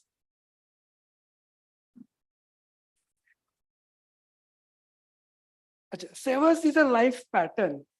Life pattern, SAVERS. हे सगळं मी देव मानतो. I take God as a part of the energy in the universe. It is an ideology through which I am focusing and I am getting energy. So I have put all these charts in my Devgar. So once the Dev Puja is over, I go through this chart. It takes around 3 to 4 minutes. It is compulsion for every one of us to go through us at my family. Everybody read what is the plan and how every day is given a target and I follow that target. So Severs is a life pattern. S is for silence. You should sit in silence at least for 5 minutes per day and just believe in mindfulness. Allow the thoughts to come. Hamidni सांगितलं की just भरकटायला जाऊ दे. म्हणजे मन भरकटू देत, whatever it is. To be in silence and just allow the mind to flow anywhere. That leads to distraction. And when it is totally distracted, and then allow it to focus, that is called as attraction. So when you want to focus on something, there has to be some distraction. Cocktail parties, they are kept because to distract yourself to attend the next day's seminar lectures. So S is for silence, to sit in silence, peaceful life. A is for affirmations, entertain only positive thoughts, no negativities, no negativities. माझं भाषण चांगलं होईल की ना, चांगलंच होणार, good. दोघं चांगले पट्टीचे वक्ते होते, अमित दाभोळकर आणि मी चव्हाण. मी तिथे बसून म्हणत सारखं मी चांगलंच भाषण देणार. It was a positive thought. I spoke well. V is for visualization, the technique of visualization. How I should stand on my dais, how should I speak. मी आधी खूप घाबरत होतो भिण्यासाठी, but I used to stand in front of the mirror and I used to give lectures at home. So दारक विरक सगळं बंद करताना I used to visualize there is a crowd of hundreds of people in front of me. The same technique was learned by Adolf Hitler and Dhirubhai Ambani also. So this is power of visualization. Whatever you want to do, you should visualize beforehand and you give command to your mind that you're speaking in front of others is what you are going to achieve. So that is visualization. E is exercise. Minimum required 45 minutes exercise. Every one of Satarkar Vidyas, it's no thing. Reading. Reading should be versatile. It's from all the topics. I like reading, which will give me some knowledge. So I read in that pattern. I am a fan of Netflix series and S is scribbling. Whatever thoughts come to my mind, whatever it is. की देवदत्त गायकवाडने असं विचारायला नाही पाहिजे तर ते पण तिथे लिहून ठेवतो मी. कागरनी पिडलं ते पण लिहून ठेवतो. So that scribbling ultimately needs that my writing has become very nice. My handwriting was no. I learned that my handwriting is not good. So I joined a handwriting class some 7 to 8 years ago with retired Judge Omkar Patil. Now he shifted to Solapur. I used to go to him and I joined his class for almost 4.5 months and I improved my handwriting. But when did I understand? When I started scribbling, we just write prescription, but scribbling, it comes with the thoughts. So whatever thought comes to mind, it has to be in the notebook and you should go through it. That's what I follow. Thank you very much.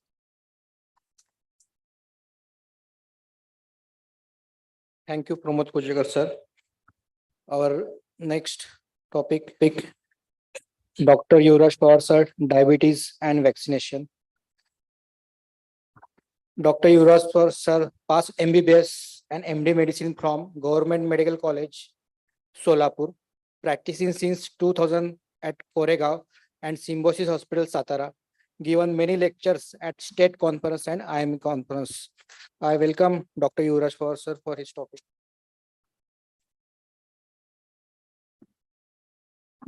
Pointer.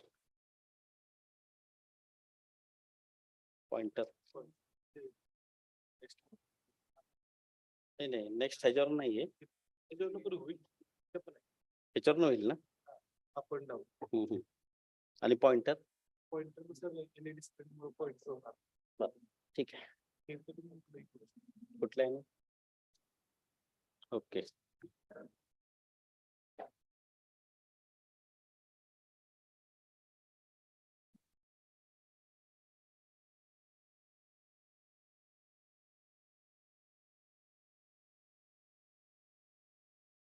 Good afternoon, everybody. At the outset, I thanks IMA Satara for giving me this opportunity to talk on this very important topic of diabetes and vaccination. So we will understand what is the need of vaccination diabetics people and what are the guidelines. So friends, this talk is mainly for educational awareness for the practicing clinicians. And you will appreciate this is a neglected topic in clinical practice, but it is very important. There is vast literature on this topic. If you go through the literature, there is vast literature on this topic. There are plenty of discussions on this topic. And there is plenty of talk on this topic in different conferences. So I will start my topic. I will divide my topic into following points. Before understanding vaccination in diabetes, we should know what is the spectrum of diabetes. What diabetes is doing in India and across the globe. So diabetes nowadays is called as a pandemic. And due to this diabetes, uncontrolled diabetes, there is hyperglycemia. And what this hyperglycemia does to a patient. And what is the need of vaccination? There are so many diabetic drugs. There is insulin. There are many diabetic specialties.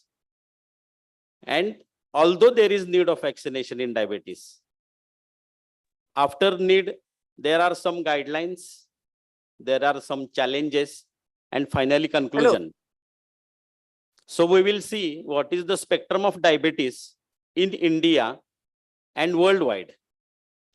As I told you, this diabetes is called, nowadays, there is diabetic epidemic. And worldwide, the diabetes mellitus patient has risen dramatically. You will see in 1985, there were 30 million cases of diabetic patients, which rose exponentially up to 537 million patients in 2021. It has been listed as the 7th leading cause of death in United States. And the prevalence of both type 1 and type 2 diabetes is increasing worldwide. Presumably, this may be due to faulty dietary habits, dietary changes, increasing obesity, reduced activities, mainly due to industrialization and aging of population.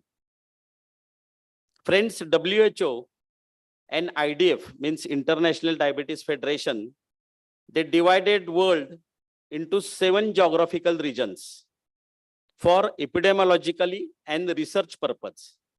We fall in Southeast Asia group.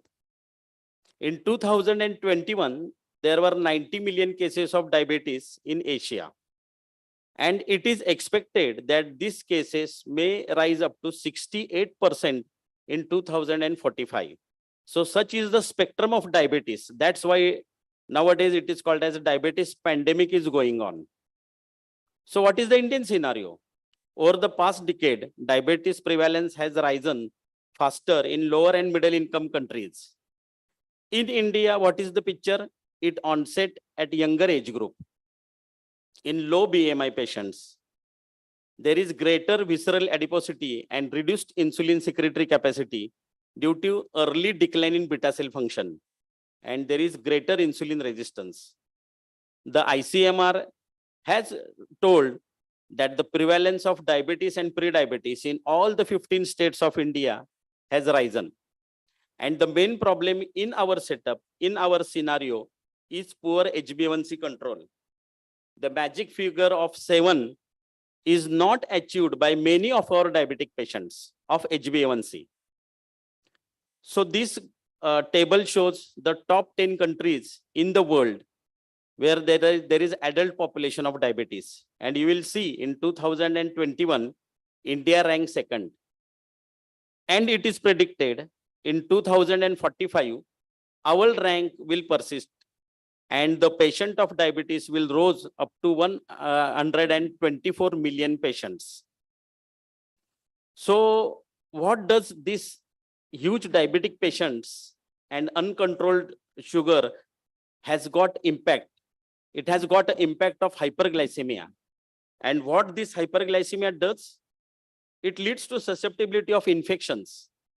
Diabetic patients, they lead to disrupted host immune response. So they are more prone for infections. And neuropathy, which is present in diabetes, it damages the natural barrier.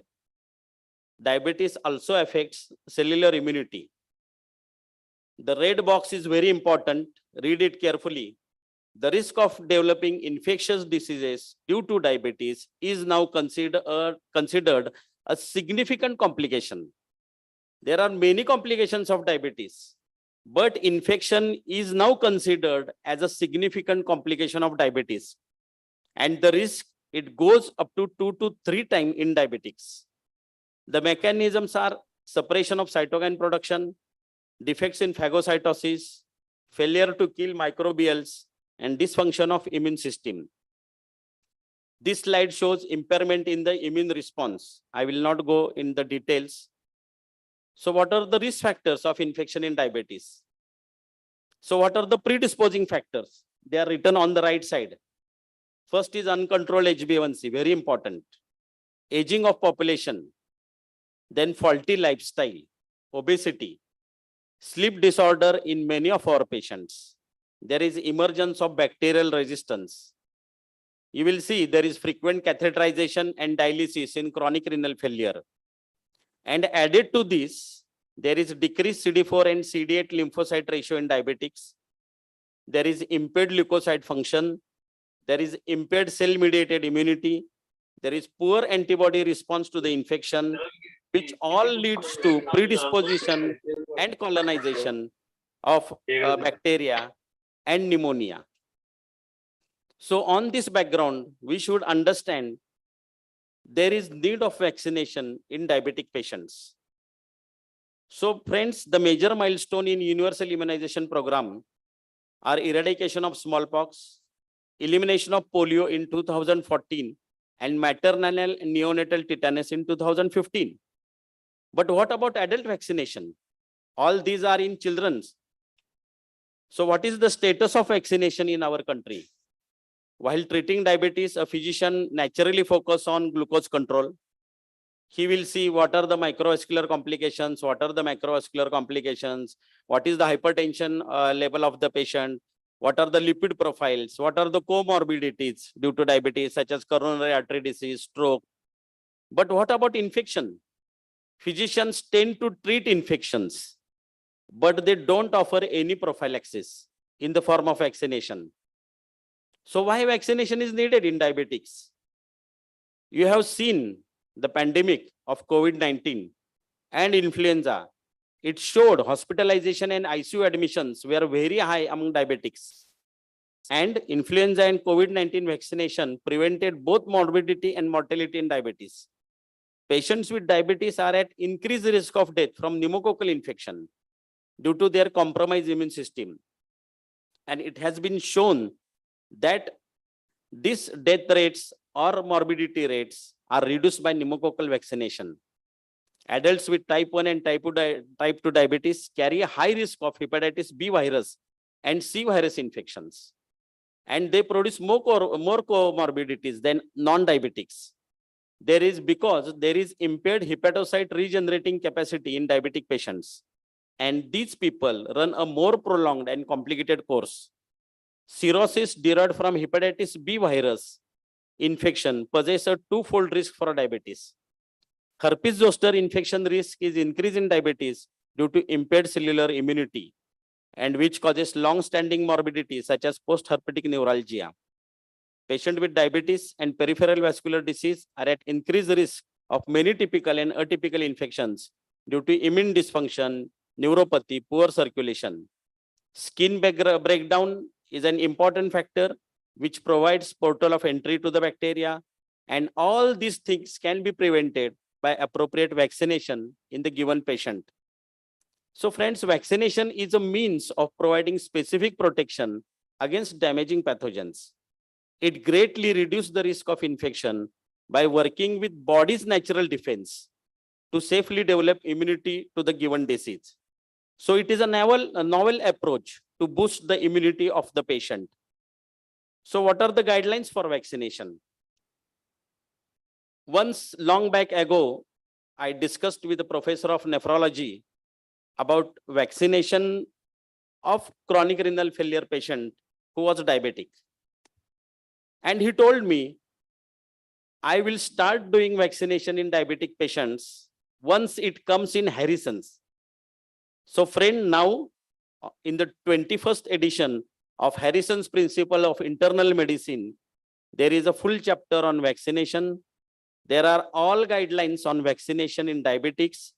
There is a table on the diseases in which you can give vaccination, their doses, their indications, and contraindications.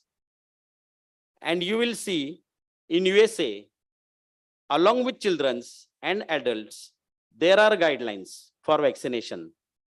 The website given below, www.cdc.gov, is an official website of American government, which gives you all the essential information of vaccination in adults, in diabetics and non-diabetics.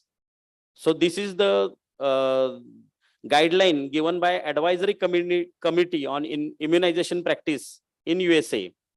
The American Diabetic Association endorsed same guidelines, WHO endorsed same guidelines. There are United Kingdom guidelines.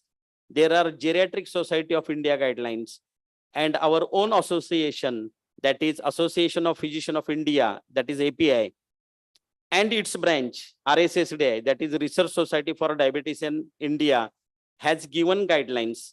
Recent textbook of RSSDI has given very beautiful guidelines on diabetes and vaccination. So initially I told you there is ample of literature on this topic. So what are the RSSDI guidelines? What are the recommendations in India? They say that all diabetic subjects should be educated at least for pneumococcal and influenza vaccines. Other vaccines may be administered in diabetics based on their needs and comorbidities. Patients having COPD and or asthma may be immunized irrespective of their age. So all diabetic patients who have COPD or asthma, they should be immunized irrespective of their age. People of all age group with diabetes who smoke may be immunized. People with diabetes and renal failure in any age group can be immunized. People with diabetes and immunocompromised state due to concomitant conditions can be immunized irrespective of their age. There is a word of caution. The principles of vaccination and diabetes are subject to availability and affordability of the patient. So we will see various vaccines used in diabetes. First, the commonest is influenza vaccine. Annual vaccination against influenza is recommended for all diabetics more than 6 months of age. Vaccination is also recommended in diabetic women who are or will be pregnant during the influenza season. Now, this is very important. A diabetic patient, we want to do his vaccination. The case for vaccination becomes stronger for influenza vaccine in a diabetic who has COPD, asthma, interstitial lung disease, cardiovascular disease, chronic liver disease, chronic kidney disease, hematological diseases, who has metabolic disorders, who are on immunosuppressions, who are residents of nursing homes, who are chronic care facility workers, who are contact givers with comorbid medical conditions. There are two types of influenza vaccine. One is killed, that is trivalent inactivated influenza vaccine. It contains two influenza A strains, that is H1N1 and H3N2 type, and one influenza B strain. And second is live attenuated influenza vaccine. What is the period of vaccination in India? Though geographically India is located in the northern hemisphere, but being a tropical country, WHO places India in southern hemisphere for epidemiological purposes. India has got two peaks of influenza, first during the months of September to November, and then during January to March. So the vaccine could be given at any time of the year if it is available. Schedule of vaccination given only once as a single dose. It is a 0.5 ml liquid. It can be either given intramuscular or given intranasally. Yearly flu vaccination should begin in September or as soon as the vaccine is available. Influenza vaccine is recommended to be administered annually. For northern hemisphere of the world, there is quadrivalent inactivated influenza vaccine. There is a word of caution. All people with diabetes are advised not to receive live attenuated influenza vaccine. And please exclude patients having allergies to eggs. Second is pneumococcal vaccine, commonly used in diabetic patients. It is given to all diabetics. And the case for vaccination becomes stronger in diabetic patients who has certain medical conditions such as coronary artery disease, cardiomyopathy, congestive cardiac failure, COPD, liver cirrhosis, CRF, and all the immunocompromised patients such as having HIV, leukemia, lymphoma, non-Hodgkin's lymphoma, malignancies, persons on long-term steroids, persons on immunosuppressive drugs, persons with splenectomy, sickle cell disease, who are chronic smokers, who have sleep disorders, and who are prone to nocturnal aspirations. Types of vaccines, there are mainly two types: pneumococcal polysaccharide vaccine, that is PPSV23, and pneumococcal conjugate vaccine, that is PCV13. This PPV SV23, it induces type-specific IgM antibodies, and pneumococcal conjugate vaccine, in it there is T-cell dependent immune response. It also facilitates B cell to transfer into plasma cell, which in turn releases antibodies. So what is the schedule? For PPSV23, given only once, single dose intramuscular. Revaccination has to be done in such patients. Revaccination is after 5 years of the first dose. Patients with age 2 to 65 years should receive, with diabetes, of course, should receive, and at age more than 65 years, regardless of previous vaccination history, additional PPSV23 vaccine is necessary. PCV13 given once in lifetime, 0.5 ml intramuscular. It is recommended for children before age of 2 years. It is not recommended in diabetics who are pregnant. And RSSDI panel recommends use of PCV13 for adults more than 50 years, followed by a dose of PPSV23 at least 1 year and after 5 years of the previous PPSV23 dose. Now, hepatitis B vaccine in diabetes. It is offered to all unvaccinated people who are suffering from type 2 diabetes.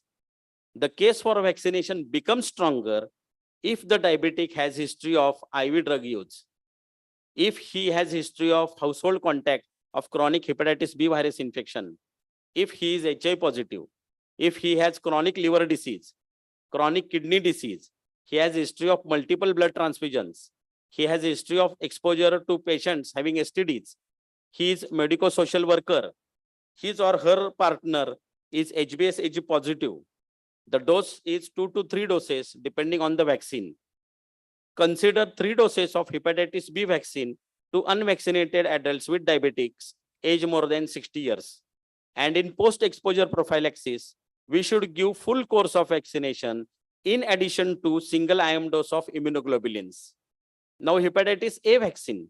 The case for vaccination in diabetics becomes stronger who are high risk, like illicit drug use, who are suffering from hemophilia, who are infected with other hepatitis virus, who are having chronic liver disease and not immune to hepatitis A virus, who have received liver transplant or awaiting for liver transplant, who are food handlers, men who have sex with men.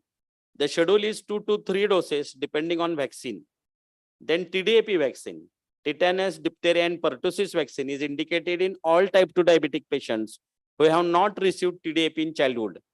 If received in childhood, an additional dose is recommended in diabetics who are in contact with infants and healthcare workers during pertussis.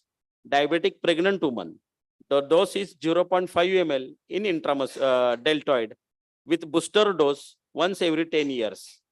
Now, herpes zoster vaccine, it is recommended in all diabetics age 60 years and older, regardless of whether they report a previous episode of herpes. It is non-living vaccine. The schedule is single dose 0.65 ml subcutaneous. Second dose may be repeated 4 weeks apart. there are some contraindications for this herpes zoster vaccine, that is pregnancy or trying to become pregnant, and in HIV positive patients. Then MMR vaccine, measles, mumps, rubella vaccine is indicated in all type 2 diabetic patients. Exclude those patients who has suffered from all the 3 diseases. Those has received 2 doses of MMR in childhood. The dose is 1 to 2 doses depending on indication with 4 weeks interval. Human papilloma virus vaccine, this is very important. It is offered to all diabetics. Human papilloma virus vaccine in female from age 26 to 45 years and in male more than 21 years. There are 3 doses. First dose is on the day of vaccination. Second, 2 months after first dose. Third, 6 months after first dose. So friends, depending on the risk, the need of patient, the comorbidities, and other available vaccines, the diabetic patients can be given COVID-19 vaccines, meningococcal vaccines, typhoid vaccines, yellow fever vaccines, especially during traveling, and Haemophilus influenza type B vaccine. So what are the contraindications? What are the RSSDI recommendations? Hypersensitivity to active subject or any of the excipient of vaccine, history of chicken egg allergy, particularly when considering a flu shot, history of Guillain-Barré syndrome within 6 months of previous influenza vaccination in case of a flu shot, and it is postponed in patients who have got febrile illness or any acute infection. Herpes zoster vaccine is contraindicated in history of immediate hypersensitivity reaction to gelatin and neomycin. Live virus vaccines are contraindicated in malignancy, those diabetics who have got malignancy, collagen vascular disease, and HIV, because this live virus vaccine may lead to disseminated infection with vaccine virus itself due to their low immunity. Herpes zoster vaccine is not recommended in HIV with diabetes and diabetes during pregnancy. So friends, what are the challenges? Now we have decided we will vaccinate the diabetic people, but there are few challenges. First is ignorance, apathy on the part of busy and overburdened physician. All the words in this sentence are very important. Ignorance on the part of patient and clinician, apathy on the part of patient and clinicians, and a very busy and overburdened clinician. They many of the time forget about this vaccination. Diabetes patient, they take it very lightly. And the cost factor is issue in our setup. There are non-reimbursement of vaccines from insurance policies. There are many complicated regimes. All strains of the disease are not covered in the vaccine. There is something called as immunosenescence, means with age, sometimes it leads to poor response and efficacy of vaccines to prevent the disease. Some critics may question what is the need of vaccination in elderly. The government as well as WHO considered childhood vaccination as the first priority, but there is not focus on adult vaccination. I asked one of the API office bearers about this diabetic vaccinations, and he told me that government has not incorporated adult vaccination in immunization program practiced in India. So we have to wait till government incorporated it, or on various platforms, you should tell people, you should tell the medical fraternity, you should aware them about this diabetes vaccination. In India, there is paucity of epidemiological reliable data about the burden of communicable diseases. There may be some technical issues like cold chain maintenance, injection safety, waste disposable. There may be some adverse reactions, strategic communications, training, monitoring, and evaluation. So conclusion, what do we conclude from all this talk? Apart from microvascular and macrovascular complication in diabetes, infection should be considered as a significant public health concern. Despite the importance of vaccination in diabetes, vaccination rates are very low. ADA, that is American Diabetic Association, it has given guidelines, it has published in its book, it recommends influenza vaccination to all diabetic patients as an important part of preventive care. Seasonal influenza vaccination, it significantly reduces hospitalization rate for stroke heart failure, and all-cause mortality in elderly patient with type 2 diabetes. It decreases the duration and severity of illness. So less days of work, less days off from work or school. It limits the spread of infection to close contact. So there is urgent need to sensitize the health planners, that is government, as well as healthcare providers, the clinicians, regarding this pertinent issue. We should develop tools for improvising the acceptance of vaccinations and communicating with patients. So we have to educate the patients, the vaccine given persons, such as our staff and doctors, maintain a diabetes registry, systemic tracking system, reminder system. There should be special vaccination clinics. And in USA, there are standing orders to the staff nurse. Once a diabetic patient comes to the clinic, give him influenza vaccine. These are standing orders in USA. Periodic staff training, close follow-up with patient or his caregivers by the treating team. Vaccination strategies in diabetes should evolve as a part of routine care. And we should take vaccination history of every patient during his first visit. Efficacy of vaccination should be assessed in relation to fever, pneumonia, or hospitalization. Administration of all needed vaccine at one visit is encouraged. Studies have showed that if you give all vaccines during first visit of the patient, they have got same efficacy as given at different times. So my dear friends, the most hurtful thing and the big challenge in our society is poorly controlled or uncontrolled HbA1c. That is the magic figure of 7 is not achieved. And the most big challenge in our society is compliance of the patient towards treatment and diet. And all this leads to hyperglycemia, which leads to susceptibility of infection, which leads to increased morbidity, increased mortality, decreased quality of life, economic burden on the patient, society, and the nation. And all this can be prevented by proper vaccination in a given diabetic subject. Vaccination is needed throughout the lifespan of a person. This is very important. Not only childhood vaccination, but vaccination is needed throughout the lifespan. We have seen in COVID, studies showed that benefit of vaccination far outweighed than the failure rate. And 17 diseases are now preventable through vaccines, routinely administered in children and adults in United States. Last sentence. Physicians should not only treat infection in diabetics, but offer them vaccination to improve quality of life. It is seen in hepatitis B virus positive patients in diabetics. If you give hepatitis B virus vaccination, the progression towards liver cirrhosis and liver cell carcinoma is very less. Diabetics who have got received a human papilloma virus vaccine, the anorectal cancers, the genital warts, and cervical cancers, they are prevented. And herpes zoster vaccine in diabetics, the post-herpetic neuralgia is reduced in diabetic patients. Thank you.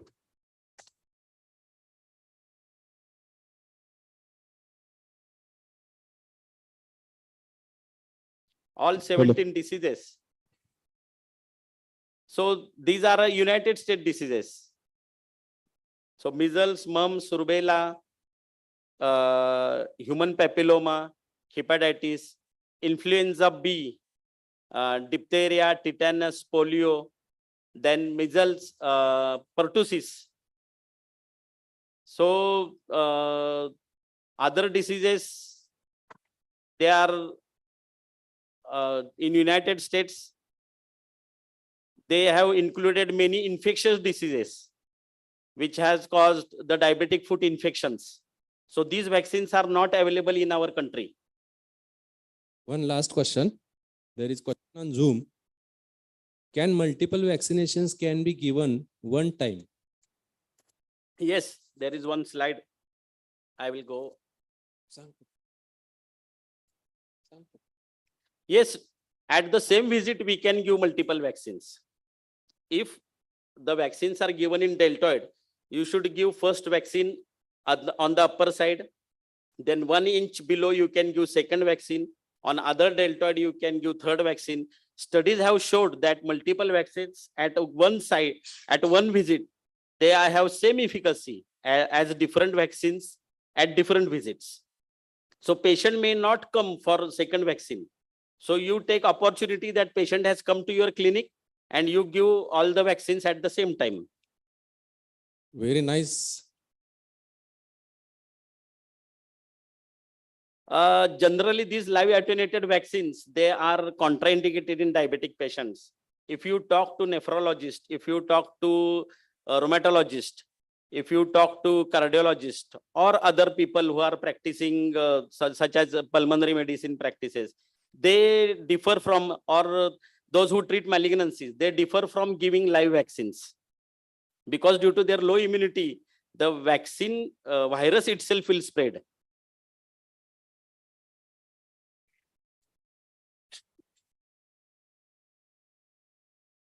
Yeah. So all these are recommendations in diabetic patients. In pre-diabetes, the main focus is on avoiding diabetes, lifestyle, and exercise. Adult vaccination is not yet incorporated in our government program. Once it gets incorporated, then all adults will get vaccination irrespective of their diabetes stage. And in that, pre-diabetes will come. One last question. Human papilloma virus vaccine itself costs 4,000 rupees. 10 to 15,000. 10, one per person, once a year. So cost barrier is very important. Very nice lecture. So much study has been done and by Dr. Yuvraj to deliver this lecture. I really appreciate his efforts taken for this IMA conference lecture. And I suggest Dr. Sunil Sonawne sir to come forward to felicitate him.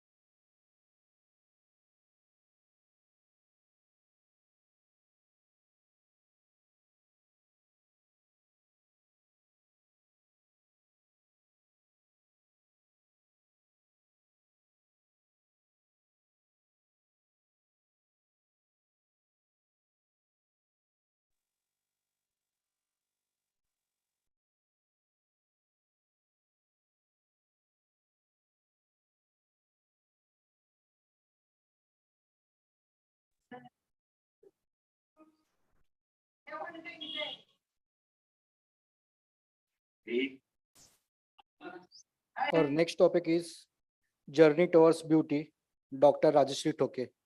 Dr. Rajeshri Chaitanya Thoke is a radiologist practicing in Satara, specialist in fetal medicine, winner of Mrs. Asia Pacific Universe 2023. I welcome Dr. Rajeshri Thoke for further.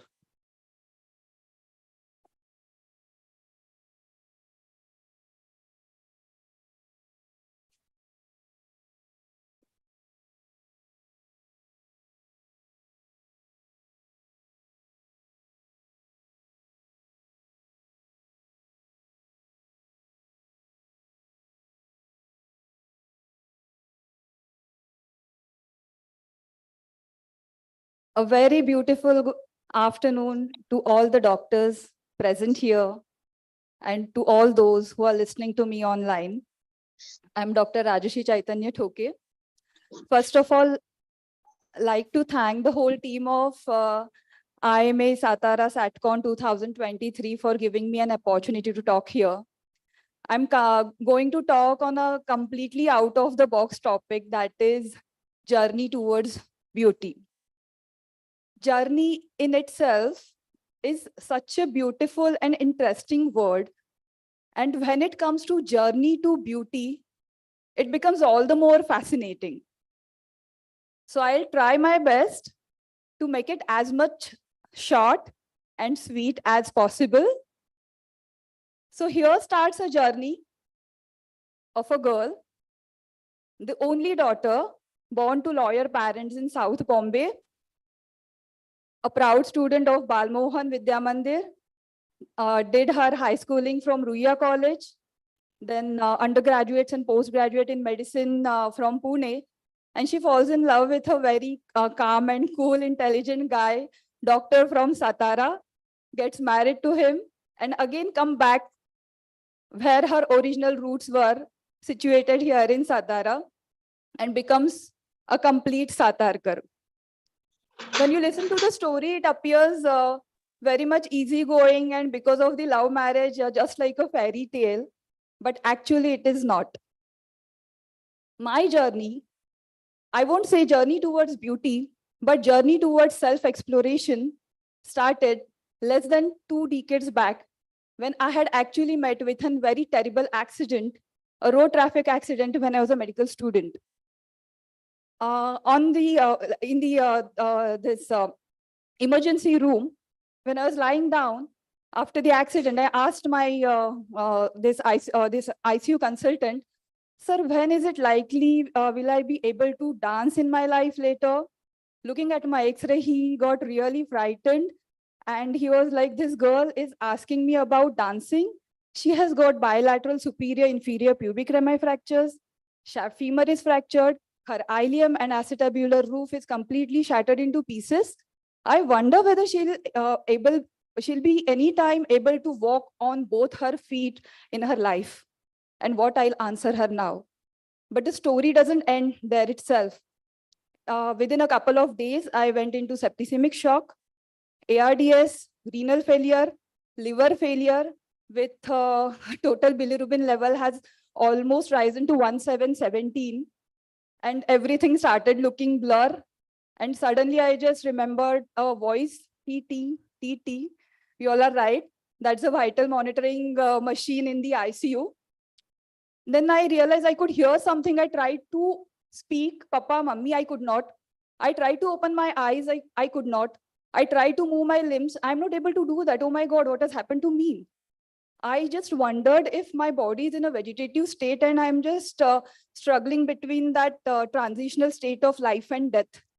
So probably I struggled that period for some 30-40 minutes, and I felt an angel appeared in the dress of a sister.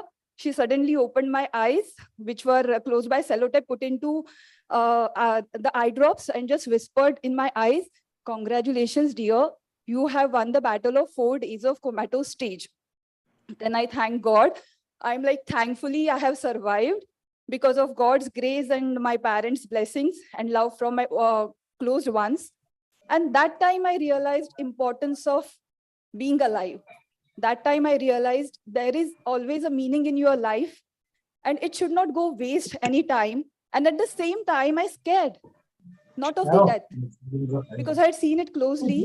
But what if I'll die before doing what I had wished for in my life? And all my wishes, they remain unfulfilled. So that's the time I realized, yes, life is all about staying happy, making people around yourself happy.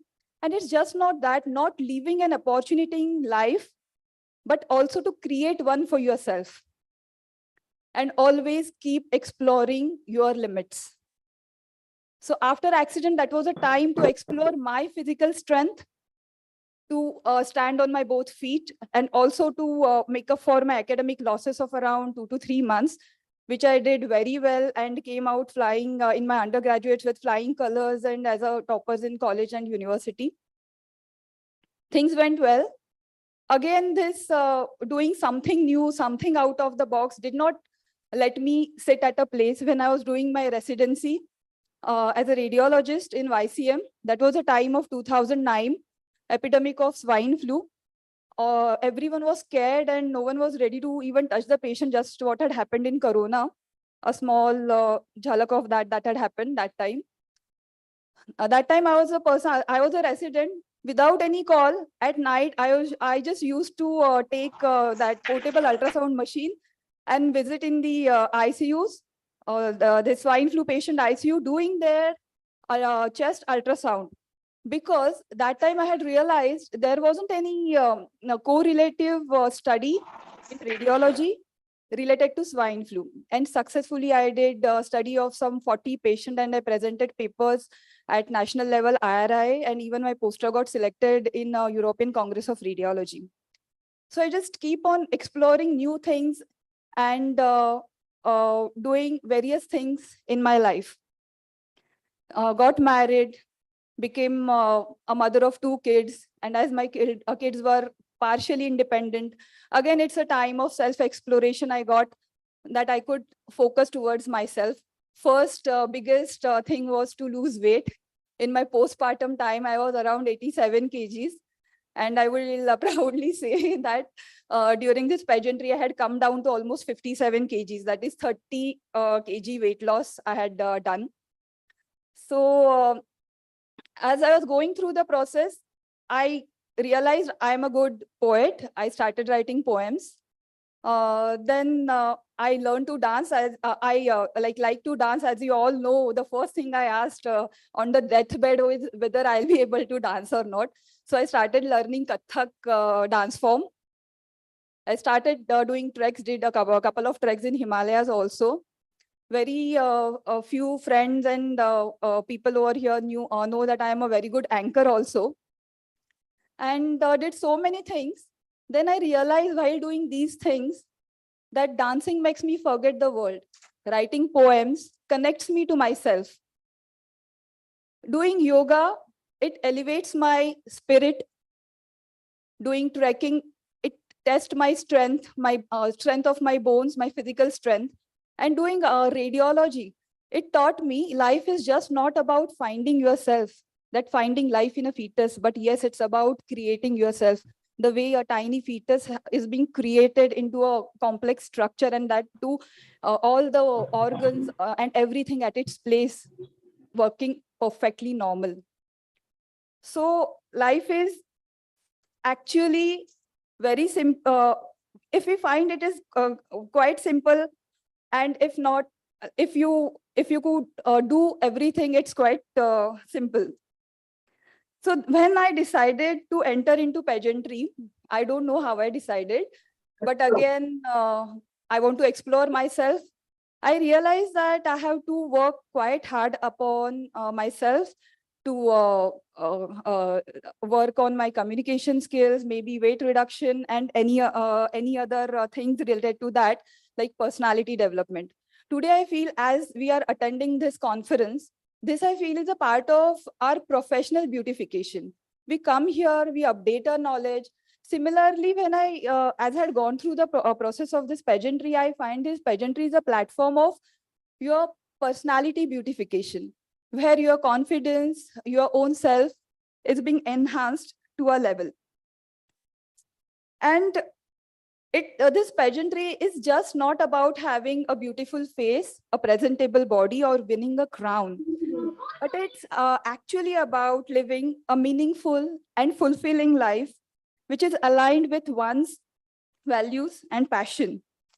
It's about being comfortable, confident, and contained in your own skin, in your own body, and making a positive impact in yourself and thus into the society around you.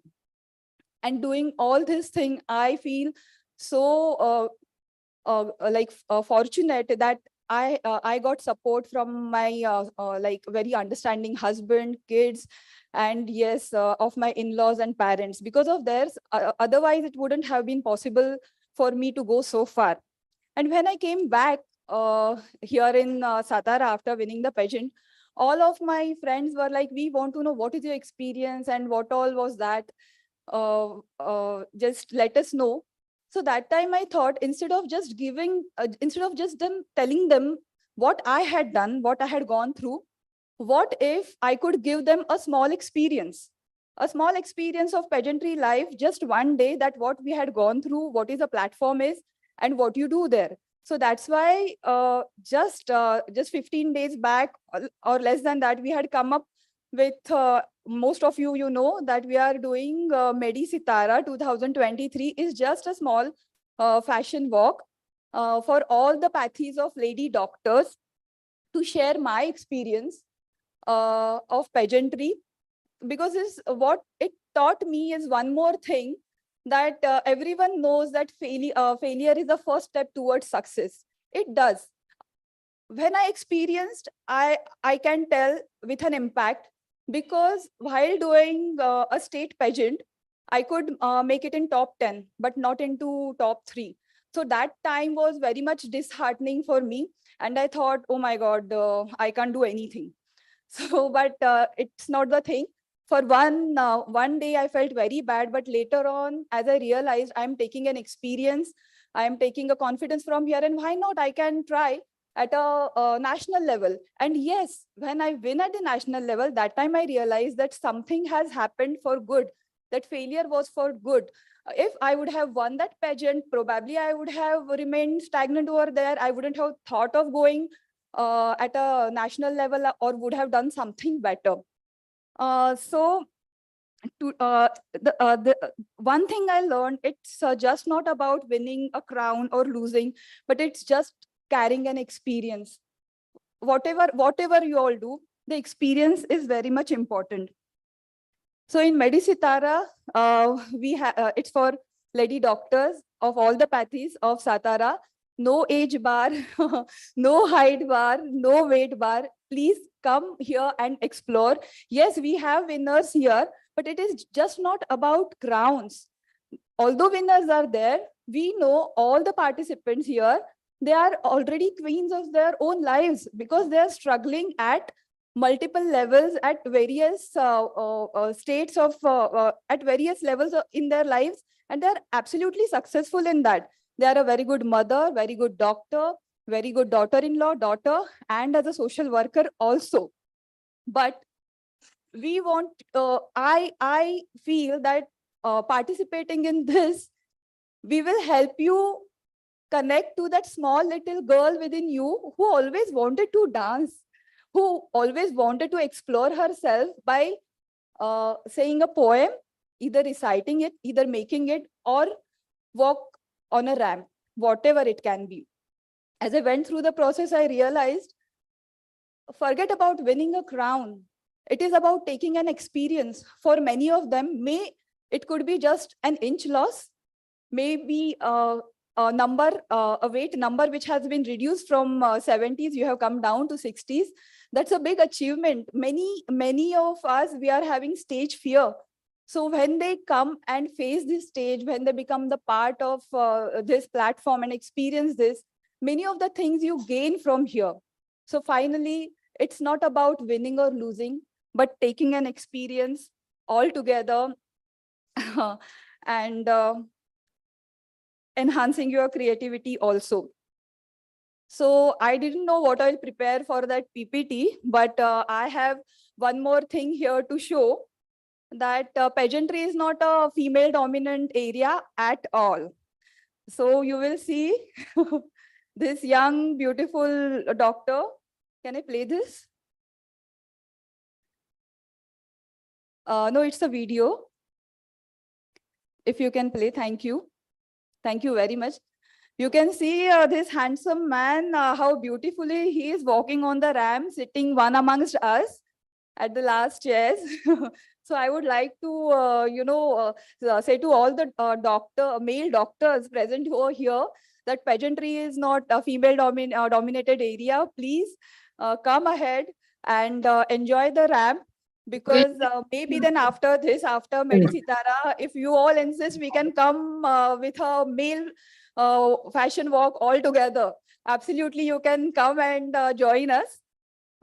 So I will like to end my talk saying that please keep exploring yourself and keep growing yourself to be a woman, who is independent enough to earn a man, who is strong enough to support other women, who is epitome of sacrifice, but without losing herself. She obliterates every discrimination, but values her culture and tradition. And yes, she believes in woman power, but still respect every man out there who truly deserves it. Thank you so much. Thanks again.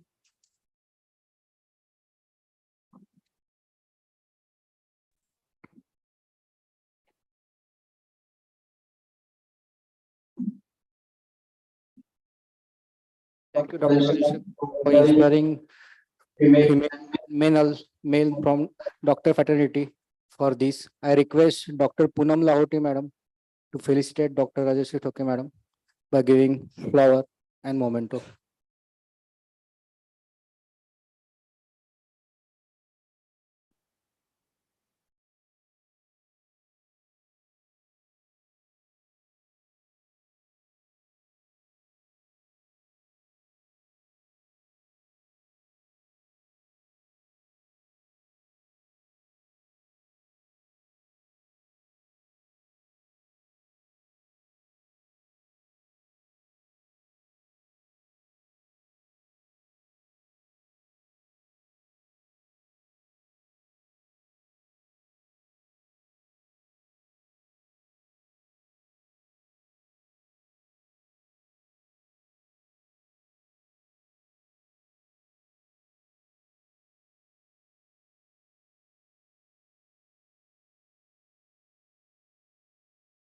Now we are taking break. In short, we will have a lunch.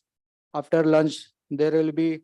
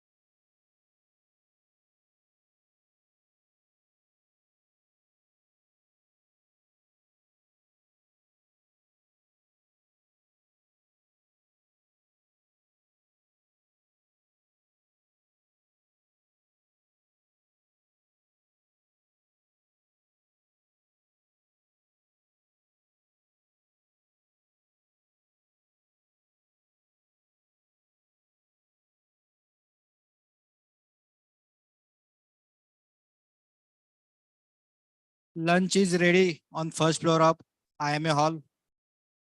Please proceed for lunch. There will be break for half hours. Lunch is ready.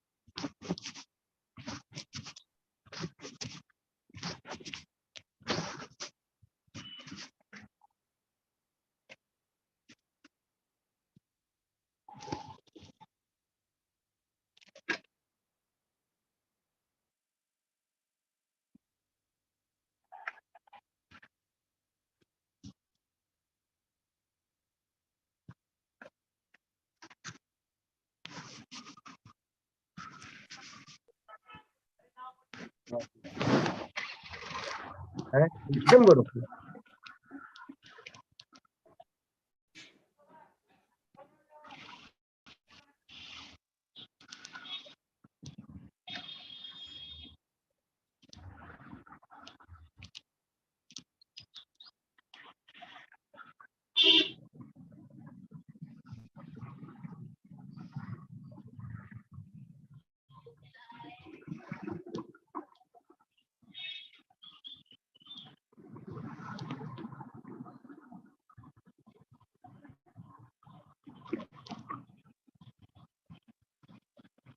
औषध NEET द्या नाहीतर मग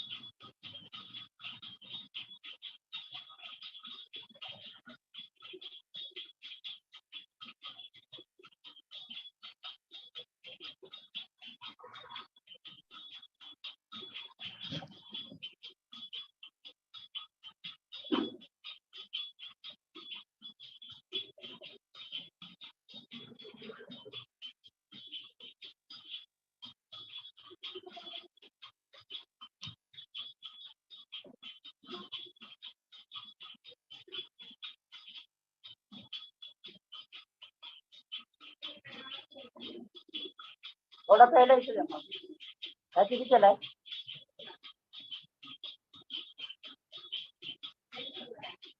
हाँ एक अर्धा glass दे मला इथे बरोबर बरोबर वेगळा द्या पाहिजे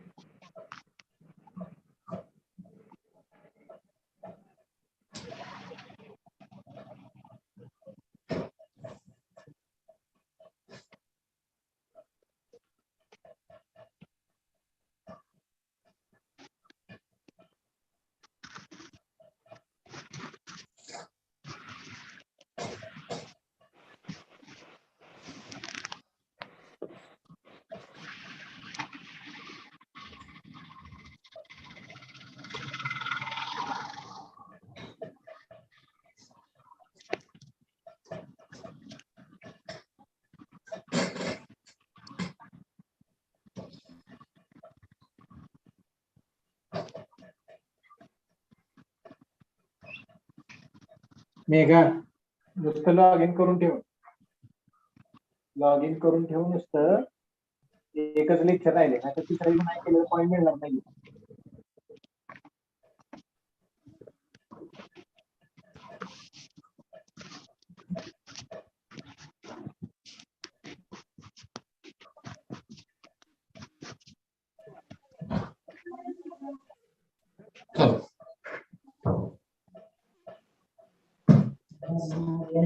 साखर बघितली का?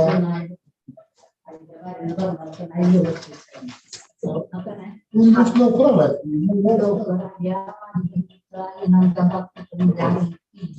काय झालं?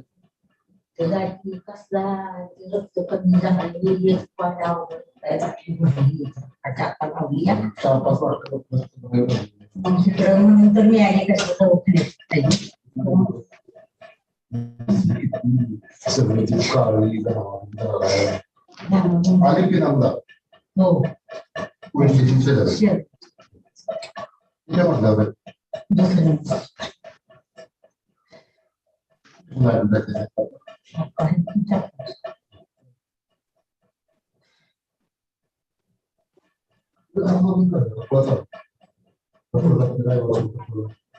हो तसंच वाटतं हे पण लॉग इन करून ठेव. केले माझं YouTube.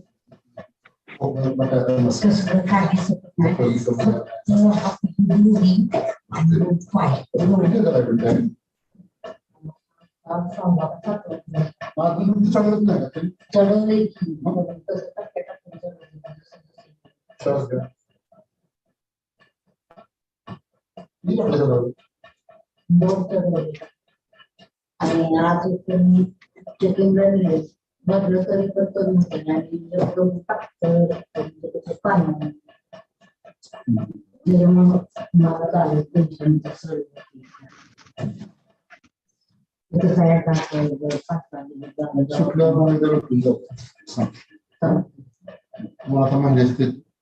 आपण जुन्या गोळ्या संपतो काय झालं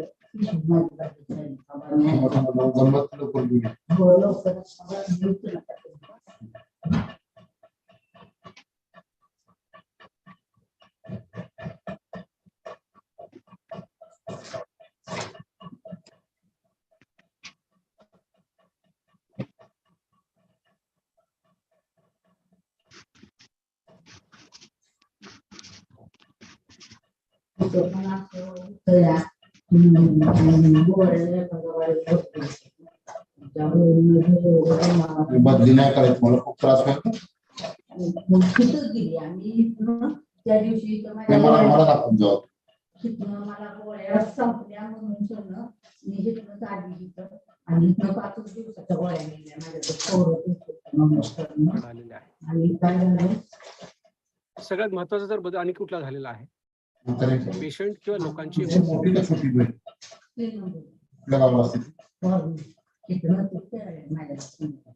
आणि गोळी खाल्ली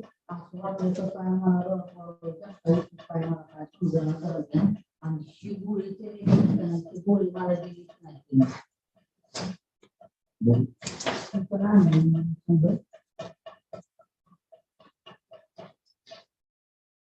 त्या दिवशी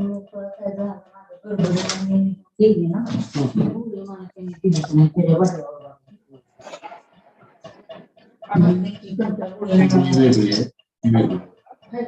बीपीची गोळी आहे मी सांगतो बीपीच्या गोळ्यांची पण दोन आहे ऐका आता मी बघतो एक 2 दिवस शिल्लक आहे आणि दिला संपवायची मग झोप लागते आजार कसले आम्ही सांगतो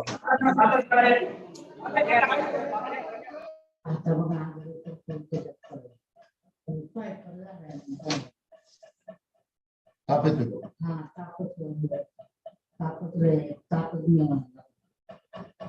किती दिवस जवळजवळ 15 आठवडे 3 आठवडे जवळ जास्त झालं तर मग पडलं पडावं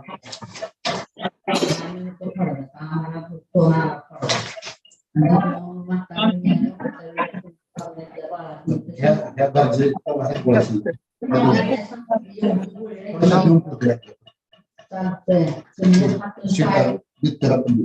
हात पाय तेवढं कमी आलं पाहिजे बाकीचं माझं काहीच आता काय करा सगळ्या गोळ्या घ्या तुम्हाला दाखवा मग जावा चेक करून बघतो आणि तुमच्या 27 तारखेला मला एवढं टेन्शन आलं माझ्या रात्रभर आहे तर किती गडबड केली टेन्शन नका सगळं त्याला दाखवा पकडत ठेवा द्या आणि दाखवून द्यावं ती पण गोळी सुरत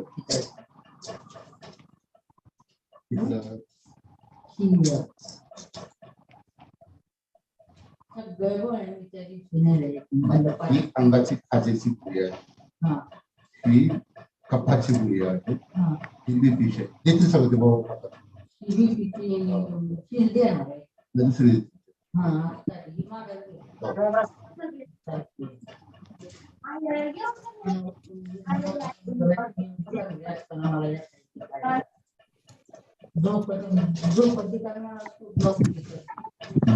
एवढी आहे का भरायची मला सांगितलं की पहिली दवाखान्यात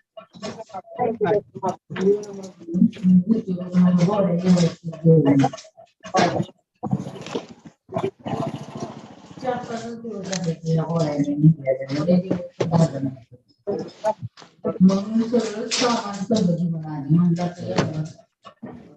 बहिणी सुटली की मला सांगा काय प्रकारे मला कळू देते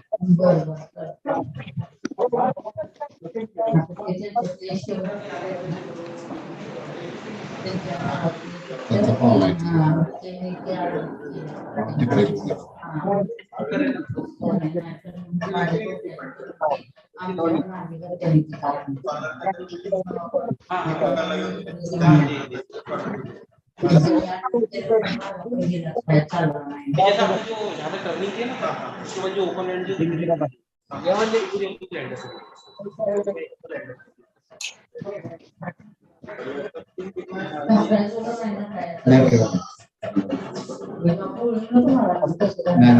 घाबरू नका मला थर्ड वा थर्ड वा आलं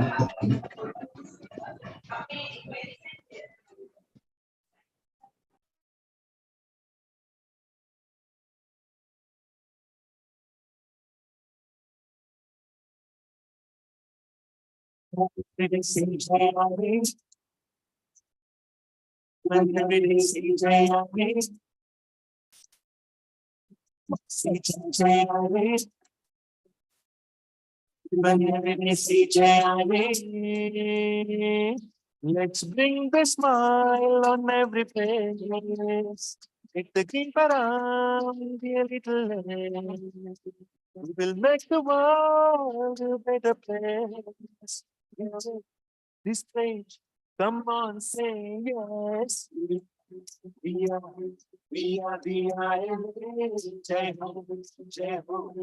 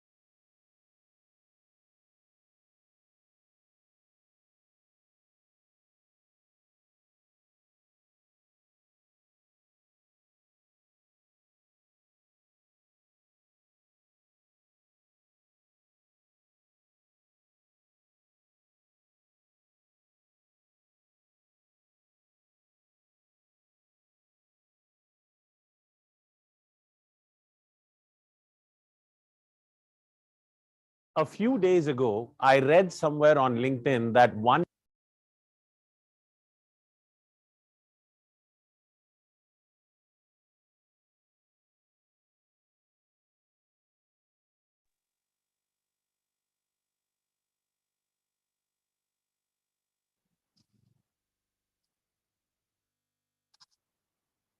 किती वाजेपर्यंत आहे बघ ना जरा ते टाइम टेबल. 4 पर्यंत. 4 o'clock. लंच ब्रेक आहे आता. केलं तर चालतंय का पण? मी तर join नाही झालो. तिन्ही दिवस झाले. जरा चांगलं काम.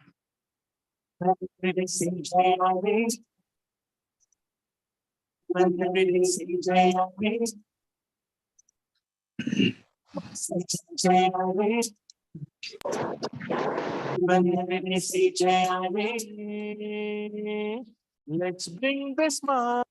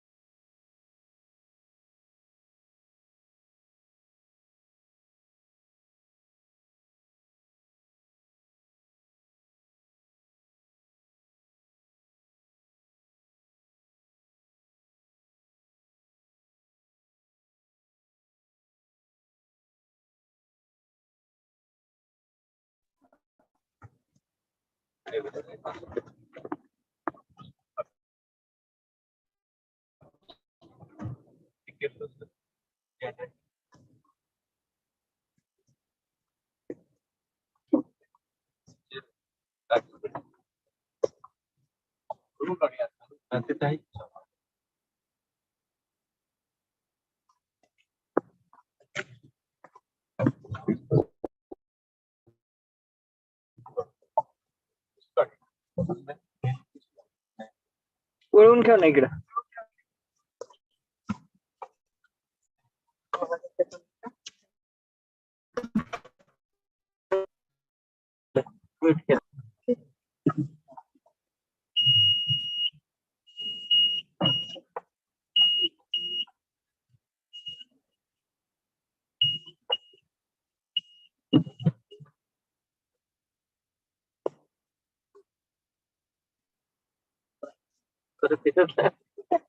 ठीक आहे सर.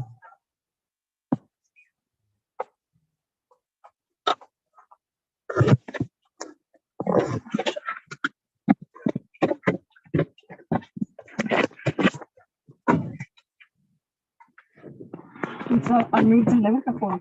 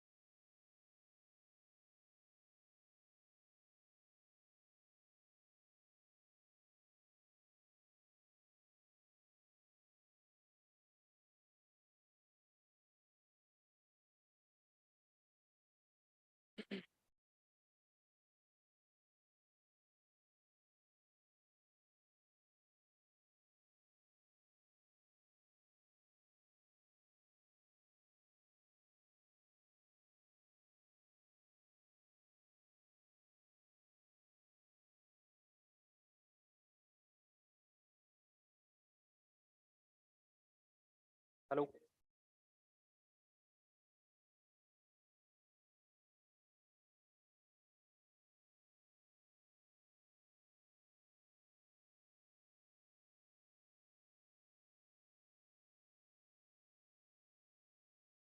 चलो.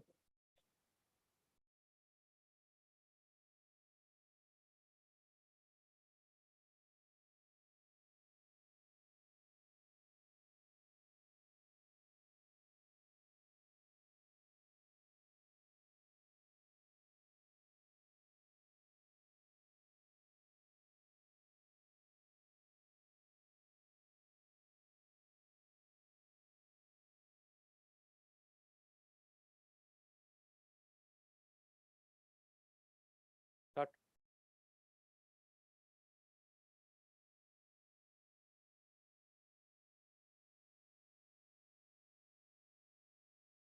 करो.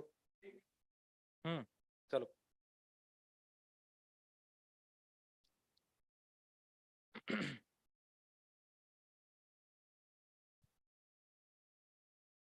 Good afternoon, everybody. Now I am welcome all offline and online delegates to the last and important session of this SATCON 2023. In this session, we are going to cover a few important topics, especially the current health status, health system in India, its current scenario and its future. Then second one is violence against doctor and hospital, which is one of the hot topic nowadays. Then one of the important topic, why to become an IM member, what are its benefits, we are going to see it. Then third important topic is cross-pathy. What are the medical legal aspects of the cross-pathy will get seen by Dr. Vaibhav Chavan sir. I now welcome Dr. Khandare sir to start this session.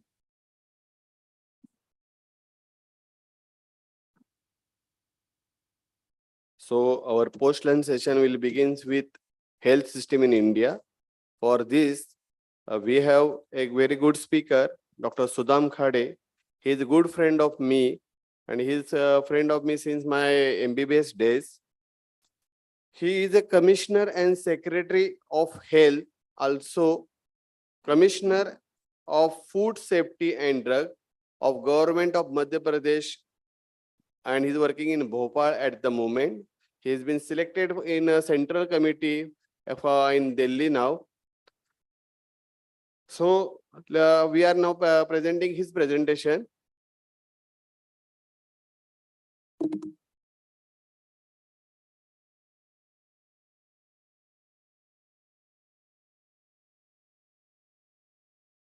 Suryakumar Khandare यांचं धन्यवाद देतो. खरं तर मला बोलवल्याबद्दल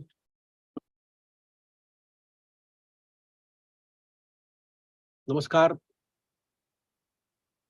annual IMA conference SATCON सातारामध्ये मला बोलवल्याबद्दल IMA आणि माझे मित्र doctor Suryakumar Khandare यांचं धन्यवाद देतो.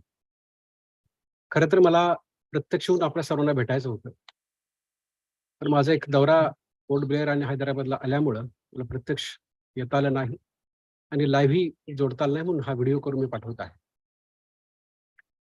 सातारा खरं तर सर्वांना आकर्षित करणारी जागा आहे, कारण सातारा मॅरेथॉन सर्वांना फेमस आहे, सगळ्यांना माहीत आहे.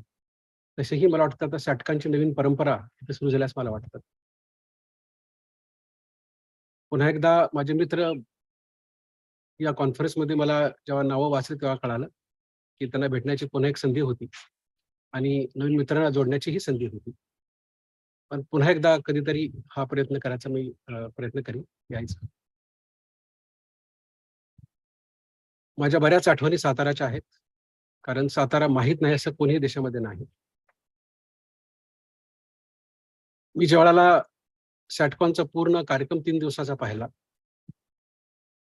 आणि मला जो टॉपिक सूर्यकुमाराने दिला होता, हेल्थ सिस्टम इन इंडिया, तर मला कळालं की मी मेडिकल कॉलेज शिकत असताना आणि आत्तामध्ये खरंच मोठा बदल झालेला आहे. करोनानंतर निश्चितच मेडिकल सिस्टम त्याच्याबद्दल असणारी हेल्थ केअर सिस्टम पूर्णतः बदललेली आहे. माझ्या मते एक स्पेक्ट्रम आहे हेल्थचा, जो वेलनेस पासून हेल्थ आणि इलनेस पर्यंत हा जातो. इलनेस बद्दल सर्वांना माहीत आहे, हेल्थ बद्दल WHO डेफिनेशन आहे. वेलबिंग बद्दल आपण फार कमी बोलतो, कारण नॅचरल स्टेट ऑफ बिईंग जी वेलबिंग आहे त्याच्याबद्दल युज्युअली हेल्थ केअर सिस्टम बोलत नाही. पण आपण सर्वजण याच्या आसपास, तिन्ही सिस्टमच्या आसपास फिरत असतो. खरं तर मेजॉरिटी आपला टाइम, रिसोर्सेस आणि प्रयत्न या इलनेसच्या संदर्भात आहे. काही अंशी आपण हेल्थ बद्दल बोलतो आणि फार कमी वेलबिंग बोलत असतो. हेल्थ सिस्टम इन इंडिया बद्दल बोलायचं झालं तर व्हॉट हॅज बीन चेंज्ड याच्याबद्दल आपण, मला वाटतं, थोडं बोललं पाहिजे. कारण मागच्या काही वर्षामध्ये डिसीज पॅटर्न बदललेला आहे. 2000 पर्यंत जो रेशो होता कम्युनिकेबल आणि नॉन कम्युनिकेबल डिसीजेस यांचा डेफिनेटली बदललेला आहे. आता डिसीज बर्डन नॉन कम्युनिकेबल डिसीजचं फार वाढलेलं आहे. जवळजवळ 70% पेक्षा जास्त कम्युनिकेबल डिसीजचं बर्डन आता डिसीज बर्डन इंडियामध्ये आहे आणि ग्रामीण क्षेत्रातही आहे. अमेरिकेसारख्या देशामध्ये last 20 years of the age मध्ये 80% रिसोर्सेस वापरले जातात, आणि ती स्थिती आपल्याकडे फार काही अंशानं फार वेगळी नाही. टेक्नॉलॉजी बद्दल बोलायचं झालं तर फारच टेक्नॉलॉजी बदललेली आहे. प्रिसिजन मेडिसिनच्या बाजूला आपण आता झुकत आहोत आणि प्रयत्नही आहेत. आणि ज्या कॉन्फरन्समध्ये मी जेव्हा मी ऐकत असतो तेव्हा मला वाटतं की आपण त्या दृष्टीने निश्चितच प्रयत्न करत आहोत. कारण ते खऱ्या अर्थाने एक स्वप्न आहे की प्रिसिजन मेडिसिन असावं. कारण आम्ही शिकत असताना आमचे एक सर आम्हाला नेहमी बोलायचे की मेडिसिन जे देताना आपण ठिबक सिंचनाप्रमाणे दिलं पाहिजे, स्प्रिंकलर नको. कारण नेमकं निदान आणि नेमका औषधाची मात्रा खऱ्या अर्थानं चांगल्या डॉक्टरची ओळख असते. तिसरी जी गोष्ट बदललेली आहे तो अप्रोच बदललेला आहे. पूर्वी ऑल एनकम्पासिंग एक फॅमिली डॉक्टर सर्व गोष्टी पाहत होता. पुन्हा त्या दृष्टीने प्रयत्न आता सुरू झालेला आहे. पण मधल्या काळामध्ये स्पेशलायझेशन आणि सुपर स्पेशलायझेशन आणि त्याच्या पुढेही जाऊन आता सुपर स्पेशलायझेशन मध्येही अजून मायक्रो लेवलला आपण काम करत आहोत. अशा दृष्टीनं हा अप्रोच ही एक सर्व्हिस सेक्टर म्हणून पाहिला जातो. स्पेसिफिक प्रॉब्लेमचा स्पेसिफिक प्रॉब्लेमचे त्याची उत्तरं आणि त्याचा उपचार करण्याची पद्धत आपल्याकडे आलेली आहे. सगळ्यात महत्वाचा जर बदल आणि कुठला झालेला आहे, पेशंट किंवा लोकांची एम्पॉवरमेंट. जेव्हा मी टॉपिक पाहिले आजच्या सेटकॉनचे तेव्हा मला कळालं की कन्व्हिक्शन बद्दल, मेडिकल लिगल इश्यूज बद्दलही काही टॉपिक यामध्ये आहे. फायनान्शियल इश्यूज पण यामध्ये आहे. आणि हा फार मोठा बदल आहे. कारण ग्लोबलायझेशन होत असताना हा बदल भारतामध्येही आणि प्रत्येक राज्यामध्ये थोडा स्पेसिफिक आहे. तो बदल होणं अपेक्षित आहे. कारण कुणीही या ग्लोबलायझेशनच्या चेंजमध्ये अलूफ राहू शकत नाही, इम्यून राहू शकत नाही. हाही फार मोठा बदललेला आहे. कारण फक्त टेक्नॉलॉजीच नाही, पण अवेलेबिलिटी ऑफ ऑनलाईन रिसोर्सेस बद्दल लोकांना फार माहिती आहे. लोक विचारतात आणि पूर्वी जो डॉग्मॅटिक अप्रोच किंवा ऑल एन्कॉम्पासिंग एक पॅटर्निस्टिक अप्रोच होता, तो आता बदलून आता कोलॅबोरेटिव्ह, इन्फॉर्मेटिव्ह आणि एम्पॉवरमेंट अप्रोच पेशंट कडूनच झालेला आहे. खरं तर याबद्दल आपला काय रिस्पॉन्स आहे त्याबद्दल आपण वारंवार वेगवेगळ्या कॉन्फरन्समध्ये बोलत असतो. मीही रिसेंटली पब्लिक हेल्थ एका राज्याचं हँडल करत असताना आम्हाला हे प्रश्न येत आहेत. वेगळे प्रश्न आहेत, पण पब्लिक हेल्थमध्ये आणि प्रायव्हेट हेल्थमध्ये फार मोठा संबंध आहे. कारण आपल्याला माहितच आहे की मेजॉरिटी भारताची हेल्थ सिस्टम ही प्रायव्हेट क्षेत्रामध्ये कॅटर केली जाते. पब्लिक हेल्थ फार मोठा विषय आहे आणि पब्लिक हेल्थ फक्त मेडिकल आणि हेल्थ सर्व्हिस देण्यापुरतं मर्यादित नाही. लोकांना चांगलं ऍक्सेस देणं, त्याच्यासाठी इन्फ्रास्ट्रक्चर निर्माण करणं, क्लीन वॉटर सप्लाय देणं, हेल्दी लाईफस्टाईल प्रोव्हाइड करण्यासाठी लोकांना प्रोत्साहित करणं, सॅनिटेशन सारख्या योजना लोकांना वापरून लोकांना एम्पॉवर करणं आणि जे कम्युनिकल डिसीजेस आहेत त्याच्याबद्दल जीही डिटर्मिनंट आहे त्यांना दूर करणं हा पब्लिक हेल्थचा फार मोठा काम आहे. त्याचबरोबर लोकांना हेल्दी लाईफस्टाईलच्या दिशेने जाण्यासाठी नजिंग करणं, स्टिम्युलेट करणं, मोटिवेट करणं हेही फार मोठं काम आयसीच्या माध्यमातून करण्याचं काम हे हेल्थ सिस्टमकडे आहे. आणि हे करत असताना प्रायव्हेट आणि पब्लिक पार्टनरशिप कशी होईल ही पूर्वी कॉम्पिटिशनच्या दृष्टीने काही काळ पाहिली जात होती. खरं तर मला वाटतं की ही 3 C वर आधारलेली आहे. हाही मोठा एक अप्रोच बदललेला आहे. पहिला C कोलॅबोरेशन आहे. टेक्नॉलॉजी, HR आणि माहितीचं कोलॅबोरेशन आहे. दुसरं कॉन्ट्रीब्युशन आहे. आणि या कॉन्ट्रीब्युशन प्रायव्हेट क्षेत्राकडून आणि पब्लिक क्षेत्रातून एकमेकांना पूरक दिलेलं असतं. आणि तिसरं जे आहे ते कॉपरेशन आहे. कोविडमध्ये फार मोठं कॉपरेशन यामध्ये घेतलेलं आहे आणि खऱ्या अर्थाने पार्टनरशिप यामध्ये झालेली आहे. डिटर्मिनंट्स ऑफ हेल्थ जेव्हा आपण पाहत असतो त्यावेळेला या अन्य पॉइंट के साथ साथ हे पण काही महत्वाचे मुद्दे आहेत ज्यामध्ये हेल्थ केअर सिस्टम प्रायव्हेट असू दे किंवा पब्लिक असू दे ही कशी कोलॅबरेट करते फार महत्वाचा डिटर्मिनंट ऑफ हेल्थ आहे. Apart from pollution, environmental factors, availability of resources, technology and so on. काही रिस्पॉन्स जेव्हा पब्लिक हेल्थ आहे तो आपण जेव्हा PSM मध्ये वाचत होतो कॉलेजला असताना तर फार बदललेला आहे. तर एक छोटासा मध्य प्रदेशमध्ये मी काम करत असताना काही गोष्टी 2-3 एक्झाम्पल म्हणून देतो. कारण हेल्थ सिस्टम खऱ्या अर्थानं HR बेस्ड आहे. व्यक्ती सापेक्ष नाही. तर ती फार मोठी व्यक्ती केंद्रित आहे. त्यामुळं HR एक फार मोठा विषय आहे आणि पहिल्यांदा आम्ही आमच्या राज्यामध्ये म्हणजे मला कळालं की मीही काही दिवस मेडिकल ऑफिसर म्हणून काम केलं. त्यावेळेला कळालं की एकच टेक्निकल व्यक्ती ज्याची खऱ्या अर्थानं त्याची जी स्पेशलायझेशन काम करण्याची लोकांना सेवा द्यायची आहे. सर्व्हिस सेक्टरने स्पेसिफिक एक टेक्नॉलॉजी विषयाबद्दल त्याचं ज्ञान आहे. ते ॲडमिनिस्ट्रेशनमध्ये, लोकांच्या पॉलिटिकल इंटरफरन्समध्ये किंवा प्रोटोकॉलमध्ये किंवा मीटिंग किंवा प्रोग्राम मॅनेजमेंटमध्ये जात आहे. त्याचबरोबर आणखी एक महत्त्वाची गोष्ट म्हणजे लॉजिस्टिक मॅनेजमेंटमध्ये पण जात आहे. तर सर्वात महत्त्वाचा आम्ही त्यात एक बदल केला तो म्हणजे पब्लिक हेल्थ मॅनेजमेंट कॅडर स्थापित केलं. यामध्ये 4 गोष्टी आम्ही स्थापित केल्या. एक पब्लिक हेल्थ मॅनेजरचं वेगळं कॅडर केलं. Who will manage only public health programmes as you know better. दुसरे कॅडर स्पेशलिस्टचं केलं. गेली 40 ते 50 वर्ष स्पेशलिस्ट फक्त प्रमोशन होत होते. आणि ज्या पद्धतीनं स्पेशलिस्ट लोक पब्लिक हेल्थ सिस्टममध्ये येत नाहीत, जवळजवळ 80% पदं त्यामुळं रिकामी राहायची आणि लोकांना सेवा देणं तसं शक्य नव्हतं. आणि अजूनही गरीब लोकांना प्रायव्हेट पेक्षा सरकारी दवाखान्यामध्ये अजूनही फार मोठा आधार मिळतो. त्यासाठी फार एक बदल आम्ही केला की एक प्रमोशन तर सर्वांचे केलेच, पण त्याबरोबर एक स्पेशालिस्ट कॅडर आम्ही स्थापित करून 25% डायरेक्ट रिक्रुटमेंट क्लास 1ची आम्ही प्रारंभ केली. दुसरी गोष्ट मेडिकल ऑफिसरचं तिसरं कॅडर स्थापित केलं आणि चौथी जी खऱ्या अर्थानं हॉस्पिटल मॅनेजमेंट ज्याच्यासाठी आपण सर्व पाहत असता की बऱ्याच वेळेला प्रॉब्लेम येत असतो.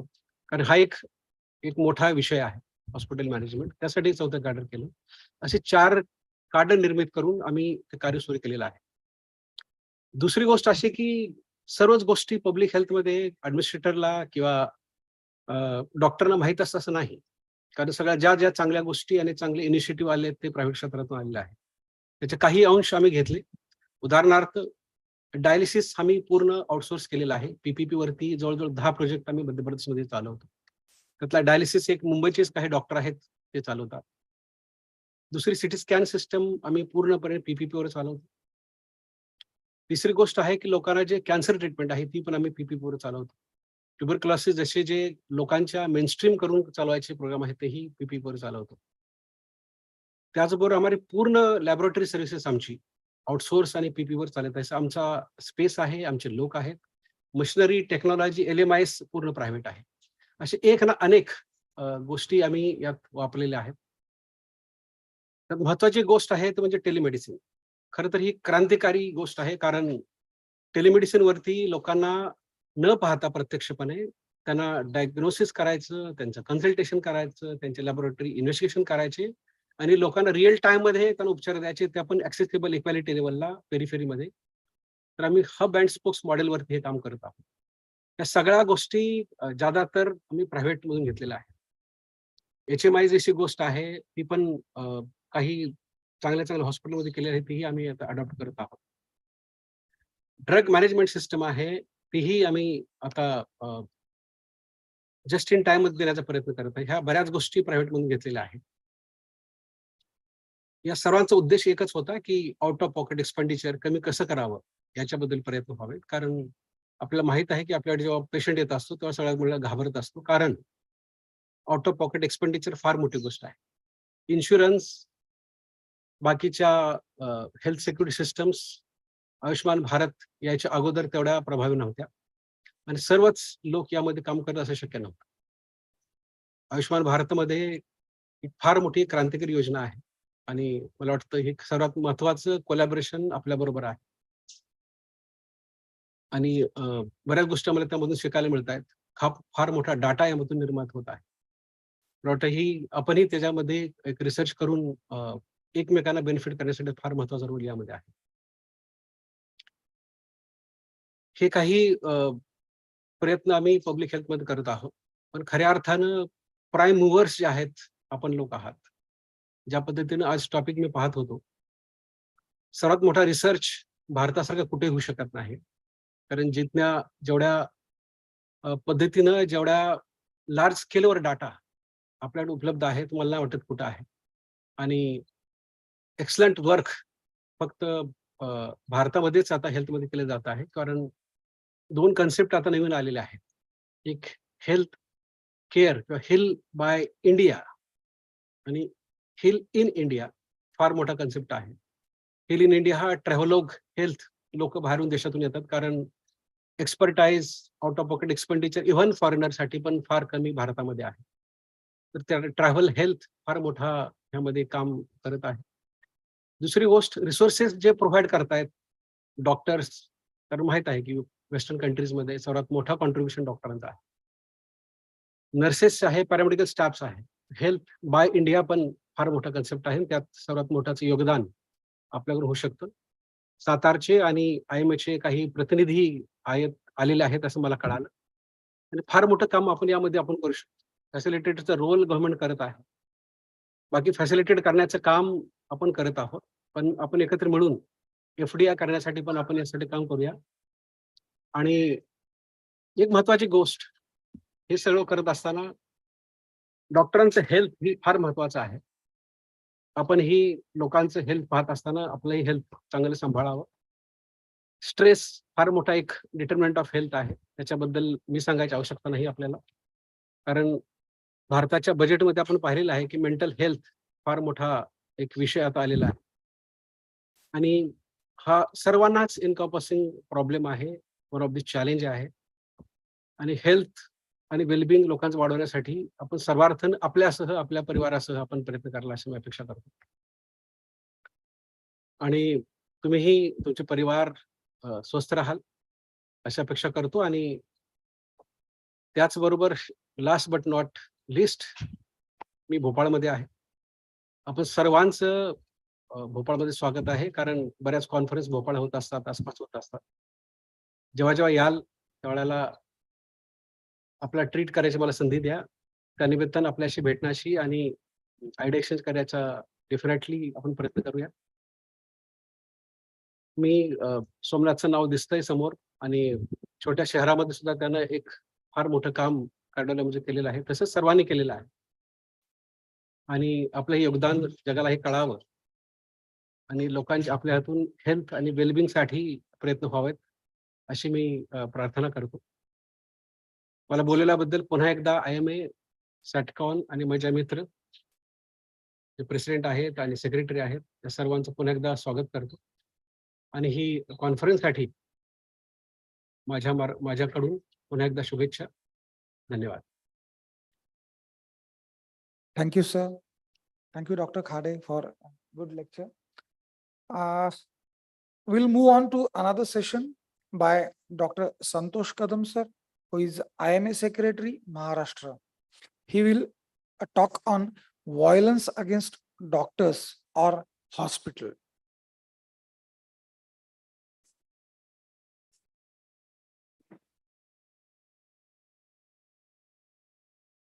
Just a minute, a few technical errors are there. We'll join.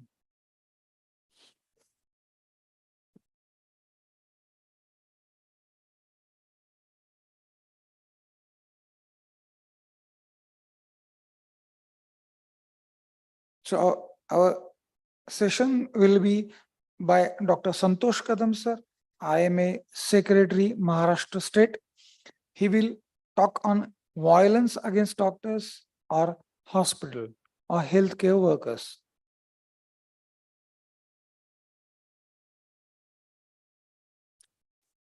Okay. Technical error आहेत, थोडंसं आपण बेअर करा.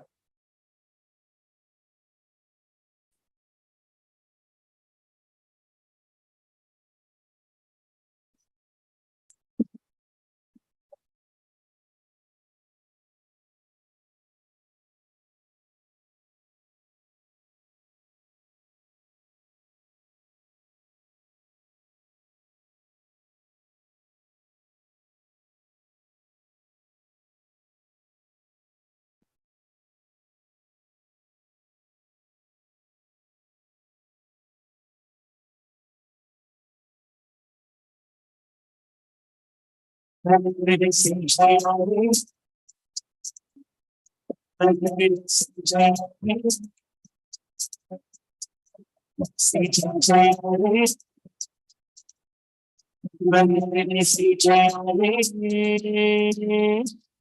bring the smile on every face. With the keep around little less. We'll make the world a better place. This stage, come on, say yes. We are the Jai Ho, Jai Ho, Jai Ho, Jai Ho,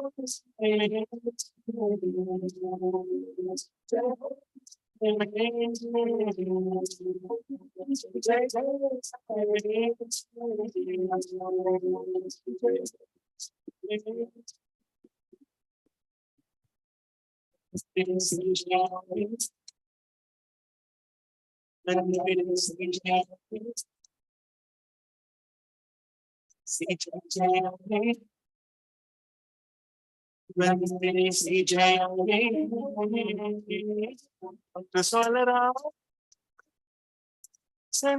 to fight for the rights of our profession. We just want society to take a note of our dedication. We are the and we are the street is like we are the and we are just like humans, remember. Yes, we are, we are the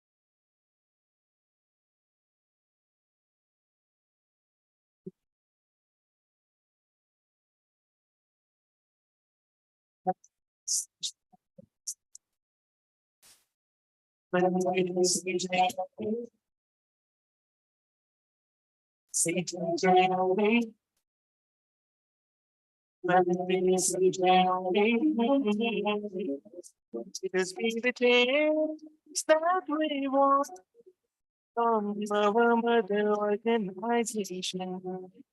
We are here, store the faith in the knowledge profession. Out to be a victim, out to be a victim, out to be a out to be a victim.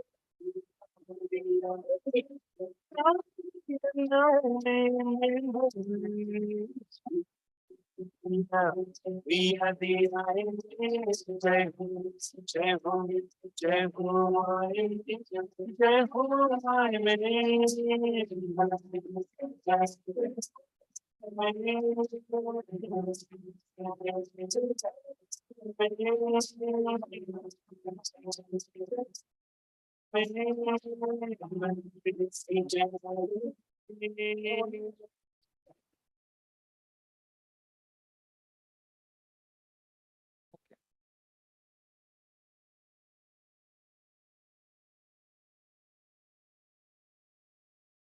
Our lecture will resume.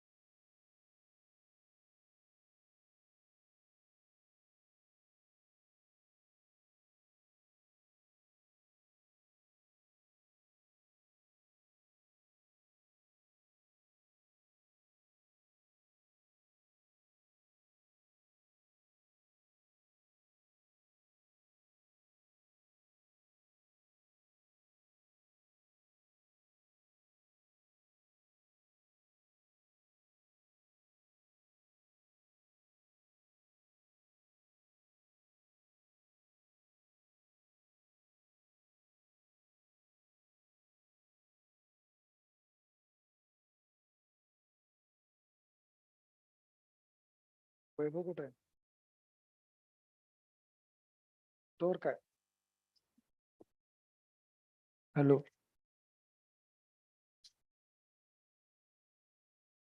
We'll resume lecture after 5 minutes. Some major technical issue has been occurred.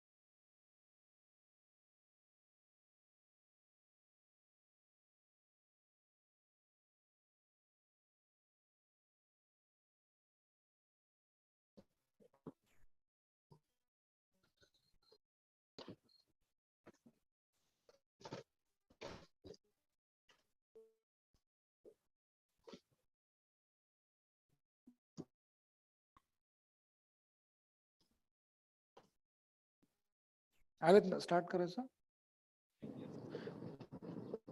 Sir, can we hear? Hello. Yes, doctor Kadam sir, तुम्ही आहात ना? घेऊ का मी आता online आहे? हा, ठीक ठीक सर, वी विल स्टार्ट. अच्छा, आणि दिसतोय का माझं स्क्रीन शेअरिंग केलंय मी? दिसतंय सर. स्क्रीन दिसतंय? हो, दिसतंय सर. We will start. हा, okay. Okay okay sir. Should I start? Should I start or wait? Sir, तुम्ही दिसत नाही, एक फोटो फक्त शेअर होतोय. हा, ठीक आहे ना. हे माझं प्रेझेंटेशन दिसत असेल ना? हा सर, दिसतंय. प्रेझेंटेशन नेक्स्ट दिसतंय स्लाइड ना? करून बघा बरं. नेक्स्ट स्लाइड करा बरं सर. Next slide. हा, नेक्स्ट स्लाइड आली? नाही आली. नाही, आता? स्क्रीन शेअर होत नाहीये, फक्त तुमचा पहिला फोटो दिसतोय. हे दिसतंय का? हा, मी एकदा परत बॅक जाऊन करू का मग? चालेल सर. परत एकदा हे करून जॉईन व्हा. हा.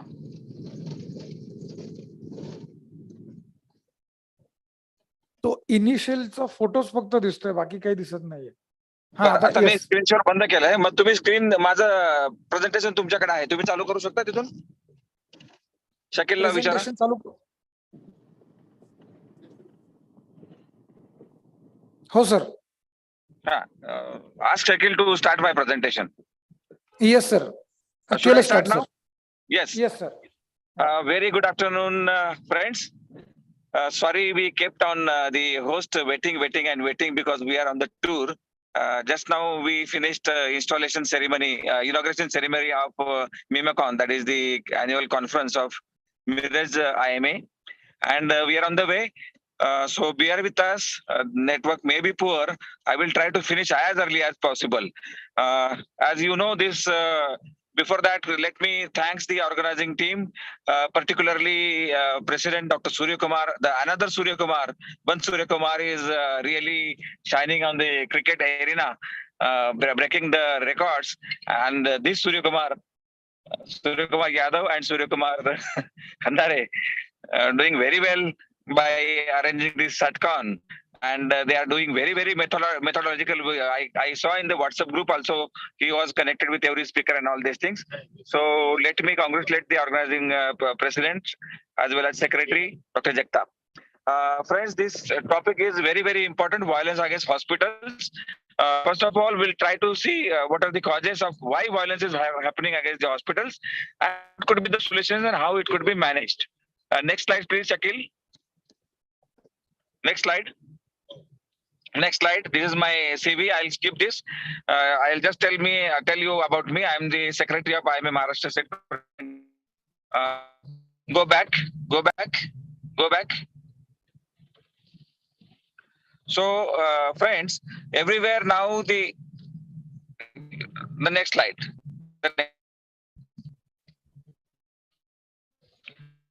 This is called mobocracy. You know, everywhere people are resorting to the mob psychology, and this is one of the cause for the violence. And this mob psychology is not only against the health sector, but it is against the another sectors also. So we are not only the people who are suffering because of this anguish, but government agencies, government officers like Tahsildars, police personals, they are also suffering. Next slide, please.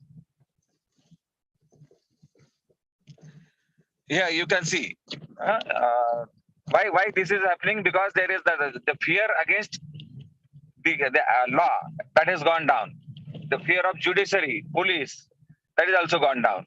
You know, as you see, there is a lot many violences are happening against the Tahsildar and the BDOs by the Reti Mafias.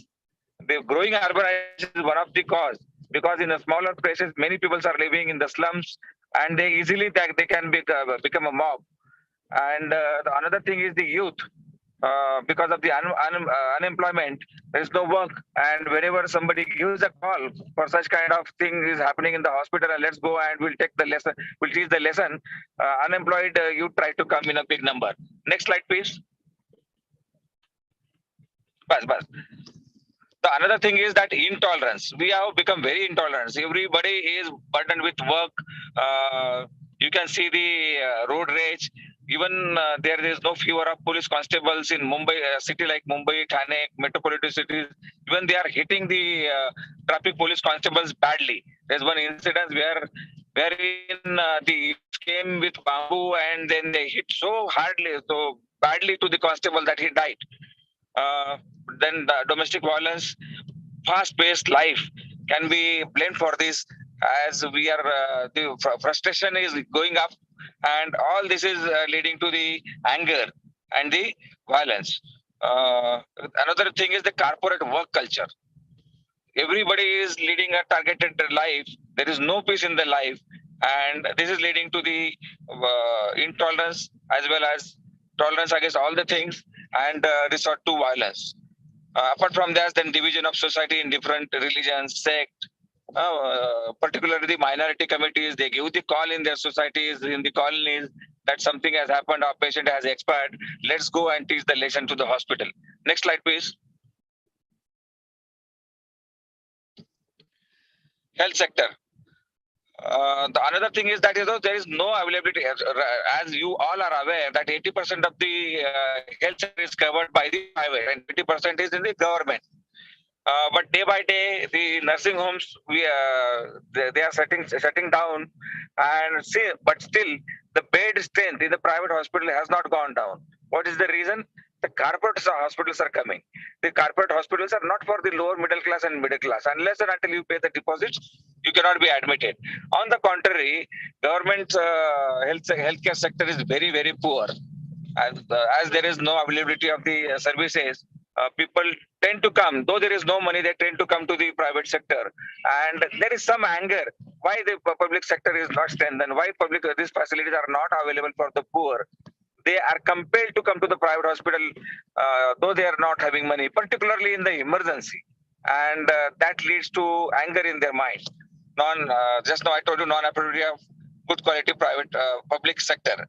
Then when they come to the health sector, friends, let me tell you this, one of the factor for the violence, the health cost in the private sector is going up. And there is the reason, the medical education has become so costly. If you want to start up a nursing home, the real estate cost has gone up, the salaries has gone up, and eventually newer and newer modalities are coming up. People want all the newer and newer modalities. They want the good treatment, but at the end of the day, they don't want to accept the cost for the treatment. Next slide, please. So there is a mismatch between the supply and demand. There is a lot of demand for the healthcare facilities, but government is unable to provide. And we people are ready to provide, but the cost factor is coming in between. Next slide, please. Friends, the upcoming politicians want to encash all the situations for their end. Particularly the senior politicians, those who are already established, they usually behave very well. Suppose there is some patient dies in a hospital and there is an issue of bill, they politely give a call. Doctor sahab, patient tak gelai, thoda kai maaf kartal sa baga. But the upcoming politicians, they give the promises to the people. अरे मैं bill माफ करके देता हूँ, ऐसा कैसा भरना पड़ेगा, पेशेंट तो चला गया है. They want to build their image over there.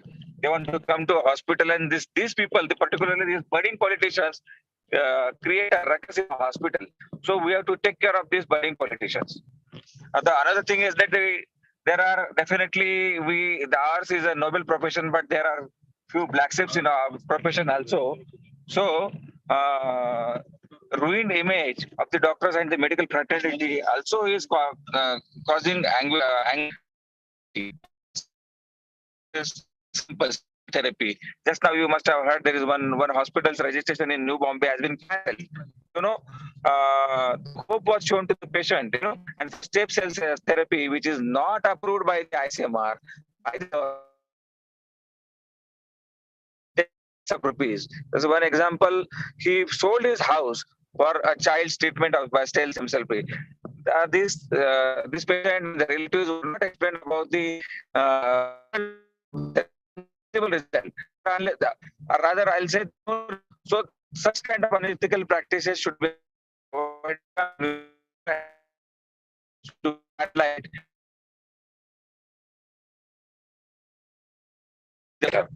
Unindicated surgeries, of course, this is happening. You know, there are certain talukas in Latur district, let me tell you the name, as well as the famous, you can say Bid. There are few talukas which are nil by uterus, called as nil by uterus. With whatever smallest cause of this hysterectomy is done. So unindicated surgeries that lead to the anger in the society. You know, people come to know at the end what you are doing. Next slide, please. Next slide, please.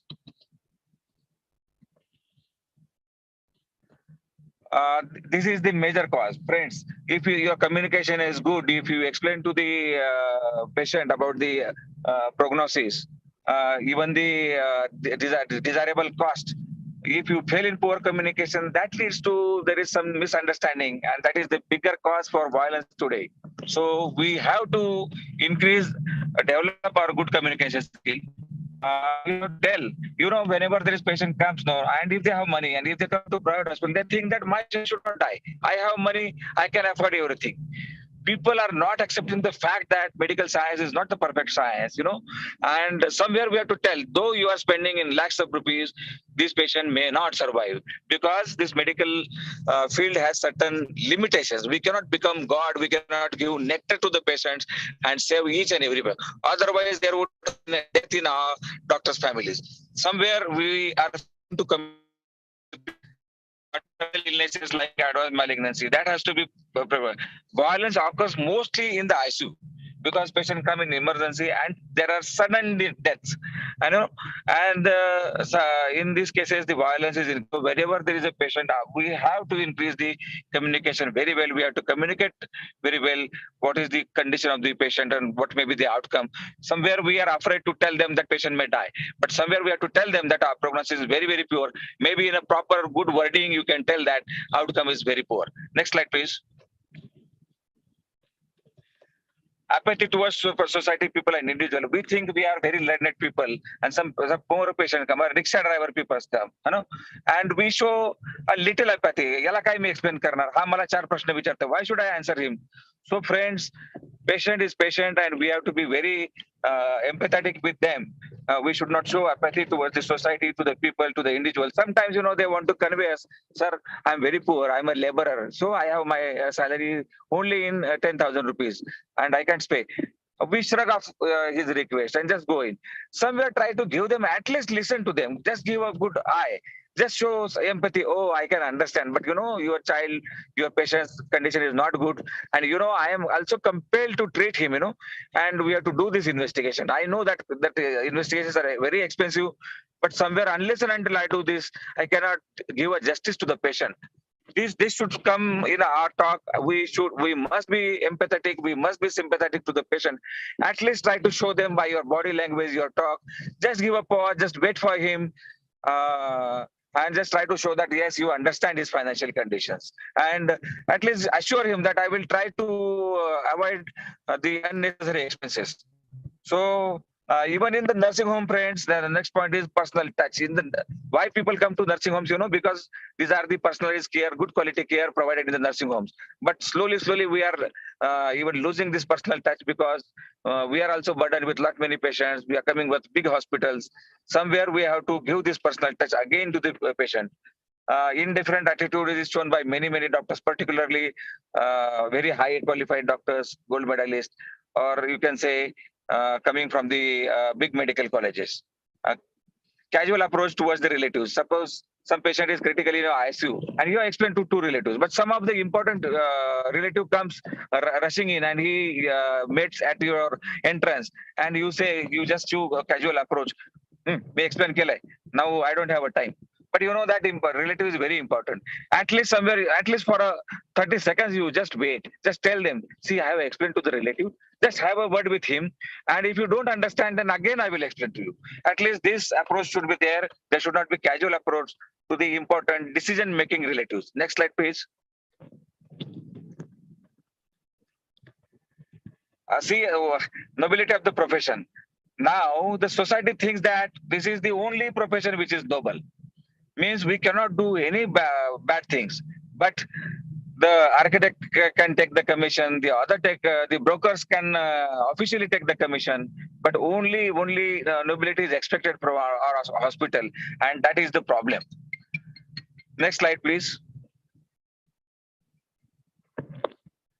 Unexpected death. This nobody wishes. So particularly cardiac deaths due to the cardiac arrhythmias, cardiac arrest, massive pulmonary embolism, particularly after ortho cases, so old patient operated fracture cases, sudden embolism has happened. And in this sudden death, these are very, very, very difficult to explain. Sometimes, to avoid the hefty bills also, people start alligating. When a patient comes in a ICU, you are like a god. आप भगवान रहते हैं. जब patient आप ठीक करते हो, patient ward में चला जाता है तो आप इंसान बन जाते हो. एंड पेशेंट जब डिस्चार्ज करते हो तो आप हैवान बन जाते हो. So that is the thing. Sometimes for trying to pay the bills, try to avoid pay the bills. Baseless allegations are done, and sometimes we also lose the anger, and somewhere we are trapped into their things. To get the compensations of the patient death happen, there are some advocates also. They say that you don't pay me, but I will lodge your complaint. And if you get the compensation, share with me.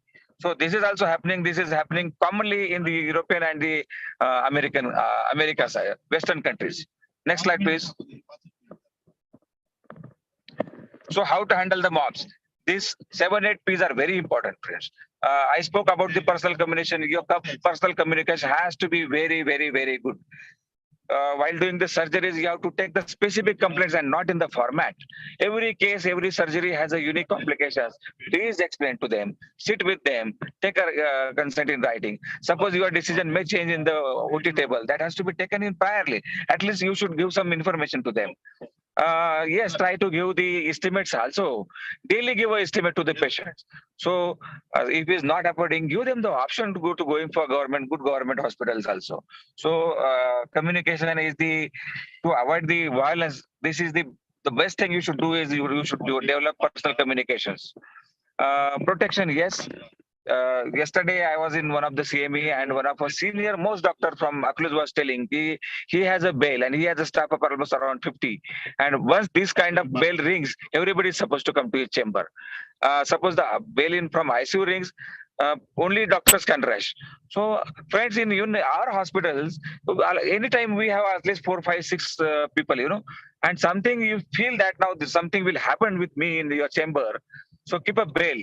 Apart from that, you can have now good young watchmen also, and you should instill the spirit of fighting into your staff also. They should come to your protection, because this is the immediate protection from your staff, because police may not reach on the time. Of course, you can get protection from the police. Another thing is that in what in metros people are doing, hospitals are doing, they're hiring the services from the private agencies. There is an agency like Tops Line, and they have the vans stationed at some of the places, and they reach within 5 minutes. They have the bouncers within their van, and they reach and they protect you till the police arrives. Peers means your own to the medical jostling. Don't comment about some patient comes from another hospital. Arey, wo to aisa hi karta hai. So please avoid that and just have a good relation with your peers. You should form quick response team. And what we are finding is we have to protect by ourselves. Our doctors should come to your help. Particularly my experience with the general practitioners is very good. Consultant usually don't tend to come. They are always busy.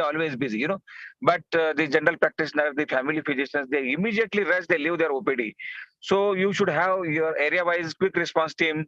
At least 10 doctors. If you come to your immediate help, the violence can be avoided for some time. And you may be a good doctor, but when something happens with you, you cannot explain to the people. But if you go to somebody's hospital where there is violence is happening, few people may be known to you, and doctor, so you can explain to them, see, this is the fact, please don't resort to violence.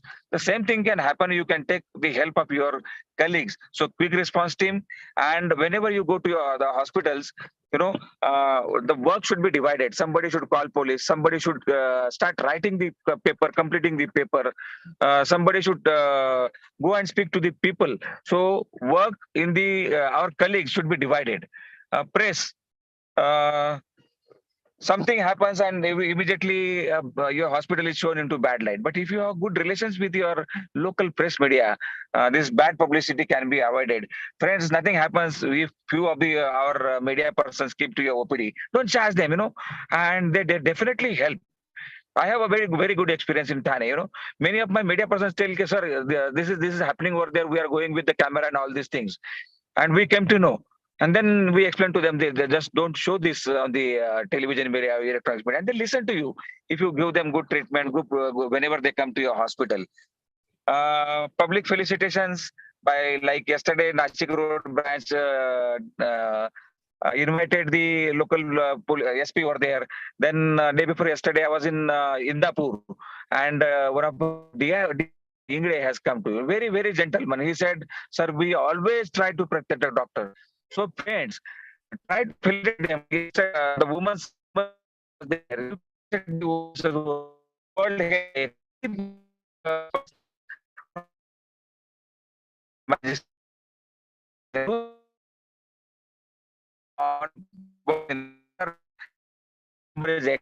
and they can be immediate help into current situations.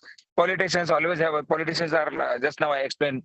Some politicians are just they want good response from you. Suppose they come, if you show them the cold shoulder, they get angry and they instigate. And few of the politicians, if you give them little importance, "Arey, tumhe alat ka, basa, cha magu ka," that is enough for them, And then they go out and then they work for you. Many times they go and explain, "Arey, patient serious hai bar ka, doctor sab bharpur effort karta hai." So I think we should learn to handle these politicians. They want just respect, and we really don't want to give them respect. Penny, I just now explained in the last slide. If bill is hefty, they don't want to pay, or patient dies, to just avoid paying, people resort to allegation, and then that eventually lead to this thing. Police, I already spoke. So these are these few P's by which violence can be handled very well. Next slide, please. Next slide. So communication, I explained, protection of the hospital, the security personnel. So yes, security personnel, then CCTV surveillance is very important. And you have to display what this is shown on the screen, that if you resort to violence, so you will be behind bar, it will be non-bailable. And if you damage our property, that you have to pay the compensation to the hospital. That has to be explained very well. Next slide, please. Police first, just now I spoke, and in few of the violences in last 3 months, when we came into office, we have managed very well, and the local SPs have helped us very well. The culprits are behind the bar. I don't want to go into more details into this. Next slide, please. Peers, I already spoke, quick response team and all these things. Next slide. Press. So whatever good thing is happening into a hospital, try to give into newspaper. So by this, your image, your doctor's image as well as hospital's image is built up very well. And something happens, and people say, no, that hospital is very good. They have done this and that. I think so. We have to give the good, keep on writing in the newspapers, try to give the good articles in the papers. Whatever good things you have done in the hospital, some good surgery, some difficult surgery, or some free treatment to snake bite patient, something like that. Always try to highlight. Next slide, please. Politicians, I already spoke. This slide also spoke. Take home message is, friends, running a hospital is a multitasking that. We are a very good medical professionals. We take knowledge up to super specialty. Now, an ophthalmologist becomes only a doctor of anterior chamber, or he becomes only a retina specialist. But this skill has to be also developed. We need to become multitasking, be the master of communication skill. Hospital management is altogether a very different ball game.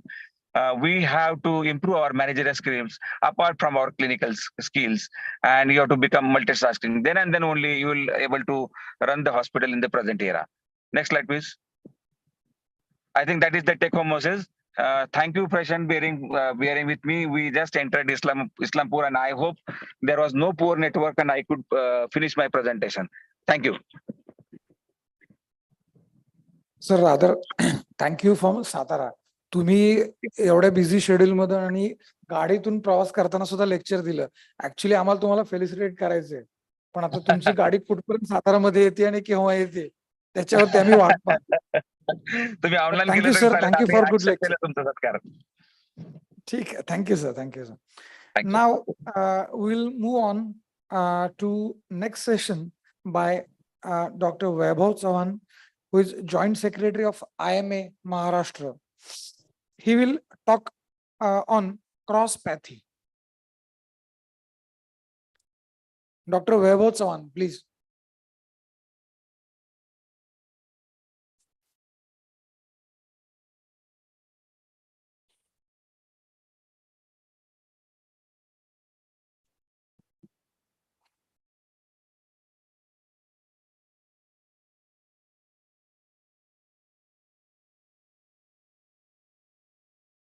Speakers on nowतं. President is with me, President Dr. Ravindra Kutte, I am a Maharashtra State. Thank you. Vaibhav Kumarji, you can go ahead.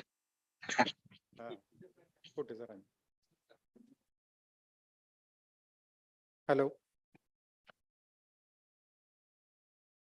आज Satara IMA गेले 3 दिवस या ठिकाणी चांगली conference arrange केलेली आहे. SATCON या कॉन्फरन्सला काल देखील मी आणि आमचे ऑब्झर्वर डॉक्टर नितीन जाधव आलेलो होतो. मला क्रॉसपॅथी या विषयावरती बोलण्यासाठी बोलवलं आहे. तर सुरुवात करण्यापूर्वी मी थोडंसं IMA बद्दल बोलेन की IMA काय आहे, IMA चे मेंबर आपण कशासाठी झालं पाहिजे.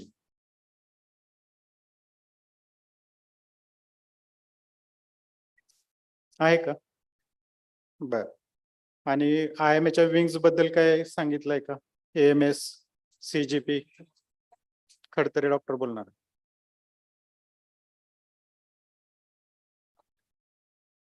AMS academy of medical specialities आणि CGP लेक्चरर. क्रॉसपॅथी बद्दल बोलायचं तर मिक्सोपॅथी किंवा क्रॉसपॅथी. क्रॉसपॅथी म्हणजे काय, तर ज्या स्पेशालिटी मध्ये आपण शिकलो आहे, MBBS झाल्यानंतर BMS ची प्रॅक्टिस करणे किंवा BMS झालेली लोक, DHMS झालेली लोक MBBS ॲलोपॅथीची प्रॅक्टिस करतात. तर हे चूक आहे की बरोबर आहे, याच्यासाठी बरेच वर्ष त्याच्यावरती डिस्कशन चालू आहे, कन्फ्युजन आहे. आताच मागच्या महिन्यामध्ये सेंट्रल गव्हर्नमेंटनी नवीन रूल्स काढत आहेत की MBBS मध्ये 1 वर्ष आता आयुर्वेदाचा कोर्स तुम्हाला करावा लागणार. तर आपल्या इकडे जे लोक BMS किंवा DHMS डिग्री घेत आहेत ते बरीच वर्ष झाले ॲलोपॅथीचं प्रॅक्टिस करत आहेत. याच्यामध्ये ही गोष्ट चुकीची आहे. ज्या पॅथीमध्ये आपण स्टडी केलेला आहे, ज्याचं नॉलेज घेतलेलं आहे, त्या पॅथीमध्येच आपण प्रॅक्टिस करावं असं खरं तर आपलं मेडिकल सायन्स सांगतंय. पण आपणच ॲलोपॅथीचे लोक या लोकांना BMS किंवा DHMS डॉक्टरांना ॲलोपॅथीचं प्रॅक्टिस करण्यासाठी प्रवृत्त करत आहोत का, याचा विचार आपण केला पाहिजे. कारण आपण आता जे MBBS मुलं पासआउट होऊन बाहेर पडतायत त्या मुलांचं फक्त एम राहतंय की पोस्ट ग्रॅज्युएशन करणे. त्यासाठी MBBSच्या लेवलला पूर्वीचे जे डॉक्टर होते MBBS ते सर्जरी देखील करत होते. त्यांना बेसिक जे सगळे ट्रीटमेंट होत्या त्या सगळ्या येत होत्या, त्या आत्ताच्या मुलांना येत नाहीयेत. कारण ते फक्त इंटर्नशिप मध्ये देखील पोस्ट ग्रॅज्युएशनचाच एंट्रन्सचा एक्झाम स्टडी करत राहतात. आणि त्यामुळं जी मोठी हॉस्पिटल आहेत किंवा जी प्रायव्हेट हॉस्पिटल आहेत त्या ठिकाणी देखील ICU मध्ये काम करायला MBBS स्टुडंट आपल्याला मिळत नाहीत, अवेलेबल होत नाहीत. आणि जरी आपण MBBS स्टुडंटना त्या ठिकाणी जॉब द्यायचं ठरवलं तर त्यांचं पेमेंट आपल्याला मोठ्या हॉस्पिटलला ते परवडत नाही. म्हणून आपण त्याला पर्याय शोधतो की जे BMS डॉक्टर्स आहेत किंवा DHMS डॉक्टर्स आहेत त्यांना आपण ICU मध्ये काम करण्यासाठी अपॉइंट करतो. आणि ते डॉक्टर्स त्या ठिकाणी राहून त्या ठिकाणी आपणच त्यांना शिकवतो की पेशंटची ट्रीटमेंट कशी करायची आहे. कारण 24 आवर्स आपण तिथं नसतो, ते ड्युटीवरती असतात आणि ते आपल्याकडूनच शिकत राहतात. आणि आपण त्यांना नॉलेज दिल्यानंतर त्यांनी बाहेर जाऊन प्रॅक्टिस केलं तर त्याला आपण चूक म्हणणं ही आपलीच चूक आहे.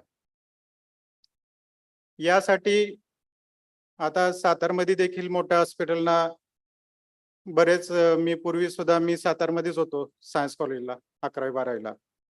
तेव्हापासून जे ICU आहेत त्या ठिकाणी सिनियर BMS डॉक्टर्स आहेत ज्यांनी ICU मध्ये 30-30 वर्ष काम केलंय.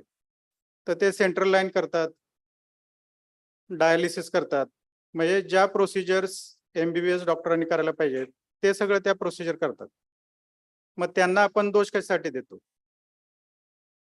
आणि या सगळ्यावरती जर पर्याय शोधायचा असेल तर MBBS लेवलला आपण बेसिक नॉलेज सगळ्या डॉक्टरांना द्यायला चालू केलं पाहिजे. MBBS लेवललाच त्या लोकांना सेंट्रल लाईन टाकता आली पाहिजे. आपल्यातल्या आत्ताच्या मुलांना स्काल्प सुद्धा लावता येत नाही किंवा जेल्को सुद्धा लावता येत नाही. आणि CLW सुचरिंग हे जी बेसिक गोष्ट आहे ती MBBS झालेल्या मुलांना येत नाही. तर या ज्या बेसिक गोष्टी आहेत त्या सगळ्या आपण जर तुम्हाला क्रॉसपॅथी अवॉइड करायची असेल, तुमची ॲलोपॅथी जर तुम्हाला स्वतःला स्ट्रॉंग करायची असेल तर यासाठी जे बेसिक नॉलेज आहे ते MBBS मुलांना देऊन त्या MBBS मुलांना PG करण्याचीच का गरज पडते? कारण जर सगळे सुपर स्पेशालिटी किंवा स्पेशालिटी झाले तर बेसिक ट्रीटमेंट कोण करणार? हा विचार सगळ्या IMA मेंबर्सनी केला पाहिजे. आणि त्या दृष्टीनं आपल्या गव्हर्नमेंटने सुद्धा पावलं उचलायला पाहिजे. आपण आयुर्वेद किंवा होमिओपॅथीच्या अगेन्स्ट नाही. ते लोक जे करतायत किंवा ती जी आपली पूर्वीची ट्रीटमेंटची पद्धत आहे ती योग्यच आहे. पण ही जी क्रॉसपॅथी होते ती टाळण्यासाठी आपण ॲलोपॅथीच्या लोकांनीच प्रयत्न केले पाहिजे.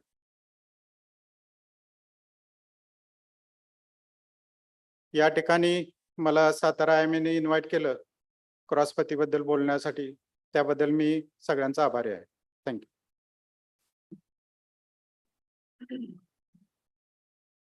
Thank you, sir. Thank you very much for a nice talk.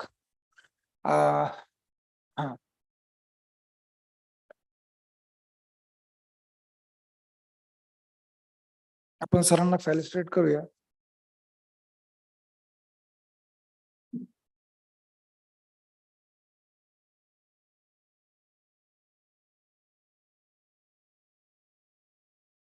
Doctor Vaibhav Chavan sir.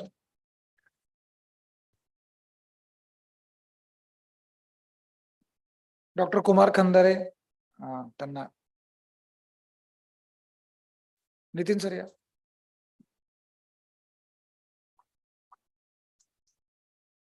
Thank you. Thank you. आता आपण परत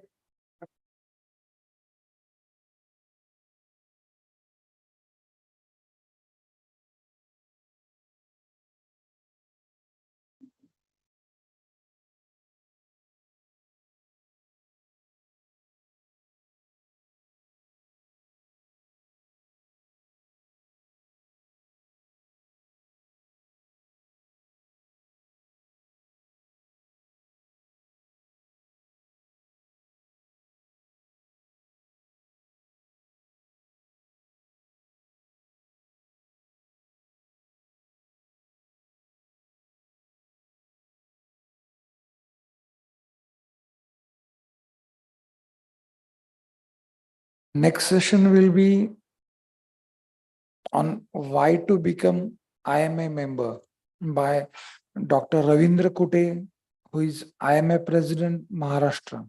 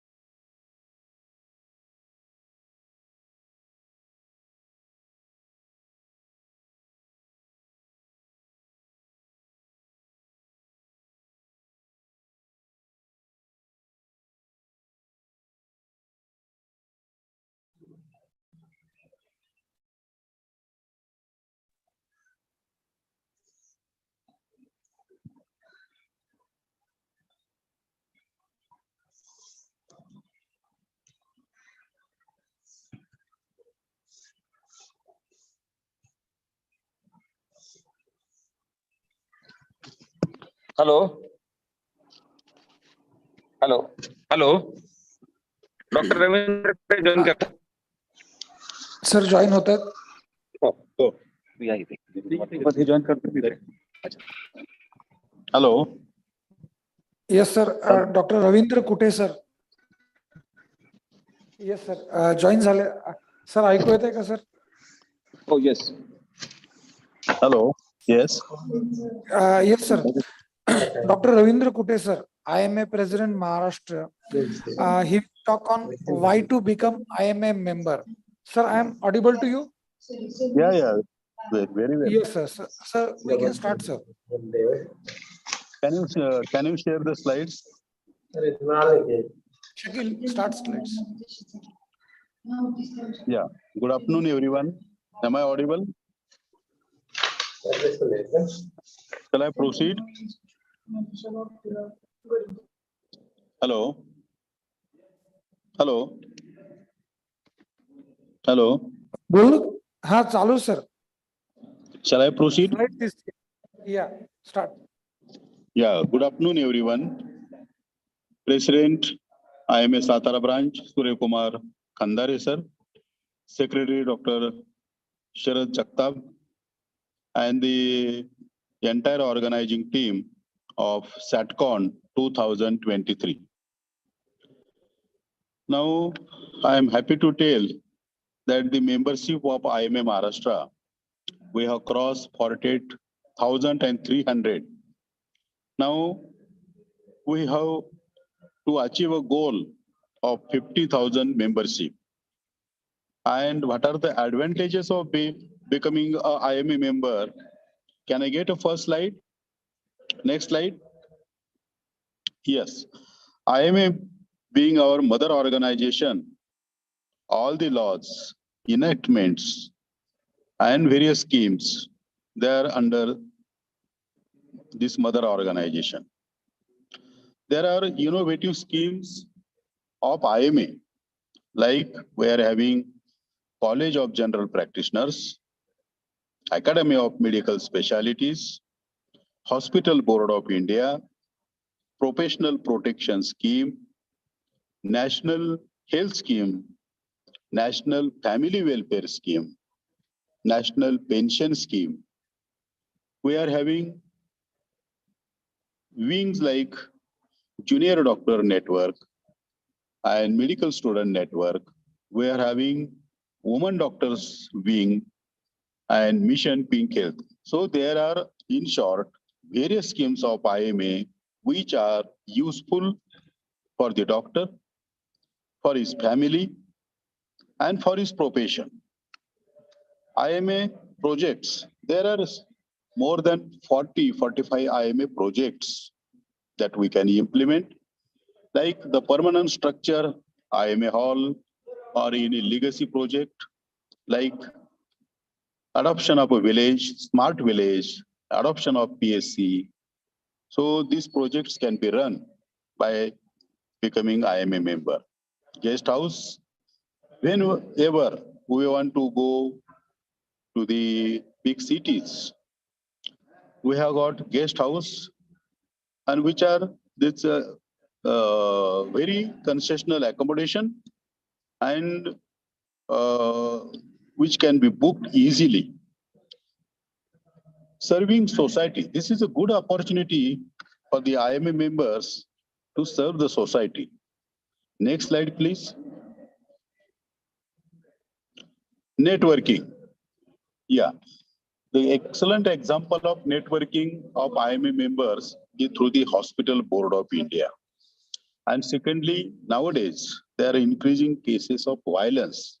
So whenever we require, or any member require the help of another IMA member, or any office bearer from headquarters, or at state and national level, we can communicate easily with each other. There are so many WhatsApp groups through which we can communicate with each other. Next is values, ethics, and morals. Yeah, IM is a culture which teaches us a ethical practice, respect to each other. And, few days back, Honorable Minister has told that there is a cut and commission in IMH. Now, immediately, we had prepared a press note mentioning that IMA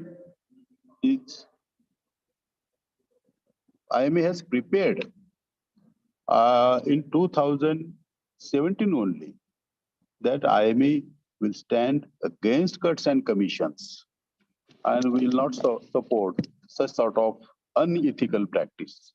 Opportunity to lead. This is a good example that you get the opportunity as a leadership. And this leadership is in IMA, women leadership, and young doctors leadership. Crisis management, yes. If you see in last 2 to 3 months, there were more than 16 cases of violence which were tackled by IMA Maharashtra. And we request all the branches to have this crisis committee in their branch, office bearers and elections. Yes, there is opportunity to become office bearer, like the president, secretary. Then next is vice president, joint secretary. There are various beings like CGP, social security, AMS, professional protection, hospital board of India, and there are various committees, subcommittees. More than 30 subcommittees are there. And I am happy to mention almost 42 office bearers, 88 central working committee members, and more than 270 different committee members. They are serving IMA Maharashtra office. Next slide, please. Publications. Yes, we do a lot of work, excellent work. And I'm happy to say our journals are index journals like JIMA, Mahima, the News, the Annals, and we have got the practitioner. So we can publish our work. Shall I continue? Yes, yes. And we can publish our work. I cannot see my slides. Slides, please. Please share the slides. Hello? Hello? Hello? Hello? Yes, sir. Slides, huh? Yes, yes. So publications is important part. If there is a rare case or any challenging case, it comes in the paper for a single day. But if you publish in a authentic or index journal of IMA, it will be spread all over the nationwide. Next is administrative qualities. Yes, this is again a important aspect of becoming. Hello. Hello. Last 2 slides only. Mute everybody, please. Hello. Hello. Slides here, please. Slides here. Slide share. Show the slide.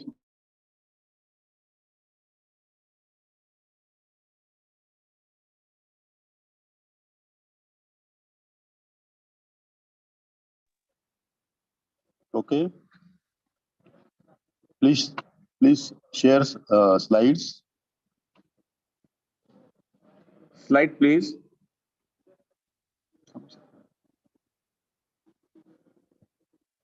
नाही कम्युनिकेशनच नाही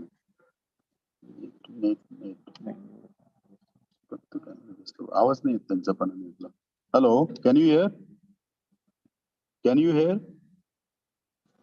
Surya Kumar ji, we are audible or not? Yes, audible. Acha, but slide is not seen. Slide. Please share the slide. 4th slide, please. 16 to 20. Next slide you want, sir? Yes, yes, yes. Next slide. I think these are the slides. These are yeah. Publication. Goals. Yes. Goals. Next slide, please. Slide, please.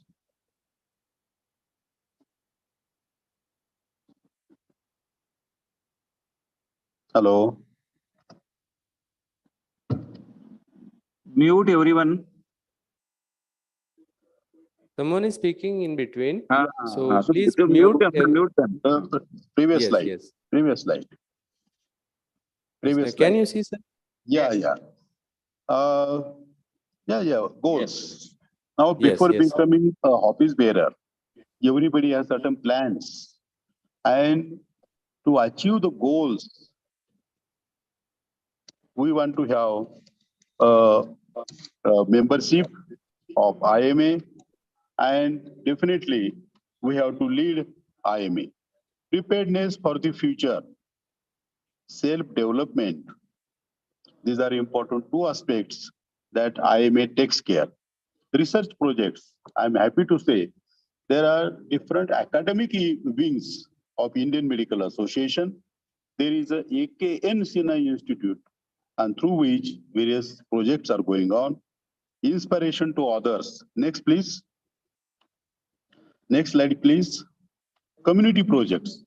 As rightly said, there are different community projects like the Jan Akrosh or blood donation or family planning wings, or we can say adoption of a village, adoption of a PSC.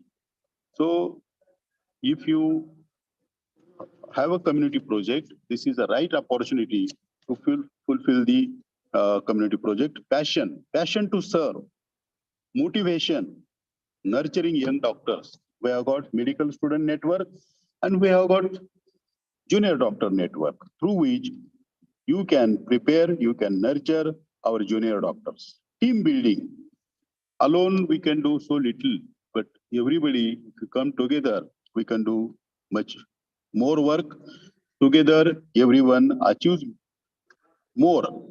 And with this, we can do lot of work.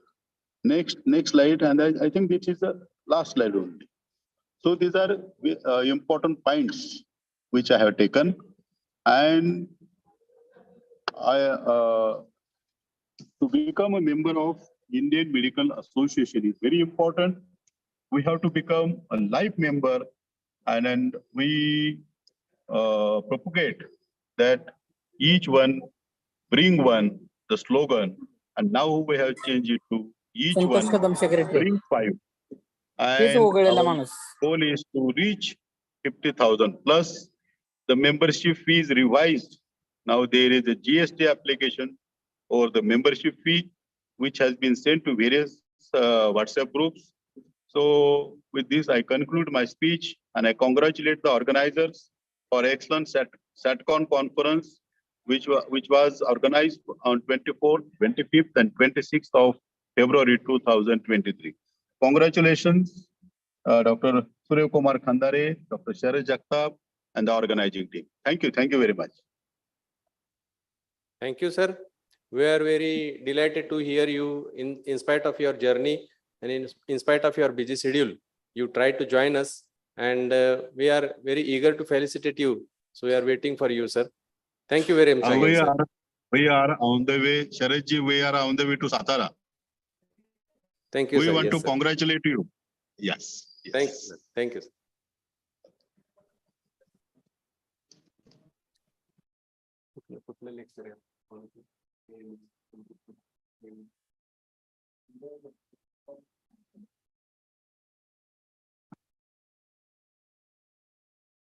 Our enthusiastic IMA team is still on the way, but in spite of that, the time we are managing the time in the way they have joined online, and we have a very nice presentation from them why to become a IMA member. The membership drive is always going on. Day by day, the members are increasing. And as sir, our president has given us a chance to join for the IMA membership, I request from our platform of the IMA Satara through this SATCON that please go through the process of IMA membership. Forms are also available. So I request all of you who are not joining, I also request all our members to tell their colleagues to join as an IMA member. We are proceeding to our next lecture and the last session of our conference.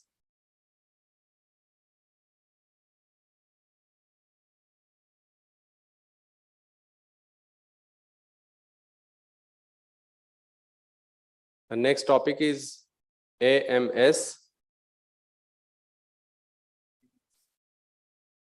Academy of Medical Specialties. Dr. Santosh Khartare is going to tell us about this new wing which has been established by the IMA. So I welcome Dr. Khartare sir on the behalf of Satara IMA branch and this annual conference, SATCON 23. Am I audible, sir? Yes, yes. Yes, sir, welcome on the behalf of Satara IMA branch in this annual conference. Thank you, sir. You can proceed now. You can see your slides, sir. No. Okay. Okay. We will arrange, sir. Yes. Yes. Yes. Good afternoon. So, सर्वप्रथम आज आम्ही IMA चे सर्व doctors आपल्या साताराच्या conference मध्ये वेळेत पोहोचू शकलो नाही, त्याबद्दल आपल्या सर्वांची दिलगिरी व्यक्त करतो. आणि सकाळपासून साताऱ्याला येण्यासाठी आमचे जे प्रेसिडेंट सरांची सोबतची जी टीम होती, ही सर्व IMA ना भेटत आम्ही आपल्यापर्यंत पोहोचू शकलो नाही, त्यामुळं आपल्याशी ऑनलाईन बोलत आहोत. मी doctor Santosh Khadtare, chairman IMA academy of medical specialist wing, Maharashtra state. सर्वप्रथम साताराने जी ही कॉन्फरन्स आयोजित केली त्याबद्दल Satara IMA president doctor Khandare sir, त्याचप्रमाणे secretary doctor Sharad Jagtap sir यांचं खूप खूप आभार व्यक्त करतो. आणि आत्ताच डॉक्टर कुटे सरांनी सांगितलं वाय टू बिकम IMA मेंबर, तर निश्चितच आपण सर्वांनी सरांनी सांगितल्यानुसार आपण IMA मेंबर झालं पाहिजे. मी अकॅडमी ऑफ मेडिकल स्पेशालिस्ट या विंगचा चेअरमन असून आपल्याला IMA सोबतच जे काही स्पेशालिस्ट डॉक्टर IMA मध्ये आहेत, सर्व स्पेशालिस्ट डॉक्टर हे IMA academy of medical specialist या विंगचे मेंबर होऊ शकतात. आणि नॅशनल IMA सोबतच ही स्पेशालिस्ट विंग ही कार्यरत राहणार आहे. Next slide.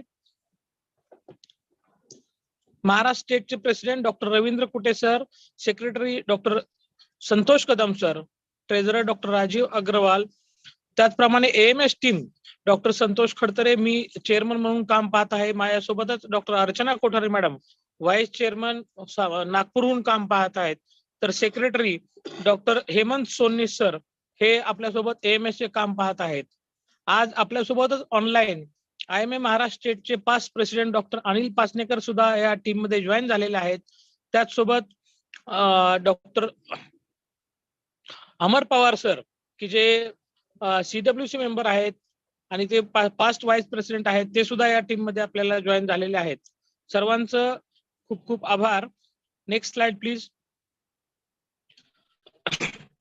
IMA AMS काय आहे तर academy of medical specialist wing. पूर्वी सगळ्यात सुरुवातीला IMA मध्ये फक्त MBBS डॉक्टर हे IMA चे मेंबर होऊ शकत होते.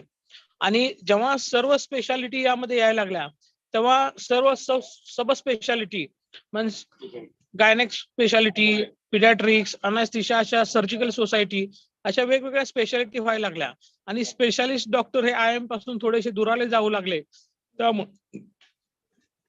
त्यामुळं आपण अकॅडमी ऑफ मेडिकल हा चॅप्टर चालू केला. जर IMA चं हेडक्वार्टर नॅशनल दिल्लीला आहे, त्याचप्रमाणे IMA अकॅडमी ऑफ मेडिकल स्पेशालिस्टचं हेडक्वार्टर हे हैदराबादहून काम पाहते. आणि सर्व IMA मेंबर्स जे स्पेशालिस्ट डॉक्टर आहेत ते सर्व स्पेशालिस्ट डॉक्टर ह्या अकॅडमी ऑफ मेडिकल स्पेशालिस्ट विंगचे मेंबर होऊ शकतात. स्पेशालिस्ट आणि सुपर स्पेशालिस्ट डॉक्टर त्यांना अट्रॅक्ट करण्यासाठी आपण AMS हा सब चॅप्टर चालू केलेला आहे. त्याचप्रमाणे promote and encourage unity in the members of the IMA, enhance the image of the IMA, increase the life membership and fellowship of the IMA AMS, ह्याच हेतूने आपण हा AMS फॅकल्टी यापुढे चालू केलेली आहे. Next slide please. सध्या IMA AMS चे जानेवारी महिन्यापर्यंत 19 स्टेट मध्ये हे स्टेट सब चॅप्टर चालू झालेले आहेत. आतापर्यंत 195 ब्रांचेस हे सब चॅप्टर्स चालू झालेले आहेत आणि 16,447 लाईफ मेंबर हे AMS चे झालेले आहेत. त्याचप्रमाणे 2,582 फेलोशिप्स आपण ह्या AMS मार्फत अवॉर्ड केलेली आहे. Next slide please. तर वेगवेगळ्या राज्यांमध्ये अशा प्रकारे ब्रांचेस आणि फेलोशिप्स हे आतापर्यंत आपण अवॉर्ड केलेली आहे. Next slide. तर आपली जी ही AMS आहे, हे AMS ला कोण जॉईन होऊ शकतं तर आपल्याला जे काही आपले एमबीबीएस डॉक्टर्स आहेत, सर्व एमबीबीएस डॉक्टर्स हे एएमएस विंगचे स्पेशालिस्ट डॉक्टर्स हे एएमएस ला जॉईन होऊ शकतात. एएमएस ला जॉईन झाल्यानंतर आपल्याला ज्या एएमएस च्या अॅन्युअल कॉन्फरन्स आहेत त्याच्यामध्ये आपल्याला पार्टिसिपेट करता येतं. त्याचप्रमाणे आपल्या एक्सपिरियन्स नुसार, आपल्या स्पेशालिटी नुसार आपल्याला फेलोशिपसाठी इलिजिबिलिटी नुसार आपल्याला इलिजिबल मेंबरला आपण एएमएस मार्फत फेलोशिप सुद्धा अवॉर्ड केली जाते. त्याचप्रमाणे एएमएस मार्फत फेलोशिप सर्टिफिकेट कोर्सेस हे घेतले जातात. उदाहरणार्थ इन्फर्टिलिटीचे फेलोशिप सर्टिफिकेट कोर्सेस, ऑप्थॅल्मॉमध्ये काही फेलोशिप सर्टिफिकेट कोर्सेस आहेत, त्याचप्रमाणे कॅन्सरमध्ये फेलोशिप सर्टिफिकेट कोर्सेस आहेत. अशा वेगवेगळ्या ज्या स्पेशालिटी ब्रँचेस आहेत ज्यांना भविष्यामध्ये फेलोशिप सर्टिफिकेट कोर्सेस करायचे आहेत, तर यांच्यासाठी आपण ह्या एएमएस मार्फत फेलोशिप सर्टिफिकेट कोर्सेस सुद्धा राबवले जातात. त्यामुळे जे काही स्पेशालिस्ट आणि इतर डॉक्टर्स आहेत किंवा ज्यांना इलिजिबल डॉक्टर्स आहेत त्यांना आपल्याला भविष्यामध्ये फेलोशिप सर्टिफिकेट कोर्सेस जॉईन करता येतात. त्याचप्रमाणे फेलोशिपसाठी अप्लाय करता येतं. जे काही सिनियर डॉक्टर्स आहेत ज्यांनी 20 वर्ष, 15 वर्ष, 20 वर्ष आपल्या फॅकल्टीमध्ये काम केलेलं आहे, अशांना त्यांच्या क्रायटेरियानुसार भविष्यामध्ये IMA AMS मार्फत फेलोशिप अवॉर्ड केली जाते. त्याचप्रमाणे जे आपले IMA चे डॉक्टर्स आहेत की जे टीचर्स आहेत, टीचिंग मध्ये गव्हर्नमेंटमध्ये काम करतायत किंवा प्रायव्हेट कॉलेजमध्ये काम करतायत, तर त्यांना इलिजिबल मेंबर जे आहेत त्यांना ऑनररी प्रोफेसरशिप हे IMA AMS मार्फत अवॉर्ड केली जाते. आणि दरवर्षी 5 सप्टेंबरला ज्या दिवशी शिक्षक दिन आहे, टीचर्स डे आहे, त्या दिवशी प्रोफेसरशिप त्यांना अवॉर्ड केली जाते. त्यामुळं मला आपल्या सर्वांना आवाहन करायचंय की आत्ताच आम्ही आज सकाळी मिरज IMAचा फंक्शन 1 तासापूर्वी आम्ही अटेंड केलं.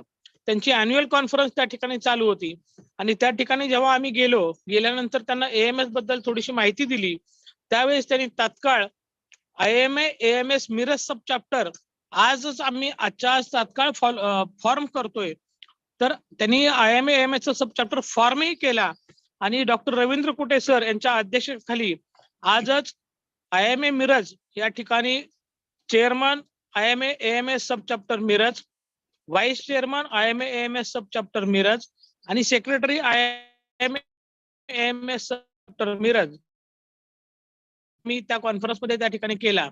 मला भविष्यामध्ये आता आपल्याला साताऱ्याचे president sir doctor Khandare sir, त्याचप्रमाणे secretary doctor Sharad Jagtap sir यांना सुद्धा या कॉन्फरन्सच्या माध्यमातून आता आवाहन करायचंय की आपण सातारा IMA ची जी कॉन्फरन्स अॅन्युअल कॉन्फरन्स या ठिकाणी घेतलेली आहे ती शुक्रवार, शनिवार आणि रविवार खरंच आपण खूप उत्कृष्टरित्या सायंटिफिक प्रोग्राम हा 3 दिवसाचा जशी स्टेट कॉन्फरन्स किंवा नॅशनल कॉन्फरन्स आपण आयोजित करतो त्याच्यापेक्षाही उत्कृष्ट असं साताऱ्याची कॉन्फरन्स आपण या ठिकाणी आयोजित केलेली आहे. ऍक्च्युली कॉन्फरन्समध्ये लेक्चर द्यायला जे काही स्पीकर होते त्यामध्ये माझे मित्र सुद्धा सातारा IMAच्या कॉन्फरन्समध्ये लेक्चर द्यायला स्पीकर म्हणून या ठिकाणी येऊन गेले. तर निश्चितच त्यांच्याकडून जेव्हा मी ऐकलं की साताऱ्याने अशी अॅन्युअल कॉन्फरन्स 3 दिवसाची घेतली, तर खूपच कौतुक करण्यासाठी ही गोष्ट आहे की आपण खूप चांगलं कार्य करताय. तर भविष्यामध्ये आपण स्पेशालिस्ट विंगच्या माध्यमातून सुद्धा आपण चांगलं कार्य करावं. IMA AMS ची मेंबरशिपसाठी फक्त 250 रुपये, पूर्वी आपण 1200 रुपये मेंबरशिपला घ्यायचो. गेल्याच महिन्यामध्ये डॉक्टर वैभव चव्हाण जे आपले जॉईंट सेक्रेटरी आहेत या रिजनचे, त्यांच्या ठिकाणी कराडमध्ये IMA AMS कराड सब चॅप्टरचं आपण त्या ठिकाणी उद्घाटन केलं आणि तिथले जे काही मेंबर झाले ते सुरुवातीला 1200 रुपये आपल्या ठिकाणी मेंबरशिप जॉईन झाली होती. परंतु आपण AMS ची मेंबरशिप वाढवावी यासाठी 1 तारखेनंतर 1 फेब्रुवारी नंतर ही मेंबरशिप फक्त 250 रुपये केलेली आहे. मला वाटतं सातारा IMA चे जेवढे सगळे मेंबर्स आहेत, जेवढे स्पेशलिस्ट डॉक्टर यामध्ये आहेत, आपण सर्वांनी IMA AMS sub chapter Satara या ठिकाणी AMS चं मेंबर म्हणून जॉईन व्हावं आणि आपल्याकडं हा सब चॅप्टर फॉर्म करावा आणि भविष्यामध्ये जे इलिजिबल डॉक्टर आहेत, जे आपल्या क्षेत्रामध्ये काम करतायत, त्यांना निश्चितच फेलोशिप अवॉर्ड साठी अप्लाय करावं. फेलोशिप सर्टिफिकेट कोर्सेस त्यांच्या माध्यमातून व्हावेत किंवा AMA नॅशनल कॉन्फरन्स अकॅडमिक भाग घ्यावा. मी आवाहन करून मी माझे 2 शब्द संपवतो. आपण सर्वांना या ठिकाणी इन्व्हाइट ऑनलाईन का होईना मला या ठिकाणी बोलायची संधी दिली त्याबद्दल साताऱ्याचे प्रेसिडेंट डॉक्टर खंदारे सर, त्याचप्रमाणे secretary doctor Sharad Jagtap sir यांचे आभार मानून आज doctor Kute sir, secretary doctor Kadam sir, past president doctor Anil Pachnekar sir, माझे मित्र अमर पवार सर, या सर्वांच्या माध्यमातून मला या ठिकाणी बोलायची संधी दिली त्याबद्दल मी सातारा आयएमएचा आपल्या सर्वांचा आभार मानून माझे 2 शब्द संपवतो. Thank you, Dr. Santosh, for your nice presentation about AMS. Soon Satara IMA branch will form a new IMS wing, and we will see on that particular function. Now I call upon Dr. Anil Pasnekar sir. He is a past president of IMA Maharashtra State, and he will address to IMA members, Satara, and all online and offline delegates who are present. May I call upon Dr. Anil Pasnekar sir? Yeah, I am on the mic, but my video has been made off by the organizer. So please tell them to make my video on. Yeah, I am on now. Now you are on screen, sir. Here you can I proceed, sir. really wholeheartedly thanks Dr. Khandare, the president of the Satara IMA, and Dr. Jagtap, the secretary of the Satara IMA, for conducting such a nice, novel, kind gesture to organize this conference and to, this is the event where all the doctors come under the one roof. They exchange the thoughts, they learn new things, and there is a camaraderie, conglomerations of the old friends and new friends. So first of all, congratulations Khandare and Jagtap, both of you. Great novel gesture from the IMA to all our old and near dear friends. Friends, IMA is a faculty or the organization, world's largest organization in the world. We are having more than 3.5 lakhs members all over the world. We work over here without any remuneration for the betterment of medical fraternity and for the society. Friends, this organization give us the personality development for ourselves and for our society. Friends, the thing is that taking into consideration our unity, our unanimous togetherness, I will request all of you that we work for the betterment of medical organizations and we should work for the betterment of the society.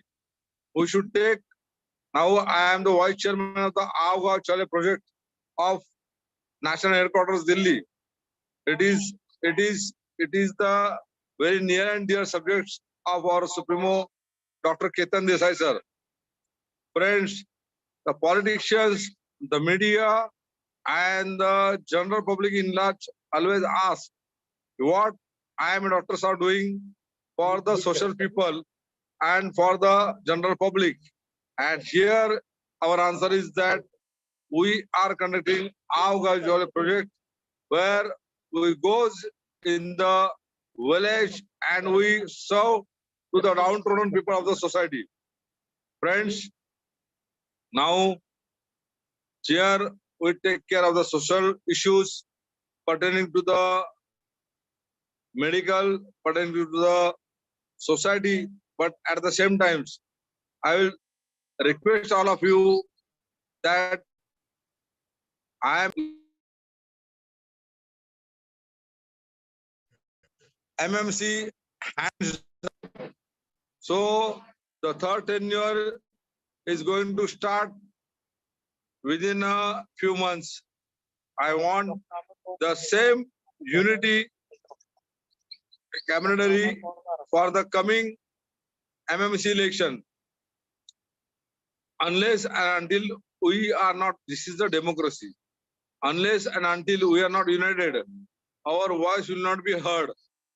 So friends, show our unity, in the Maharashtra Medical Councils come out as a winner and see to it that Indian Medical Association will be heard by not only by the all medical organizations, but by the government also. So here I really thanks Dr. Ravindra Kute, the president of the IMA Maharashtra State, who is moving all around the Maharashtra like a will to his legs.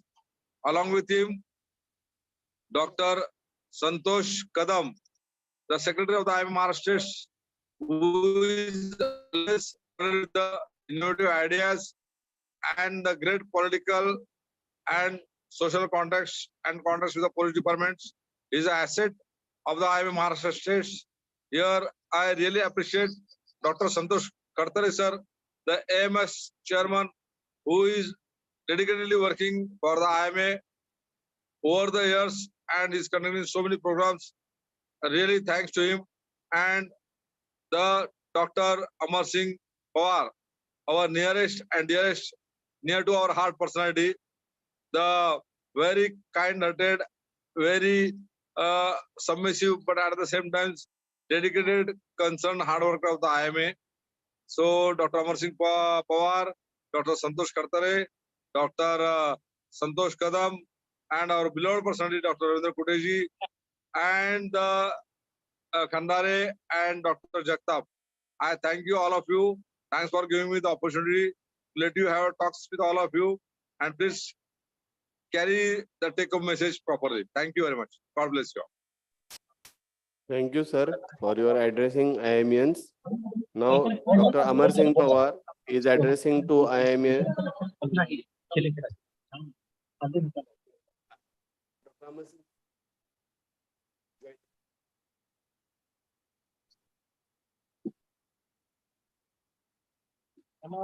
Hello, am I audible?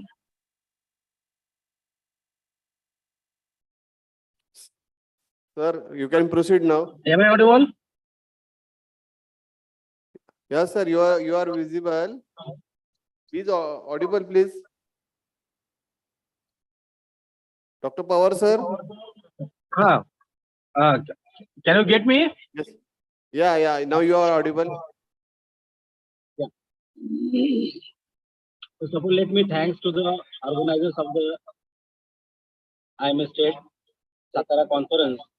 We are there from since in the morning. Since in the morning, we are visiting so many branches, and please forgive us that we can't attend it physically. Please forgive us that we can't attend it physically because we have visited so many branches, and still you give me the opportunity to share my views on the IMA Maharashtra State and HQ on the online platform. So I thanks Dr. Khandare sir, the president of IMA Satara, and Dr. Jagtap sir. He is the secretary of IMA Satara branch. What I want to say is only one thing. There are so many sub-faculties of the IMA, but what we should focus is on AMS Social Security Scheme. How members of the Satara are the Social Security members? You should go through it. Okay. Because Social Security Scheme is one thing that is more concerned about our members. So I request you, the Satara people, to focus on the Social Security Scheme, because Social Security is something that we can give to the IMA members after his or her death. That is one thing. The second thing, what I want to tell you, that everybody should, as you all are there as IMA members, we have to increase the membership of the IMA. As per right now at the MMC, we have at least 1,25,30,000 people who are registered with the Maharashtra Medical Council. And what is the strength of Maharashtra IMA is only 48,000. So what is the motto of our right president, Dr. Ravindraji Kute, is we have to increase the membership. Right now we are having the 40,000, and we have to cross almost, we are 1,20,25,000 who are the Maharashtra Medical Council registered members, and they are not the members of IMA. So what is the focus of right now of our present secretary, Dr. Santoshji Kadam? We have to increase the membership. As we increase the membership, as we involve the peoples of the IMA in various sub-faculties, like AMS, CGP, then Social Security, Hospital Board of India. So is my humble request to all of you to get the people, get the IMA members involved in all these activities, because we people are doing so many things, good things for the members of the IMA and those who are also not the members of IMA. We have us with our patrons like personalities, Dr. Anilji Pasnekar, Dr. Shivkumarji Uttare, Dr. Ashokji Tambe, Dr. Ramji Arankar, and so many are there. I have to enumerate the names and it will take lots of time. But these people give the efforts of their life since last 35, 40 years. So we people have a responsibility nowadays. We have to join these people. And we have to share our thoughts. We have to include them. You have to use their knowledge for the betterment of our fraternity, for the betterment of our own practice. We are in the morning at Mirrors, at Mirrors Medical. IMA. There was the chief guest was the dean of Bharati Vidyapit, but she told that practitioners should be academician, and all the IMA members I see are good academicians, but we are little bit behind that. We are practicing very nicely, but we are very behind for the academics. So the AMS is the platform that we provide you for the academic achievement, because we are not attached to any medical college, never. But academically, we people are very strong. And what the AMS is meant at is that academically you can improve yourself, and that can be done through the AMS. And my friend Dr. Santosh Khadkar is doing very nicely for this AMS. So I think we should involve all these things and carry forward. Thanks again, Dr. Khandare sir and Dr. Jagtap sir for giving me the opportunity to talk. I will be very happy to see you as early as possible. Thank you. Thank you, Pawar sir. Thank you. Thank you all IMA office bearer for giving their valuable time for IMA Satara SATCON. We will see you in physically in upcoming days. Thank you. We are now here conclude our SATCON 2023 all sessions and say that conference is now over. Thank you all who have joined, all delegates. Thank you from IMA Satara for joining and making this conference a grand event. Thank you very much.